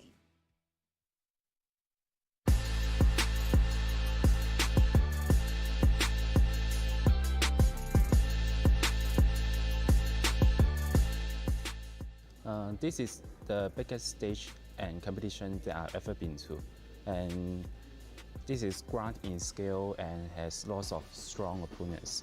I think there is no stage fright, but excitement and desire to win.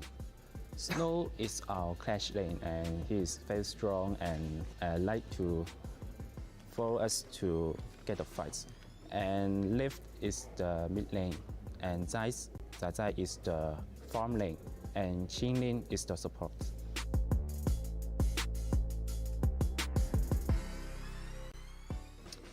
Actually, I'm very nervous during all of the competition games, and I will remain silent and I will keep silence in my heart. I will not listen to anything. I want to stay calm and I can be good in the game. Our goal is to lift the trophy. Although we know there are a lot of strong teams in there, but we will try our best to get in the final. 心怀荣耀，勇往直前。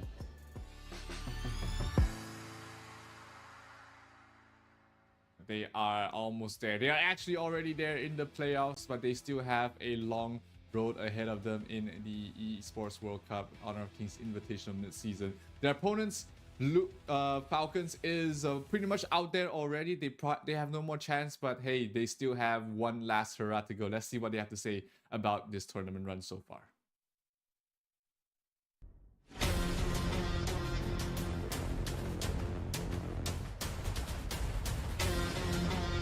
It's very exciting for me to be on the Esports World Cup and to finally play on stage. Our team environment is very lighthearted. We like to make some noise and have some fun. We're always laughing. The players are Clue as our support players.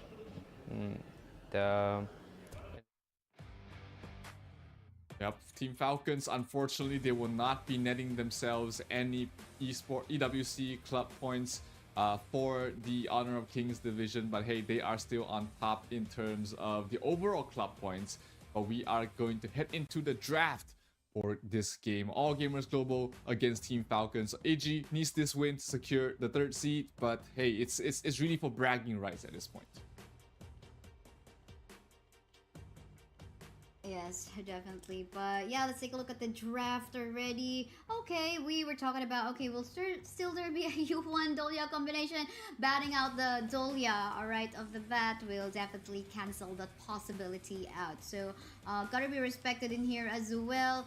Will be the Mai Shiranui and the Long, which we're seeing, okay, good pick-offs coming from the Mai, and the Long onto the late game is just so annoying. But yeah, the Arlie secure with the late game, give him the early power spike, still as amazing as she Arlie can be is as well. here for a reason. She's always first picked or banned for a reason. It's just because she's just so strong. But that leaves the Da Qiao left in the pool for AAG to pick up along with the Menki. So that is going to be a very potent combination coming from the side of All Gamers Global. Very fast, very elusive, as well as very survivable on all these heroes. Falcons, though, they do have the Musashi, who has been slowly rising up the ranks in terms of his usage as well as efficiency. That's so true. I mean, surprise attacks is something we might be expecting here from the side of AG Global. But of course, clash potential, Falcon does have it with the Musashi, Zhang Fei, and Lady Jen. All these 3 heroes all together are looking scary. If you are just like mispositioned and getting cornered between these 3, I don't know where you're gonna go. Maybe unless you have a teleport like that of the Da Qiao, if it's present anyway, and you are not getting and if you don't die within 4 seconds before you get teleported back to the base, then you're good to go. But yeah, I think Da Qiao in here will AJ in here will have to rely on the safety nets. The global that they presence have, is always huge as well. Of course, when you're trying to rotate around, you can leave the Arlie to farm off on one of the side lanes. You know that she's not going to be easily ganked with the Maple Dance and the Parasol to be able to escape from any sticky situation. So All Gamers Global, they do ban out the Lady Sun, which only leaves not many marksmen left in the pool. Maybe the Diren Jie would be the best fit here for the side of Falcons. Maybe we finally see a Huang Zhong being picked up there. Always a good pairing with the Zhang Fei and the Lady Zen. But let's see. It might be a bit too of a late game marksman for them to pick up. That's true. And we see the Futsu getting banned. They don't want the Dacia Futsu combo as well. So you can see you can actually pair up a lot in here on the Dacia. But Mayin is gonna be the clash lane for the side of Falcon. We've seen a lot of Alain, Byron, Dharma, and I'm happy to see Mayin once more, at least in this stream. So gotta review yet what happened actually on stream A for this day too. But yeah, Mayin is here off to the table for the side of Falcon. Can create, of course, the pick of place that they can do, but again, this is a very mobile early we're talking about, so it makes me wonder how they're gonna pull. How are it's they going to be planning interesting to pull here. that off? Falcons, they have the marksman left. Usually in this situation, you would see them like to pick up the Luban number 7, but against the Lianpo and the Menki, that might not be the best marksman picks here. I think that a Huang Zhong would really bolster the team fights and also allow them to go towards the late game against the Arlie. But let's see what Falcons will decide here. I mean, it is a very tanky front line with the Lane, Lianpo, as well as the Menki for the side of AG. So the Luba number 7 might not be the worst pickup in the world, but they will go for the Marco Polo. A little bit more late game, but he is harder to kill. Yeah, definitely more so the true damage that he definitely can deal with this chain reaction passive. So that will help out in shredding the HP bars of the Lianpo. Even so in the lane or maybe even in the team fights, but of course gotta be very careful on any CC that might come up from the Leaping Koi Tide and Sea of Fate from the Daciao. We'll have to check what spell he actually took in there, because he could even go for the Purify or the Stun, depending on the situation. Since maybe there's actually less CC, more so mostly just soft CC on the side of Team AG in here, and the source of hard CC will just be coming from Lianpo. I say hard because, I mean, these are successive skills that he can deal with to actually knock up some targets. But yeah, let's see Marco Polo. I'm interested to see. Yeah, if the disruption allows him to set up solo kills on his own, but the Purify just allows him to play a lot more safer. There's not a lot of stuns, if I remember correctly, on the side of AG. So he might not find a lot of value in the Purify. Maybe he even goes for Flash just for more movement and more survivability against the Arlie. But let's see what he decides to go for as we will head in towards the Heroes Gorge very, very soon. Looks like just some quick checks before we head into the game, making sure that everything is in tip-top shape here. Falcons definitely do not go out of the Esports World Cup with a loss, and of course AG is trying to get the better seeding. Yeah, that's true. And you mentioned about the Flash and Marco Polo just going that. Anyway, if he doesn't go for the stun, I mean, you've got Lady Jen and Zhang Fei for the source of CC. So I think for as long as they're roaming around together, that will be no problem. What's so more? I mean, Mayin, some CCs too, and of course Musashi, even so with the hard engage. So Musashi, a great way for the side of Falcons to actually go for maybe a dive onto the Arlie. So yeah, we'll have to find out even though they were going to be how they will be able to execute that, because again it seems like there's a lot of protection for the Arlie. Alain, Menki, Dacia, Lianpo, if they're all together in a good formation, then this is a well protected Arlie. It's like a absolutely, and Arlie is one of those heroes that will make it back to you if you just give her a good start, give her a good lane, give her a good mid game. She's gonna absolutely carry you for the rest of the game. But you know, the Marco Polo is in a very similar situation. He can just do so much damage, the true damage and the percentage based damage just based off his itemization and his kit, that he can just melt the Menki. He can melt the Lianpo as well. Like you mentioned earlier, the chain reaction is a very scary thing to deal with, especially if you're relying on shields to survive. The pure damage will be something you don't want to see. So true. Again in here, Falcon bragging rights, what they can do, whether they're going to be going on the 3rd or 4th spot on the top 4. But this is also a good showcase to, you know, find out more about the team, because we're not yet even done. This is just the group stage.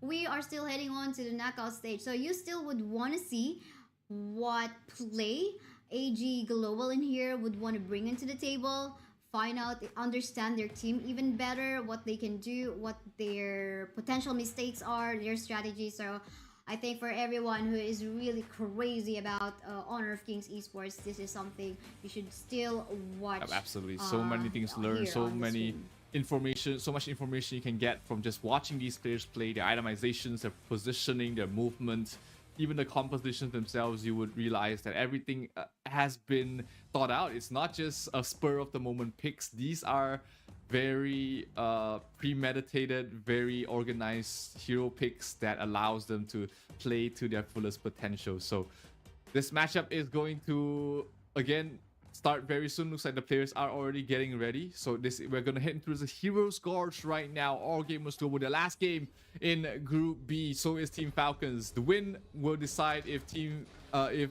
AG will be the third or the fourth seed.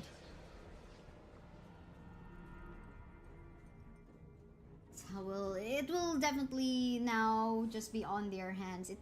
They will be the one to decide. So let's see how composed they will be. But seems like there is a potential gank in here onto the top side. The list that they did not expect. There goes the Menki as well to back up the lane onto the top. For sure, they're just gonna be poking each other out in here. No casualties in there. But 4 members of AG are actually on the top side part of the They want map to right take now. away this Azure Golem away from the Musashi, not let Ray have a good start. They will not be able to secure it. It will be going towards the hands of Clue, which is not the situation they were hoping for, but hey, at least they don't give it away to someone else. And Ray will be able to get the steal on towards the enemy's Crimson Golem. So that is an absolute win here for the side of Falcons. Off to a good start. Yes, definitely. I mean, you invade us, we're gonna be invading you as well. I mean, that's how she tried her best on to defending that one. But of course, Ray having this might as well is gonna be having more chances of securing that. But for the meantime, members of Falcons in here not even stopping on trying to invade the jungle comp of HK right now. One member super low. Oh, try to go for that shield, will still be safe. No more jump coming from the Zhangfei, but on the other end of the map you can see the resident members still try to go for the first blood, and first blood they will get under the hands of Snow, and more exchange. However, the Arlie going down to a 1-for-1 trade thus far, but will we be able to get more kills? No, they're gonna be teleporting back to the base with the Sea of Fate, and here comes the Marco Polo doing so much damage towards Maya Solis. Maya Solis has had a terrible jungle. Everything has been stolen away from him. If you look at him right now, he has none of the jungle buffs. He's actually on Devil as well as Snow. It's not the best start there for Menki. Menki always needs a decent farming stage to be able to be efficient in the front line. But now he's really suffering in terms of the farm as well as the buffs. So that is going to be a silver lining there for the side of Team Falcons. But hey, giving up 3 kills this early on is not a good sign. Definitely not a good sign for the side of Falcons. But hey, I mean, this is not even more than a 1k gold lead. So I think there's still chances for them to actually catch up. Especially late game in the form of the Marco Polo, we can actually go for a free hit. But for the meantime, getting shredded on his HP bars is the Mayin onto the top side, backup incoming with the Dacia. But on the bot, it seems like a potential engage might happen in here too. They're just poking out, of course, the Arlie in there, but again, no. Just poking and prodding, trying to find a chink in the armor, trying to find an opening that they can exploit.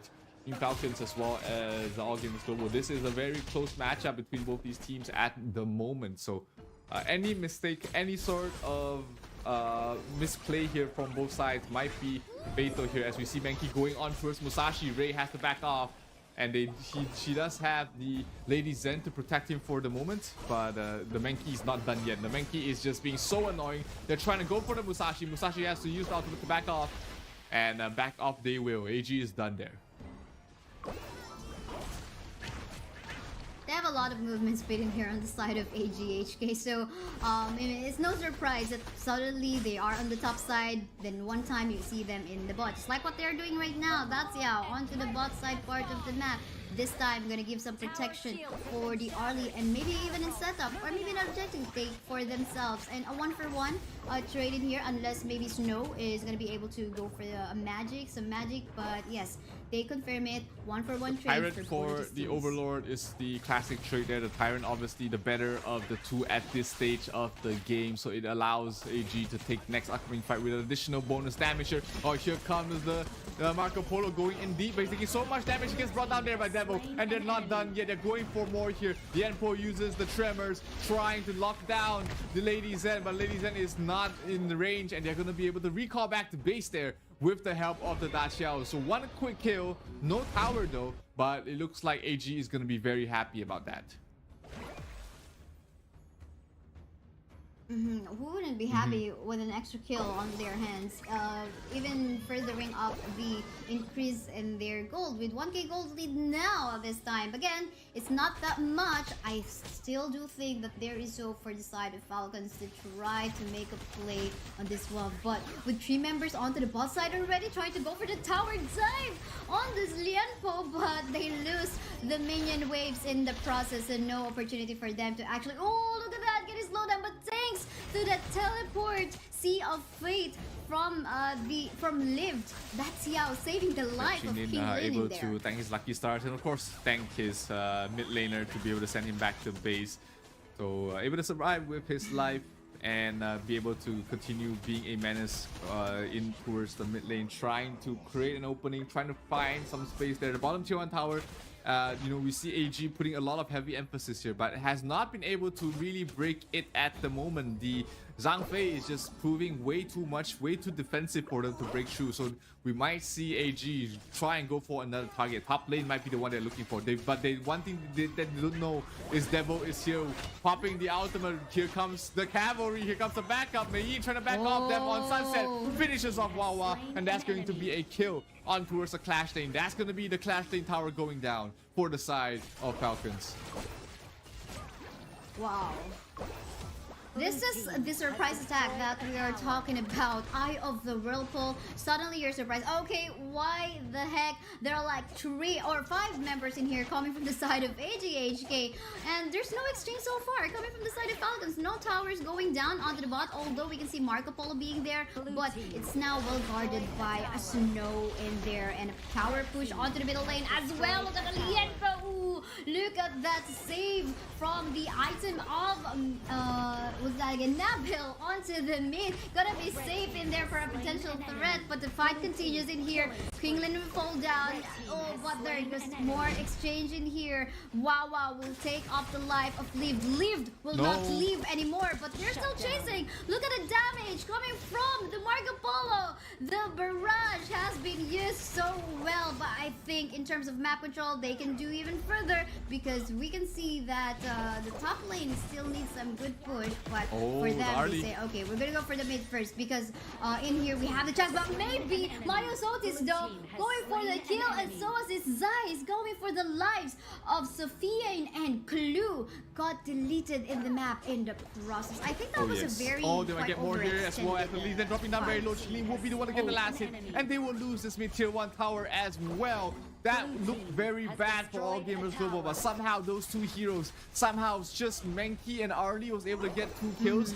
and set up the third on towards the ladies, and that also opens up the mid tier 2 tower. It's going to go down. AG take everything and the kitchen sink. It's going to be a bear house here for the side of Falcons as they are only left with the bottom lane tower still left standing. We now can see even clearly the lead that AGHK has in the game, but it seems like Falcon wants to find more fight. I mean, pretty understandable. They have the composition built to fight and actually go for an engage, but they gotta be very careful in the damage coming from Zeiss. And look at this one, the burst damage is way too much. And on the other end of the map, we can see Mayin actually super close to death. But yeah, Wawa is still safe, however, so 5 members will leave still. Next team fight will be around the Tyrant, which has spawned Lianpo or towards the front lines. He does not have his ultimate up yet, but the Tremors are going to be very important for them to try and take this next fight.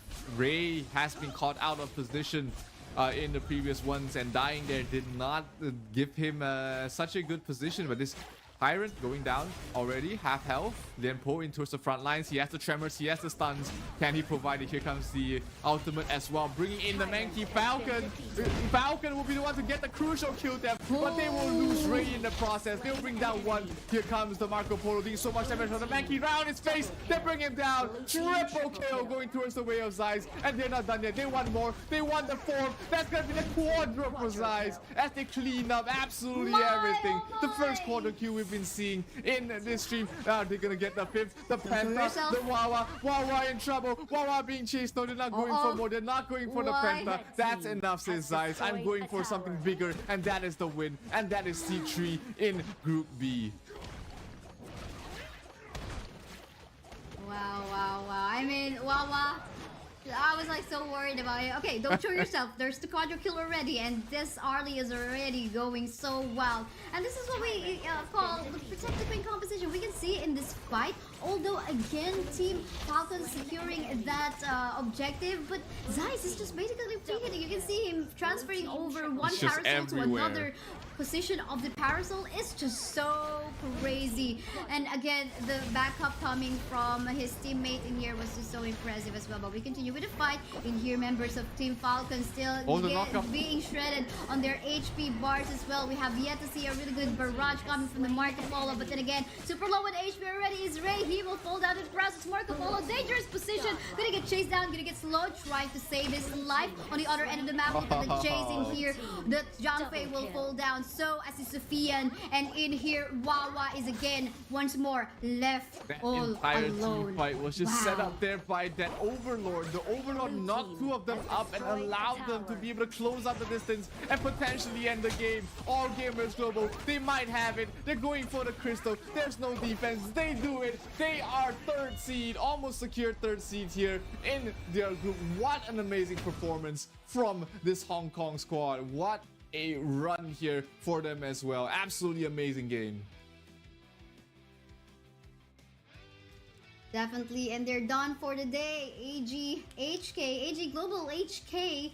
So was his Falcon. Actually, quite unfortunate for Falcons. They did not get even one win. It was an unfortunate turn of events there for Falcons, who was doing so well in the Esports World Cup Club Championship points, but unfortunately they will not be getting any here for the Honor of Kings division. They will finish Group B 0-5, not a single win under their belt. Well, on the other hand, you know, All Gamers Global 3-2 in the scores, pretty much secured in the third seed unless Loops is able to upset against the KPL Dream Team.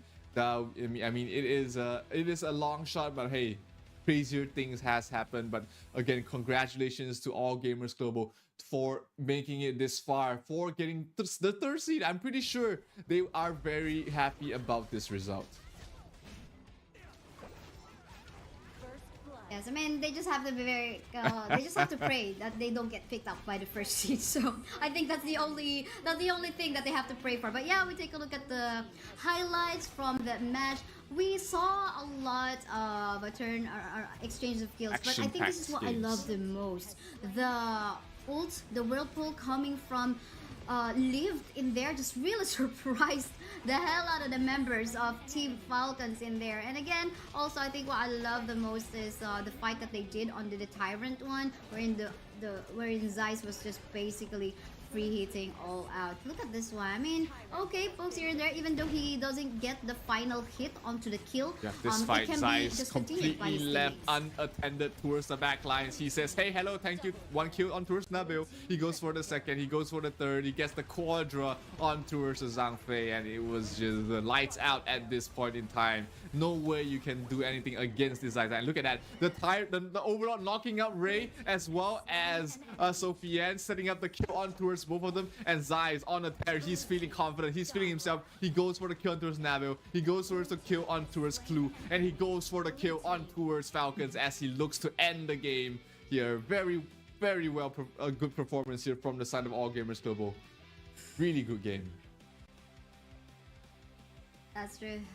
Way to end the night. I mean, all this day 2 is a 3-win streak from them. Day 1 started bad, quite bad for them with 2 losses, but you know, the reverse win for Absolutely. this. They must be feeling so good right now. Their patience their hard work. This is a fantastic result for them. And let's take a look at the MVP. I mean, is there any doubt that it's not Zeiss on the early? No doubt whatsoever. 40% damage almost dealt here by him alone. 7-1 and 5, not even dying that much, and only with 9,000 gold, he just did enough for his team.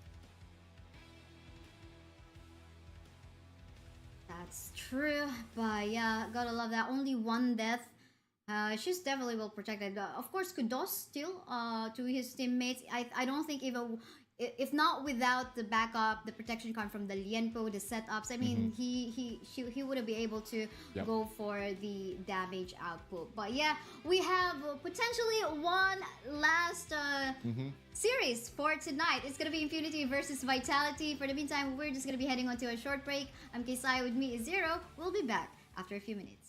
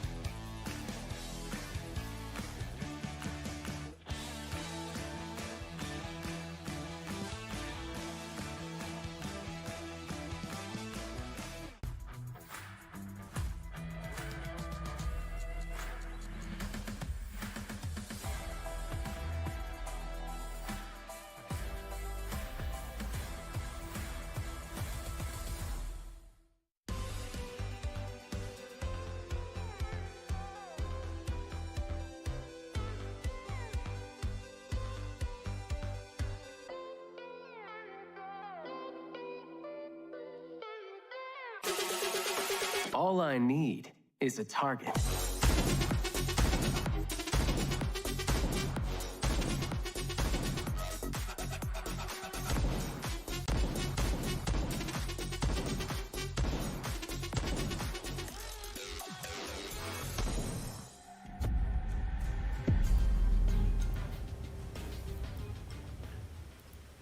And all of us has been waiting for the final game and the decider for our team's fate.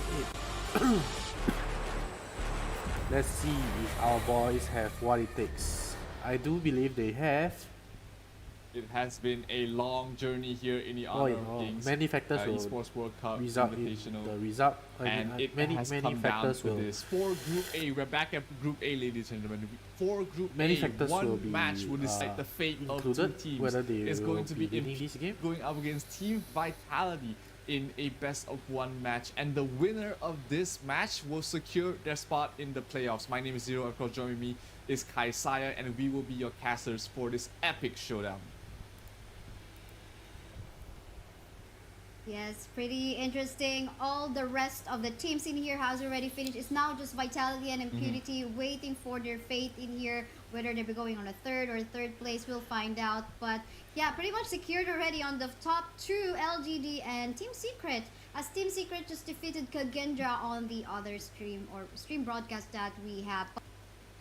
Everyone, support your teams or share us your opinion on what's actually happening in here in Invitational Mid-Season 2024 by making use of the hashtag HOKXEWC 2024 on all of the social medias that we have, whether it be on Facebook, on Twitter. Absolutely. This matchup is going to be epic. It's going to be historic because this is going to decide the fate of both these teams here. Impunity versus Team Vitality. They've done decently in the group stage, but they are down in this spot because they haven't been able to take away key wins.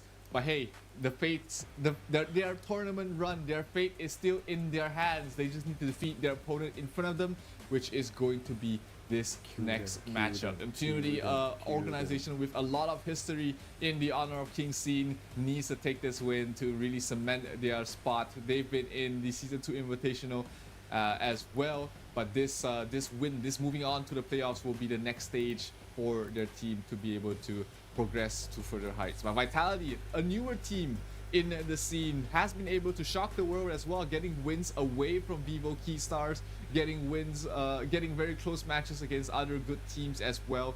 They need to make this playoffs to, you know, show the world that what they are made of. Yeah, I wonder what they are made of. It could be persistence, motivation, dedication, and passion. That's all what you need in a team, right? I'm pretty sure all the teams do have that. But of course, whatever this result will say, will tell us like who has more preparation on this event. Then again, LGD, Team Secret, VKS already on that top four. We have yet to fight. Kagendra is already out of the picture, but again, we're looking who's going to join them in the top four. Is it Vitality or Impunity? We'll have to find out. This win is going to be a very, very decisive result here, and you know, both these teams, they have been playing very well very recently in their recent matches. In day 2 specifically, you know, after a very rocky day 1, they have been able to bounce back quite well. So this final matchup, is there any sort of heroes that you will want to see, Kaisaya, or actually any heroes that you do not want to see being picked up? Do not want to see her. Okay, let me think about it. Well, I saw the Angela in action, I think earlier on Stream A or yesterday too, but I think I want to see more Angela. You know, those surprise bush attacks. I'm not an Angela main, but I just love seeing her being utilized to her fullest potential, you know, with the sustain and all that. So yeah, I think an Angela would be an interesting surprise selection. The Blazing Brilliance is always something that you have to look out for. Just the amount of damage and the control. She is susceptibly, you know, her model is very small. She's very cute, but she's very tiny. But her damage output is huge if you let her just sit there all her spells. So Angela is something that I really like to see as well, being picked up more and more. Unfortunately, we haven't been seeing her too much, just been outshone there by the Mai Shunui as well as the Lady Zen. But hey, who knows, we might be in for a treat here in this match. There's a change of coach for South Vitality. Yeah, one last hurrah. Everyone, we invite you also to check out the HOK camp. Let's see if you are, whether will we you know, be able to win. interested in actually sharing your review the of last a time that we particular went player and against team, her was check that one when out she and make bring sure you one esports in contribute KIC your content 2023. to our HOK Cup. At the same time, I actually browsed through that, and it's pretty interesting. You can actually take a look at the highly contested heroes of one particular player, or a particular hero, which particular player actually makes use of that hero. So a lot of different statistics that you can pull up from HOK Camp. So make sure you check that one out. It's pretty easy to just Google HOK Camp, and it's the first results Definitely a that lot you can will learn see. from there, just looking at the games, just looking at what these players have been playing, what's the win rate on all of these heroes. You get to have an idea on what hero is strong and which hero is not as strong in the current meta, and that will help you a lot in your path to become a grandmaster if you're not already at this point.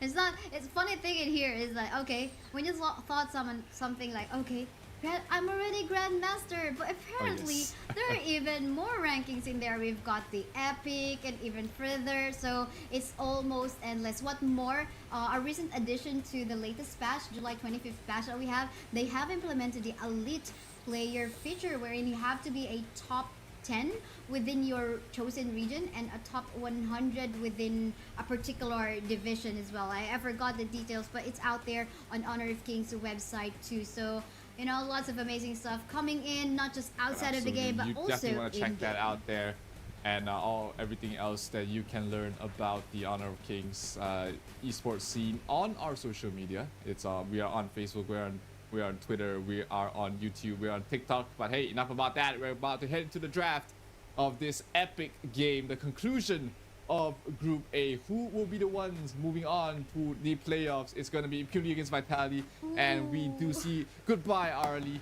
No Arlie in this game, as well as the Musashi. True. I mean, we saw how Arlie go ham and wild a while ago on the match on the hands of AG Global. So nothing like that, because you don't really literally have to wait on the late game stage.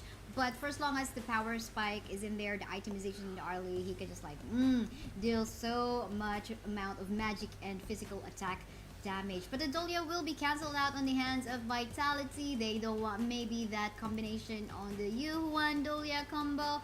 Instead, they will be going left for through the pool means that they can go for it. I mean, there's just too many heroes that you really need to ban out right now in the first phase. I mean, the Arlie, the Ogren, the Heino, the Dolia.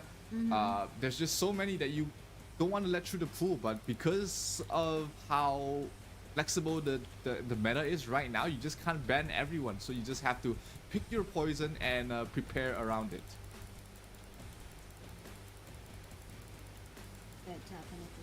Pick of potential and engage potential. Even the disengage, so far Vitality have secured that one for themselves in the form of the Mai Shiranui and the Janfei. More so the Janfei, loss of CC that you have to deal with this from this guy, because again you can get knocked out when he is in his ultimate form or Ferali form. He can definitely deal more knockups on when he makes use of his S1 and S2. But done, Lady Jen, they also have the potential to make some setups. They want to take away the Lady Zen away from Vitality. They don't want to play against both Zhangfei and the Lady Zen. There's just a little bit too much team fight. How you Zhangfei and But the Lady Byron Zen? lock in There's here mine from already. Vitality. That's going to give them a good clash lane. There's not many heroes. Actually, I don't think there's any hero that can go toe-to-toe against the Byron in the lane. You have to rotate your supports. You have to rotate your jungler to help out whoever you decide to put in a clash lane against this Byron. Okay, so our side will be bending towards their jungle. Early Jungle lane and advantage maybe marksman, though for this Byron. Doesn't where their even end will have to be wait for the bending forceful against suppression towards to become our available, support. because with just Actually, with this Dune can be electrifying any charge role. and So, a storm strike, you can just it can be CC support, and it knock can be up top, your it can be target if he jungle, yeah. tries to make a play, if he caught you off guard. But yeah, So we they can decided take to a ban look off at the the Liang. succeeding Liang is very bans effective of up Lady against Sun Ban. We saw this Mai one Shiranui, also really going or hand in anyone that glove wants to a while engage. ago. So but yeah, we're now getting left off with a few selections like that of the Tyrianji. But the Tyrion doesn't have much of a good Yeah, win he's rate been he's been hit and miss, but he's in certain against certain matchups he's been Really great, should. especially Yeah, very against nice, very coming up CC from heavy coach. lineups. I mean, against Impunity's lineup is pretty decent. You've got the Dun, you've got the Lady Zen. You can be able to debuff all of those. But yeah, let's see if Vitality will pick that up for themselves. They do ban out the Liang as well as the Dharma for the side of Vitality. Oh, Dharma. And Okay. both Marksman, Maybe the Garo, and the perhaps Lady Sun taken out I've there. seen his previous Which games means that, performance Vitality, against LGD did shock they're pretty them. much stuck with either Direnje, Marco Polo, or the Consort U. Yeah, and Consortium, we have not seen her yet, but they will go for the Tyrion in here. Gonna be a source of some CC with a stun, and of course can cleanse himself, maybe from the attacks coming from the Lady Jen. So still looking good. There's not we just much have better to marksman, to be find him honest. even more effective, though of course in terms of range, I'm gonna be leaning even more towards onto the long, and of course the long also has the capability to reach the back line with the infinite vastness. So there, now I think in terms of reaching out the back line from the side of Vitality, well, they will be relying on to maybe the flanks from the Maishiranoe or the Byron, but have to be very careful on whoever will be the roamer pick of Impunity. Maybe one support. Anyway. So Ta no Chao has- Zhang Fei, there Ta is Chao, the of course. Ming, there is the Da Qiao left available. They will lock down the Charlotte and the Da Qiao for themselves. So a bit more global presence. Charlotte is going to be in the lane against the Byron. She's not gonna have a good time. So the Dun will be needing to rotate up towards the clash lane quite a bit. But we might see a switch up as well. The Charlotte can play in the jungle role, but and allow the Dun to go up against the Byron. That is a better lane, I think, but it's not going to really matter as much for the Byron. He's still gonna have a good lane regardless, so we might just see Impunity say, hey, let's give the Dun a good start, then he can help us win the other lanes. Can be a possibility, obviously, but I think if they stick onto what has been the current trend, wherein the Charlotte is in the clash, Charlotte definitely can just like try to be safe until he actually gets his power spike. But for the meantime, Prince of Landling, would you know the fate of a Prince of Landling? Yes, the we're Prince talking about of Landling is the zero. Prince of the early game, but the Popper of the late game. He really can't do much at all in terms of the late game situation. So let's see if Vitality is able to end the game quickly enough before their jungler hero just runs out of power. Let's see. This is a crucial match for both these teams, as it will decide which one of these two teams will it be. Will it be the side of Impunity, or will it be Team Vitality to move on to the playoffs in the Esports World Cup? Enemy minions will arrive in 5 seconds. This will definitely tell their fate. Will you continue tomorrow to enjoy the hotel, or will you fly out back to your home country? That is the question. But yeah, we're your caster. I'm Kaisaya. With me, Zero. We'll find out what is going to be. Again, so much early game potential with the Byron and Prince of Landling coming from Vitality, but we have to wait a little bit, sometime mid-game, onto the end, the late game for the side of should be Impunity. feeling okay with taking this game to a later stage. The Direnje does fall off. You've got the Prince of Landling and the Byron, which also falls off. So all they need to do really for the side of Impunity is survive the early game, survive the mid-game onslaught, take a few good fights, drag out the game a little bit, and then take the late game fights where they do have the stronger composition.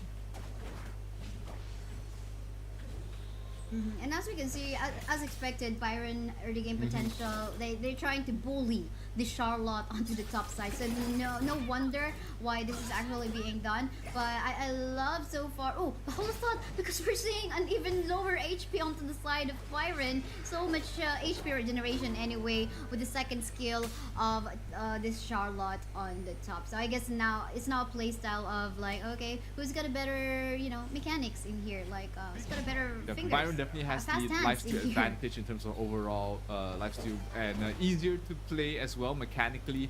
There's less mistakes that you can really do with the Byron. You just have to really land your skills. But like you said, it's a very skill-based matchup up in top lane. But mid lane, oh, my Shunoi going in deep. Lady Zen in some trouble. He uses the crystal to put herself in invulnerable form. Not gonna take too much damage after that, and forces the Prince of Landling to back off.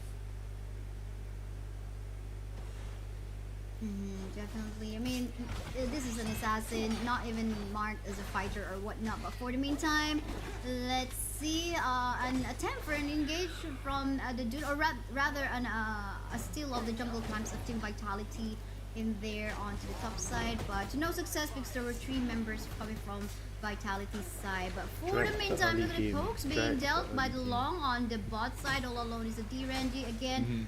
Range difference will definitely favor. Yeah, the good thing about the long is that he can just constantly poke and harass from a long range. His combination, even though the moment you walk out of range, as long as you were in range when you use your skills, they will land on your opponent, and the damage does start to pick up, especially when he's constantly healing up as well. So early game looks like it was a lot of poking and prodding, trying to find an opening, but no team has been able to strike first and strike hard. So we are going in towards the 4-minute mark very soon with the first Tyrant spawning. Prince of Landling trying to find a mark, trying to find a victim. Can he find someone else? It is only the Dun, not the target he's looking for. So true, but anytime soon we might be expecting some lead to happen. If so, team fights will be fully committed by either of the teams. For the meantime, pokes here and there. Look at the damage being done by the Lady Jen onto the mid, forcing the members of Team Vitality to back away. But the Prince of Langding yet has to find a kill, a target, a good gank, because somehow the rotation from the Daxiao and the Dun is already being quite annoying. They're really making sure that Charlotte will be well guarded in such a way she will be protected. The assignment from was being clear taken for down the side by of the Impunity. Drag out the game as long as you can and win the late game, and they are doing exactly that. Turning up, not really making any aggressive plays, but it will be Vitality striking first, getting a first blood on towards Megumin, on towards that Dacia. Bottom lane going down very quickly as well. It is going to be the Kill 1 tower in some trouble there, as Vitality looking to strike fast, strike hard. Both sides though taking a trade in the jungle objective. Overlord and Tyrant going 1 apiece to both teams. That's true, and that's what we're looking for. City Boy going for the first blood. Well, it was just the roamer on the side of the Impunity, but still, in terms of getting the itemization that City Boy would need as a Prince of Landling, then he'll still be happy about it. But yeah, this tower on the bot though is about to fall down. Anytime soon, this can fall off, and I think Team Impunity have yet to find a way to also add some HP bars onto the tower. But for the meantime, I'm seeing some rotation now going onto the top side, so not pretty clear if they're gonna be fully committing in that, because there's a rotation going towards the mid lane is the most probably the most important tower that they need to defend, to need to make sure they don't lose early on, because it gives so much access in towards your own jungle there. Black has to back off there with the help of the Daciao, but still no kills being given away on both sides here. The Crimson Golem, they're trying to defend it the best they can, and they will move the Lady Zen there, and it will be Megumi the one to pick up the last hit.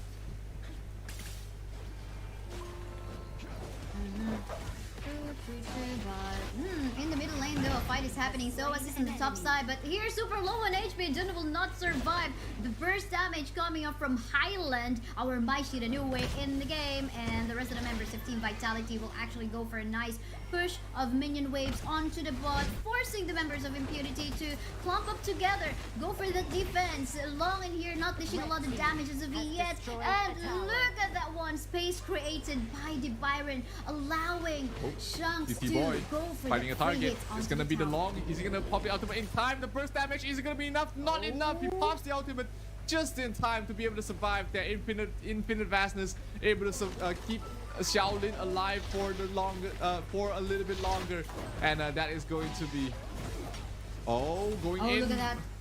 Nice.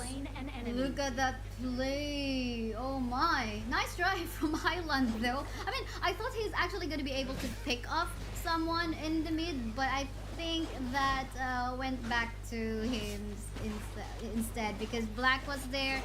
He is also taking a lot of tower damage, so I guess that was quite a bit of a mistake to actually dive under the tower. But for the meantime, in here, look at what City Boy is doing, trying to go for a kill onto the back line. We can see the rest of the members in here from the side of Impunity this is good. to Keep it up, sustain keep it up. themselves with the HP regen and the heals. They will be able to be safe and killing off 2 members on the side of Vitality in the process. And there you go. Happy Impunity right after that fight, because they got the map that was control a huge again rotation coming from Ashing there, able to keep his teammate alive and get the kill on towards, I believe it was 90. So very timely rotation there by the Charlotte, as well as of course Megumi, keeping his team alive for so long. The knockups were crucial, the recalls were absolutely amazing, and they that fight has allowed Impunity to come back in towards this game, and they're almost evening out the net worth right now. That's true. 20 to 21k. Still a way for Vitality to catch up, but they cannot prolong the game any further. They have to find a way to find the pick of that they need. Kill of Megumi or kill of Shao Lin in here. But I think, I mean, you can see where the Prince of Landling is trying to go for a rotation, but he's nowhere getting that lookout onto his primary targets, because they are actually in the bot going for the push, and they have just decided on to go for a push instead on make a play against X-Hero, but X-Hero able to keep himself alive for the longest of time. 4 versus 2 towards the mid. They will send back the Lady Zendo, but here comes 5 heroes coming from the side of Vitality. They're trying to look for a fight. CT Boy trying to wrap around the far side, trying to find the long, maybe trying to find maybe Megumi might be the target he really wants to bring down as well, because the amount of heals and the amount of CC that she brings in is really starting to be annoying. But here, both teams are just waiting for the Tyrant to spawn. Actually, the Tyrant has already spawned, so they're trying to find a better position to take a fight. Definitely, but now I think the minion waves are going so well onto the top side. Prince of Lanling have yet to find that opening to get a kill onto someone from the side of Impunity, making it hard for them to actually, you know, try to finish off the game as fast as possible, because again, they were now going on to a 10-minute mark the soonest. But I love the fact that they have actually taken this Overlord for themselves. At least will help them out. That will alleviate some of the lane pressure that the Charlotte was bringing in. So that's going to be very important here for Impunity to deal with, making sure that they don't lose more than just don't lose too many towers here in this side. So this mid lane again constantly under pressure from the side of Vitality. They're trying to find an opening there. Black trying to engage, trying to find somebody, catch them off guard, but not able to find anyone at the moment.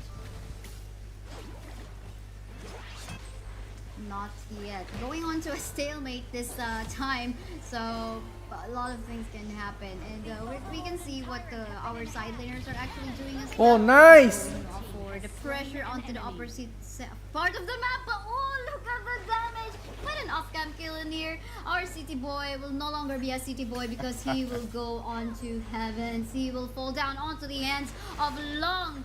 And there goes actually a good position, even for Impunity, to maybe, if they want to, secure this objectives, whether it be Overlord or the Tyrant. They have a good position, but maybe also it's a good way for them to actually go for a push or a siege in the mid. A whole spot, because one member in here of Impunity is super low on HP. Megumi will fall down, and the rest of the members of Team Vitality in here, however, will try to back away. Zhang Fei going for the frontline protection for his teammates, and there you go. Everyone will just back away for the That meantime. cannot be caught off like that is Megumi. He just provides way too much to the team, and the moment he falls, you can see that Impunity was hesitant to take any fight after that. So the side of Vitality, they found an opening, they got a pick up on towards Megumi, but not being able to convert that into any sort of objective anywhere across the map. Now they're trying to go for the Tyrant, and they'll be able to make swift work out of this, but can the side of Impunity make a response in time? Maybe get something else done across the map, maybe push up the top, but not in time. They're going to lose the Tyrant for nothing, and they're going to be able to maybe contest the Overlord as well. They do have the Chain Lightning buff in here, giving My Shirayuki more magical power output, and looks like they're gonna go for that. Unbridled Outburst has been used by the Zhangfei, but members of Impunity are still so persistent to defend this one. They don't want to give this out to Team Vitality, and also there's a good pressure onto the bot as well onto the side. So still quite a stalemate situation. Really playing rather safe right now, knowing that this is their last chance, their last possible chance to make it to the playoffs of the Esports World Cup. That's why you see them not really taking any huge chances, making sure they cross their I's and dot their T's, or is it the other way around? But hey, it's still the lead right now for the side of Vitality. Only 1,000 net worth, not the biggest lead in the world, but still something to take note of as they're trying to finish off this mid-tier 1 tower. But still very patient from Impunity. They know that they have superior late game. They're not trying to be over aggressive themselves. Top lane, bottom lane though, they're getting pushed out quite far. It's going to be the Byron to try and defend this on himself. The Dacia will take everybody here. 5 heroes trying to bring down this tower. The tower goes down really quickly, and Impunity catches the side of Vitality off guard. But can they get away safely? Can they back off without losing too many members? They lose Black. CT Boy towards the back line. He finds Megumi. Is he gonna go for the kill though? He's gonna look for Long. Oh no, not enough damage yet. They're gonna be able to recall him. The Ashen gets a double kill before he needs to back off here. So it is just a 2-for-1 trade for Impunity. Okay, punch a hole in bot side already. Nice.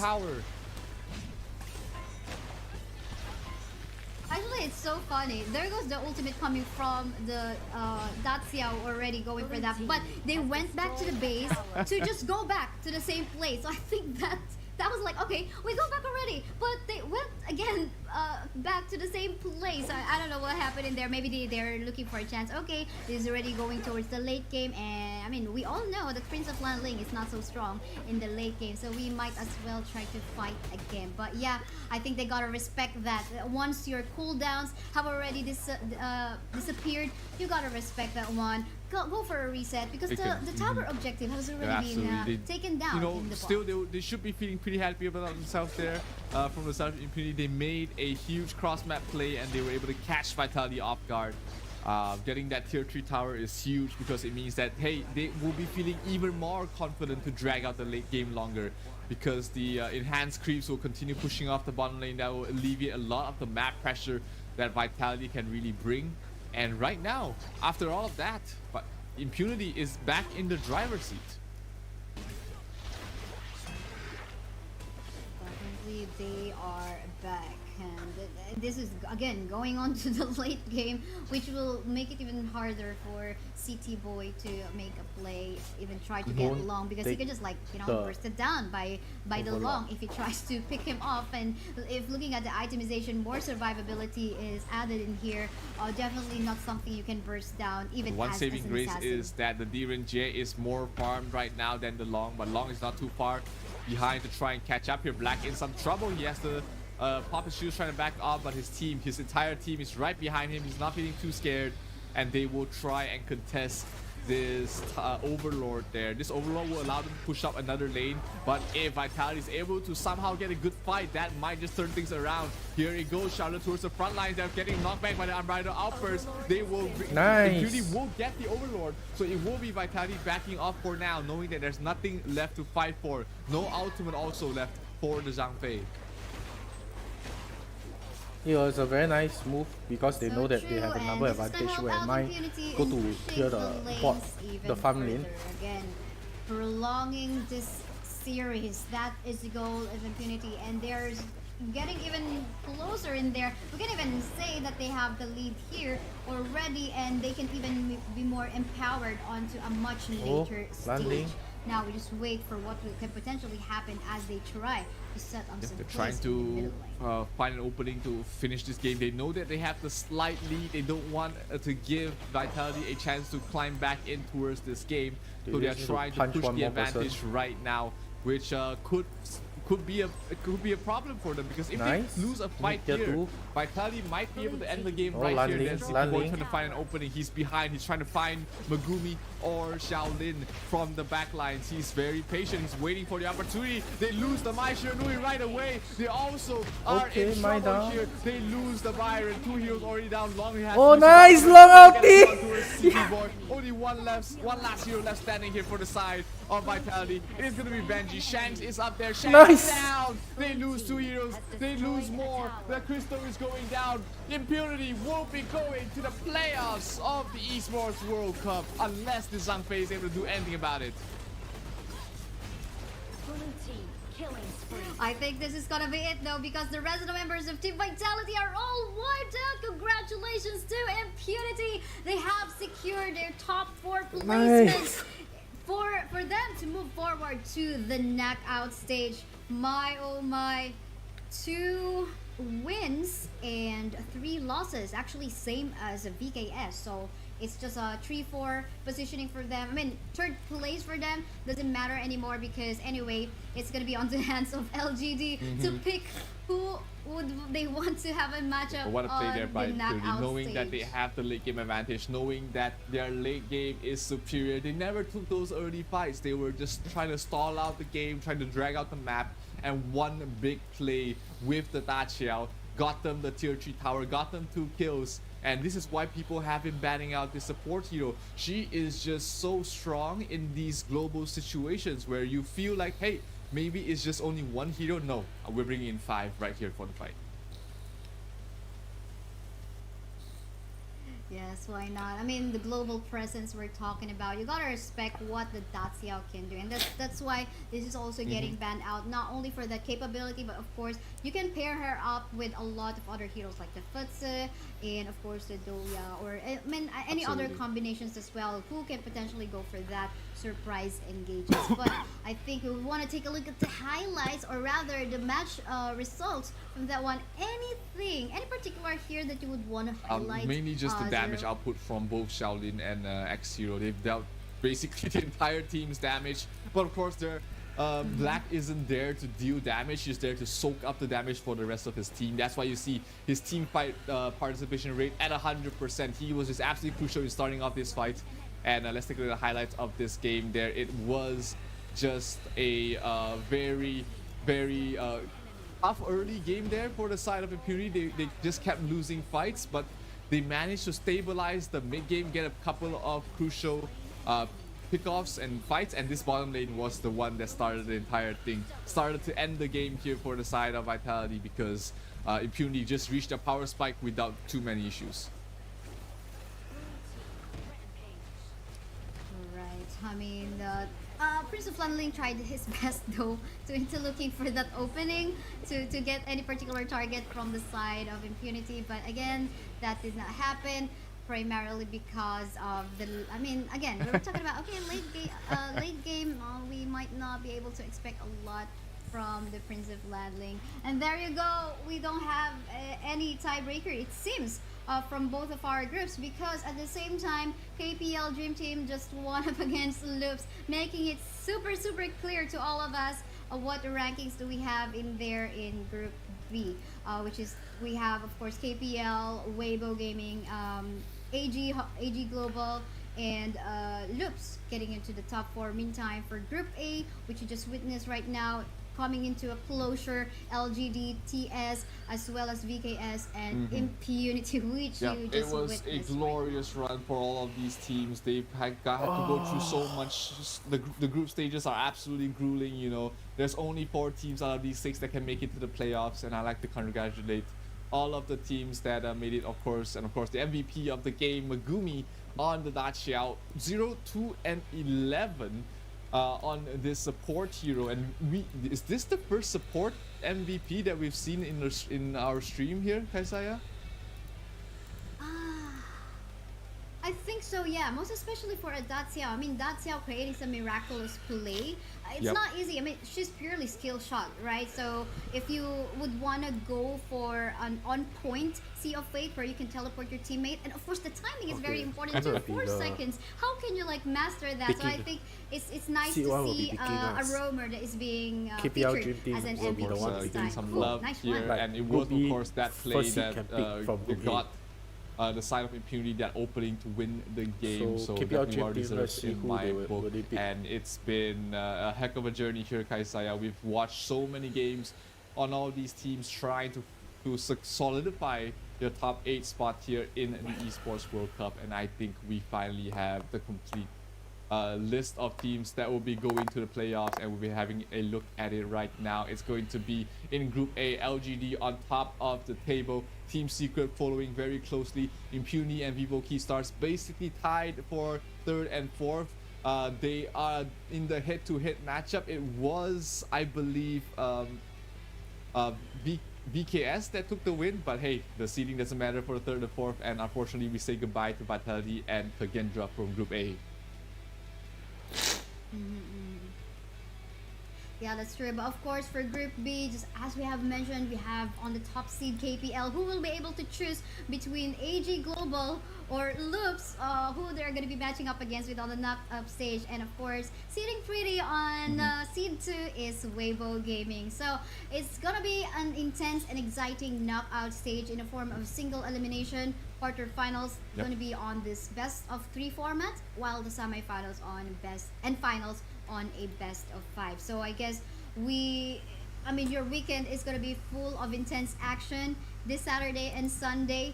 And yeah, but for you, I mean, there's just so many Zira, what do you different think? emotions right now, especially with the teams and with me as well. But let's take a look at the plays of the day that made all these teams and this show absolutely amazing. Let's take a look going on at what we have.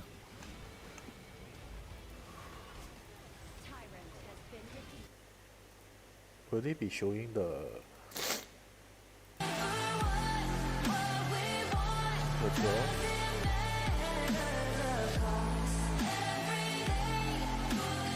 Oh, they will not show?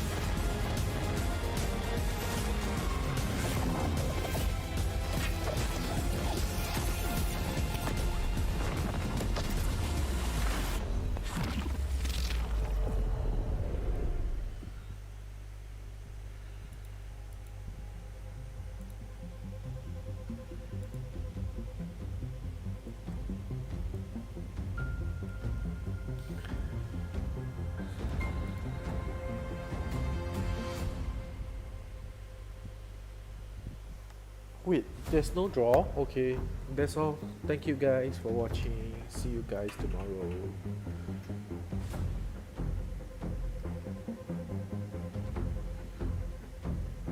I have no idea why my life